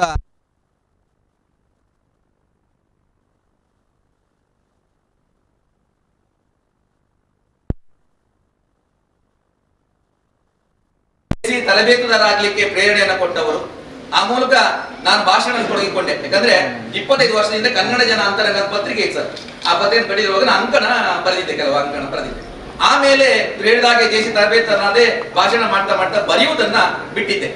ಆದ್ರೆ ಪುಸ್ತಕ ಓದುವಂತ ಆ ಒಂದು ಹವ್ಯಾಸವನ್ನ ಪ್ರೀತಿಯನ್ನ ಬೆಳೆಸ್ಕೊಂಡಿದ್ದೆ, ಅದನ್ನು ಬಿಡ್ಲಿಲ್ಲ. ಇಲ್ಲಿ ರಾಮಚಂದ್ರ ಬರೆಯಪಡೆಯವರಿದ್ದಾರೆ. ನ್ಯೂಸ್ ಕಾರ್ಕಳ ವೆಬ್ಸೈಟ್ ಆರಂಭವಾದಾಗ ನನ್ನ ಮಿತ್ರ ರಾಜೇಂದ್ರ ಭಟ್ ಹೇಳಿದ್ರು, ಪ್ರಭಾಕರ್ ಸರ್ ನೀವು ಅದಕ್ಕೊಂದು ಲೇಖನವನ್ನ ಕಗ್ಗದ ಬಗ್ಗೆ ಬರೀಲೇಬೇಕು ಅಂತ ಹೇಳಿದರು. ನೋಡಿ, ಆ ಲೇಖನ ಅವ್ರು ಯಾವತ್ತು ಹೇಳಿದ್ರು ಆ ಮೂಲಕ ನಾನು ಬರೆಯಲಿಕ್ಕೆ ಆರಂಭ ಮಾಡಿದೆ. ಇವತ್ತು ಕಗ್ಗೋಪದೇಶುವಂಥ ಒಂದು ಪುಸ್ತಕ ನಿಮ್ಮ ಮುಂದೆ ಬಂದಿದೆ. ಹಾಗಾಗಿ ಈ ಸಂದರ್ಭದಲ್ಲಿ ನಂಗೆ ಪ್ರೇರಣೆ ನೀಡಿದಂಥ ರಾಜೇಂದ್ರ ಭಟ್ ಸರ್, ಇದನ್ನು ಪ್ರಕಟಿಸಿದಂಥ ರಾಮಚಂದ್ರ ಬರೆಯಪಡ್ ಸರ್, ನಿಮ್ಮನ್ನು ಅತ್ಯಂತ ಪ್ರೀತಿ ಪ್ರಣಾಮಗಳನ್ನು ಸಲ್ಲಿಸಿಕೊಳ್ತಾ ನೆನಪಿಸ್ಕೊಳ್ತೇನೆ. ಕಗ್ಗದ ಬಗ್ಗೆ ಭಾಷಣ ಮಾಡಲಿಕ್ಕೆ ನಾನು ಹೋಗಲ್ಲ.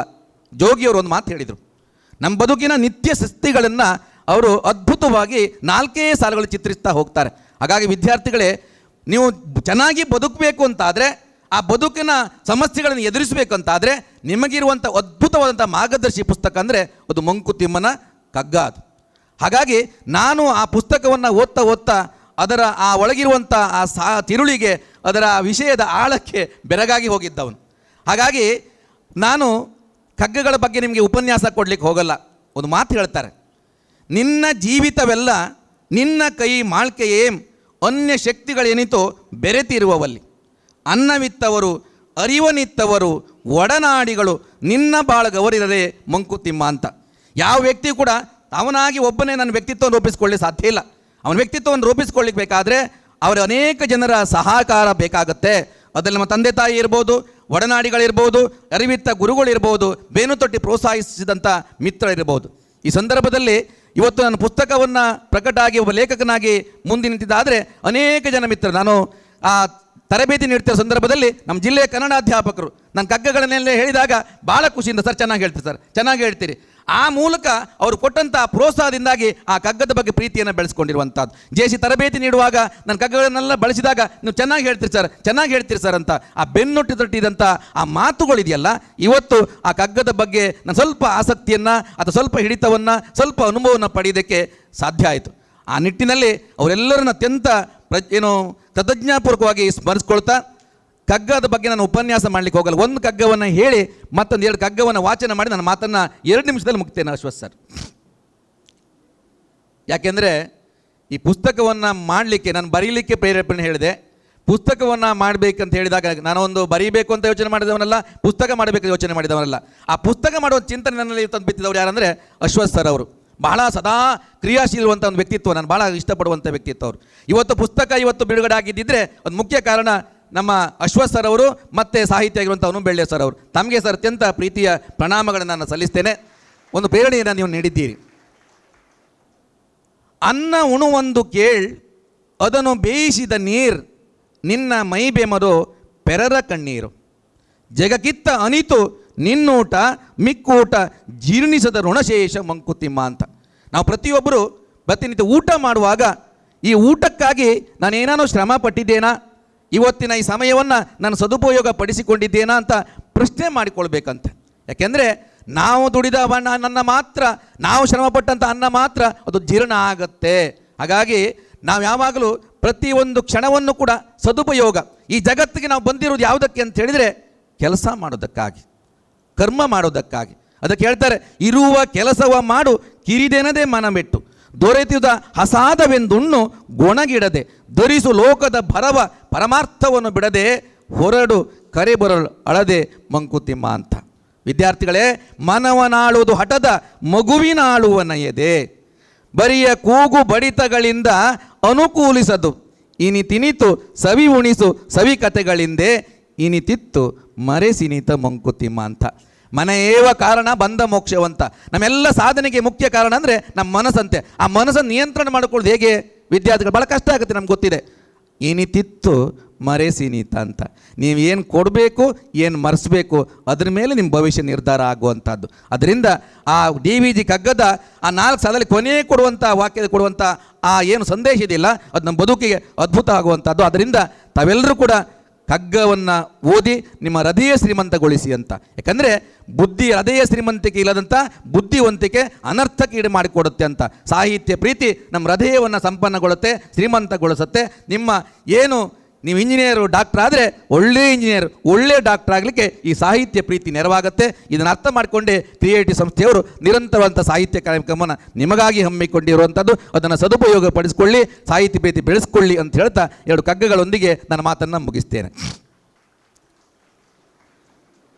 ನಗುಮನದಿ ಲೋಗರ ವಿಕಾರಂಗಳನ್ನು ಕಂಡು ಬಿಗಿ ತುಟಿಯ ದುಡಿವಂದು ನೋವ ಪಡುವಂದು ಪೊಗು ವಿಶ್ವ ಜೀವನದ ಜೀವಾಂತರಂಗದಲ್ಲಿ ನಗು ನಗುತ್ತ ಬಾಳ್ತೆರಳೋ ಮಂಕುತಿಮ್ಮ. ಸ್ಮಿತವಿರಲಿ ವದನದಲ್ಲಿ ಕಿವಿಗೆ ಕೇಳಿಸದಿರಲಿ, ಹಿತವಿರಲಿ ವಚನದಲ್ಲಿ ಋತವ ಬಿಡದಿರಲಿ, ಮಿತವಿರಲಿ ಮನಸ್ಸಿನ ಉದ್ವೇಗದಲ್ಲಿ ಭೋಗದಲ್ಲಿ, ಅತಿ ಬೇಡ ಎಲ್ಲಿಯುಂ ಮಂಕುತಿಮ್ಮ. ನಗು ನಗುವ ಕಂಗಳಿಗೆ ಹೊಗೆಯನುದಲು ಬೇಡ, ಜಗವು ಸುಡುಗಾಡೆನುವ ಕಡು ತಪವು ಬೇಡ. ಮಗುವು ತಾಯಿ ತಂದೆ ಕಣ್ಮುಂದೆ ನಡೆವಂತೆ ನಡೆ, ಮಿಗೆ ಚಿಂತೆ ತಲೆ ಹರಟೆ ಮಂಕುತಿಮ್ಮ. ಘನತತ್ವ ಒಂದಕ್ಕೆ ದಿನರಾತ್ರಿ ಮನಸೋತು, ನೆನೆಯದು ಬೇರೊಂದನು ಎಲ್ಲವನು ನೀಡುತ್ತಾ, ಅದರ ಅನುಸಂಧಿಯಲ್ಲಿ ಜೀವಭಾರವನ್ನು ಸವೆಸುವುದು ಹನುಮಂತನುಪದೇಶ ಮಂಕುತಿಮ್ಮ. ನಗುವೊಂದು ರಸಪಾಕ ಅಳುವೊಂದು ರಸಪಾಕ, ನಗುವಾತ್ಮ ಪರಿಮಳವ ಪಸರಿಸುವ ಕುಸುಮ, ದುಗುಡ ಆತ್ಮವ ಕಡೆದು ಸತ್ವವೆತ್ತುವ ಮಂತು, ಬಗೆದೆರುಡು ನುಂಬುಜಿಸೋ ಮಂಕುತಿಮ್ಮ. ರಾಮ ನಿರ್ದಂದು ರಾವಣ ನಿರ್ಧನಲ, ಭೀಮ ನಿರ್ದಂದು ದುಶ್ಯಾಸನದೋರ್ವನ್, ಈ ಇಳೆಯಳು ಕೆಡುಕಿರ್ದುದೆಂದು ರಾಮ ಭಟನಾಗುನಿ ಮಂಕುತಿಮ್ಮ. ರಾಮ ಭಟನಾಗುನಿ ಮಂಕುತಿಮ್ಮ. ಎಲ್ಲರಿಗೂ ಈಗ ನಮೋ ಬಂಧುಗಳೇ ಭಾಗಿಗಳೇ, ಉಲ್ಲಾಸ ಇತ್ತವರೇ ಮನವ ತೊಳೆದವರೇ, ಟೊಳ್ಳು ಜಗ ಸಾಕು ಬಾಳ್ ಎಂದು ವರವಾದವರೇ, ಕೊಳ್ಳಿರಿ ನಮನವನು ಮಂಕುತಿಮ್ಮ. ಕೊಳ್ಳಿರಿ ನಮನವನು ಮಂಕುತಿಮ್ಮ. ಧನ್ಯವಾದಗಳು. ಸಭಾ ಕಾರ್ಯಕ್ರಮವನ್ನು ಮುಗಿಸುವ ಮುನ್ನ ನಮ್ಮ ಸಂಸ್ಥೆಯ 3 ವ್ಯಕ್ತಿಗಳನ್ನು ಗೌರವಿಸುವ ಕಾರ್ಯಕ್ರಮ ಇದೀಗ. ಶ್ರೀ ನರೇಶ್ BR, ಶ್ರೀ ಪ್ರವೀಣ್ ಕುಮಾರ್ R ಹಾಗೂ ರಸಾಯನಶಾಸ್ತ್ರ ಉಪನ್ಯಾಸಕರಾದ ಶ್ರೀ ರಂಜಿತ್ ಅವರು ವೇದಿಕೆಗೆ ಬಂದು ಈ ಆಸನವನ್ನು ಸ್ವೀಕರಿಸಬೇಕಾಗಿ ವಿನಂತಿ ಮಾಡ್ತಾ ಇದ್ದೇವೆ. ಇದ್ದು ನಮ್ಮ ಸಂಸ್ಥೆಯಿಂದ ನಡೆಸಲ್ಪಡುವಂಥ ಕ್ರಿಯೇಟಿವ್ ಪುಸ್ತಕ ಮನೆಯ ಪ್ರಕಾಶನದ ಎಲ್ಲ ಪುಸ್ತಕಗಳನ್ನು ಅದರ ಮುಖಪುಟವನ್ನು ವಿನ್ಯಾಸ ಮಾಡಿದವರು ಮಾತ್ರವಲ್ಲ, ನಮ್ಮ ಕಾಲೇಜಿನ ಎಲ್ಲ ರೀತಿಯ ಪೋಸ್ಟರ್ಗಳನ್ನು, ನೀವು ಬಂದ ತಕ್ಷಣ ಕಾಣುವ ಎಲ್ಲ ಫ್ಲೆಕ್ಸ್ಗಳನ್ನು ನಿರ್ಮಾಣ ಮಾಡಿದವರು, ಅದಕ್ಕೆ ರೂಪುರೇಷೆಯನ್ನು ಕೊಟ್ಟವರು ಶ್ರೀ ನರೇಶ್ BR. ಇವರಿಗೆ ಸಂಸ್ಥೆಯ ಪರವಾಗಿ ಪುಸ್ತಕ ಮನೆಯ ಪರವಾಗಿ ಗೌರವಾರ್ಪಣೆ. ಹಾಗೆ ಇನ್ನೋರ್ವ ಶ್ರೀ ಪ್ರವೀಣ್ ಕುಮಾರ್ R. ಶ್ರೀ ಪ್ರವೀಣ್ ಕುಮಾರ್ R ಅವರು ನಮ್ಮ ಸಂಸ್ಥೆಯ ಉದ್ಯೋಗಿ, ಜೊತೆಗೆ ನಮ್ಮ ಕಾಲೇಜಿನ ಎಲ್ಲ ರೀತಿಯ ವಿಡಿಯೋಗಳನ್ನು ಎಡಿಟಿಂಗ್ ಮಾಡುವವರು. ನಮ್ಮ ಪುಸ್ತಕ ಮನೆಯಿಂದ ಪ್ರಕಾಶನಗೊಳ್ಳುತ್ತಿರುವಂತಹ ಪುಸ್ತಕಗಳಿಗೆ ಪೂರಕವಾಗಿ ಕಿರುಚಿತ್ರವನ್ನು ನಿರ್ಮಾಣ ಮಾಡಿದವರು, ಕಿರುಚಿತ್ರವನ್ನು ತಯಾರಿಸಿದವರು. ಇವರಿಗೂ ಕೂಡ ಸಂಸ್ಥೆ ಪರವಾಗಿ ಆತ್ಮೀಯವಾದ ಧನ್ಯವಾದಗಳೊಂದಿಗೆ ಗೌರವಾರ್ಪಣೆಯನ್ನು ಮಾಡ್ತಾ ಇದ್ದೇವೆ. ಅಂತೆಯೇ ಇನ್ನೋರ್ವ ಶ್ರೀ ರಂಜಿತ್, ರಸಾಯನಶಾಸ್ತ್ರ ಉಪನ್ಯಾಸಕರು, ಪುಸ್ತಕ ಮನೆಯ ವಿಶೇಷ ಪರಿಕಲ್ಪನೆಯ ಮಹತ್ವಾಕಾಂಕ್ಷೆಯ ಯೋಜನೆ ಪುಸ್ತಕ ಪೋಷಕ. ಈ ಪುಸ್ತಕ ಪೋಷಕ ಯೋಜನೆಗೆ ದಾನಿಗಳಿಂದ ನಾವು ಪುಸ್ತಕಗಳನ್ನು ಕೊಡಿಸ್ತಾ ಇದ್ದೇವೆ. ಇದಕ್ಕೆ ಇದೀಗಲೇ ಸುಮಾರು 10,000ಗಳಷ್ಟು ದಾನವನ್ನು ನೀಡಿದವರು ಶ್ರೀ ರಂಜಿತ್ ಮಾತ್ರವಲ್ಲ, ತನ್ನ ಪ್ರತಿ ತಿಂಗಳ ಸಂಬಳದಿಂದ, ತನ್ನ ಪ್ರತಿ ತಿಂಗಳ ವೇತನದಿಂದ ಪ್ರತಿ ತಿಂಗಳು 1,000 ರೂಪಾಯಿಯನ್ನು ಈ ಪುಸ್ತಕ ಪೋಷಕ ಯೋಜನೆಗೆ ನೀಡ್ತಾ ಇದ್ದಾರೆ. ಇವರಿಗೆ ಎಲ್ಲರಿಗೂ ಕೂಡ ನಮ್ಮ ಸಂಸ್ಥೆಯ ಪರವಾಗಿ ಸೇರಿದ ಎಲ್ಲರ ಪರವಾಗಿ ಪ್ರೀತಿಪೂರ್ವಕ ಗೌರವಾದರದ ಸನ್ಮಾನವನ್ನು ಮಾಡ್ತಾ ಇದ್ದೇವೆ.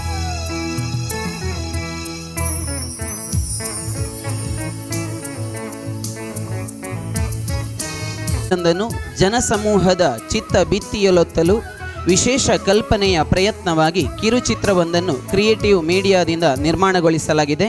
ಈ ಕಿರುಚಿತ್ರ ಧನ್ಯವಾದ ಸಮರ್ಪಣೆಯ ತಕ್ಷಣ ಬಿತ್ತರಗೊಳ್ಳಲಿದೆ. ದಯವಿಟ್ಟು ತಾವೆಲ್ಲರೂ ಅದನ್ನು ವೀಕ್ಷಿಸಬೇಕು. ಪುಸ್ತಕ ಮನೆಯಿಂದ ಪ್ರಕಟಗೊಳ್ಳುವ ಎಲ್ಲ ಪುಸ್ತಕಗಳಿಗೂ ಪೂರಕವಾದ ಕಿರುಚಿತ್ರಗಳು ಮುಂದಿನ ದಿನ ಬಿತ್ತರಗೊಳ್ಳಲಿವೆ. ಇಂದಿನ ಸಮಾರಂಭದಲ್ಲಿ ಮುಖ್ಯ ಅತಿಥಿಗಳಾಗಿ ಆಗಮಿಸಿ ಕೃತಿಗಳನ್ನು ಲೋಕಾರ್ಪಣೆ ಮಾಡಿದ ಶ್ರೀ ಗಿರೀಶ್ ರಾವ್ ಹತ್ವಾರ್ ಅವರಿಗೆ ಗೌರವಪೂರ್ವಕ ಧನ್ಯವಾದಗಳನ್ನು ಸಮರ್ಪಿಸ್ತಾ ಇದ್ದೇನೆ. ಸಮಾರಂಭದಲ್ಲಿ ಪಾಲ್ಗೊಂಡ ಶಾಸಕರಾದ ಶ್ರೀ ವಿ ಸುನೀಲ್ ಕುಮಾರ್ ಅವರಿಗೂ ಕೂಡ ಪ್ರೀತಿಯ ವಂದನೆಗಳನ್ನು ಸಲ್ಲಿಸ್ತಾ ಇದ್ದೇನೆ. ವೇದಿಕೆಯಲ್ಲಿ ಉಪಸ್ಥಿತರಿದ್ದ ಖ್ಯಾತ ವಾಗ್ಮಿಗಳಾದ ಶ್ರೀ ಕೊಂಡಳ್ಳಿ ಪ್ರಭಾಕರ್ ಶೆಟ್ಟಿ ಅವರಿಗೆ ಹೃದಯಪೂರ್ವಕ ವಂದನೆಗಳು. ಕಾರ್ಯಕ್ರಮದ ನಿರ್ಮಾತೃಗಳಾದ ಸಪ್ತ ಸಂಸ್ಥಾಪಕರಿಗೂ ಪ್ರೀತಿಯ ವಂದನೆಗಳು. ಸಮಾರಂಭದಲ್ಲಿ ಪಾಲ್ಗೊಂಡ ಲೇಖಕರು, ಮಾಧ್ಯಮ ಬಂಧುಗಳು, ಆಹ್ವಾನಿತರು, ಉಪನ್ಯಾಸಕ ಮತ್ತು ಉಪನ್ಯಾಸಕೇತರ ಬಂಧುಗಳು ಹಾಗೆ ನಲ್ಮೆಯ ವಿದ್ಯಾರ್ಥಿಗಳಿಗೆ ಸಹಕರಿಸಿದ ಸರ್ವರಿಗೆ ಹೃದಯಾಂತರಾಳದ ವಂದನೆಗಳು. ಇನ್ನು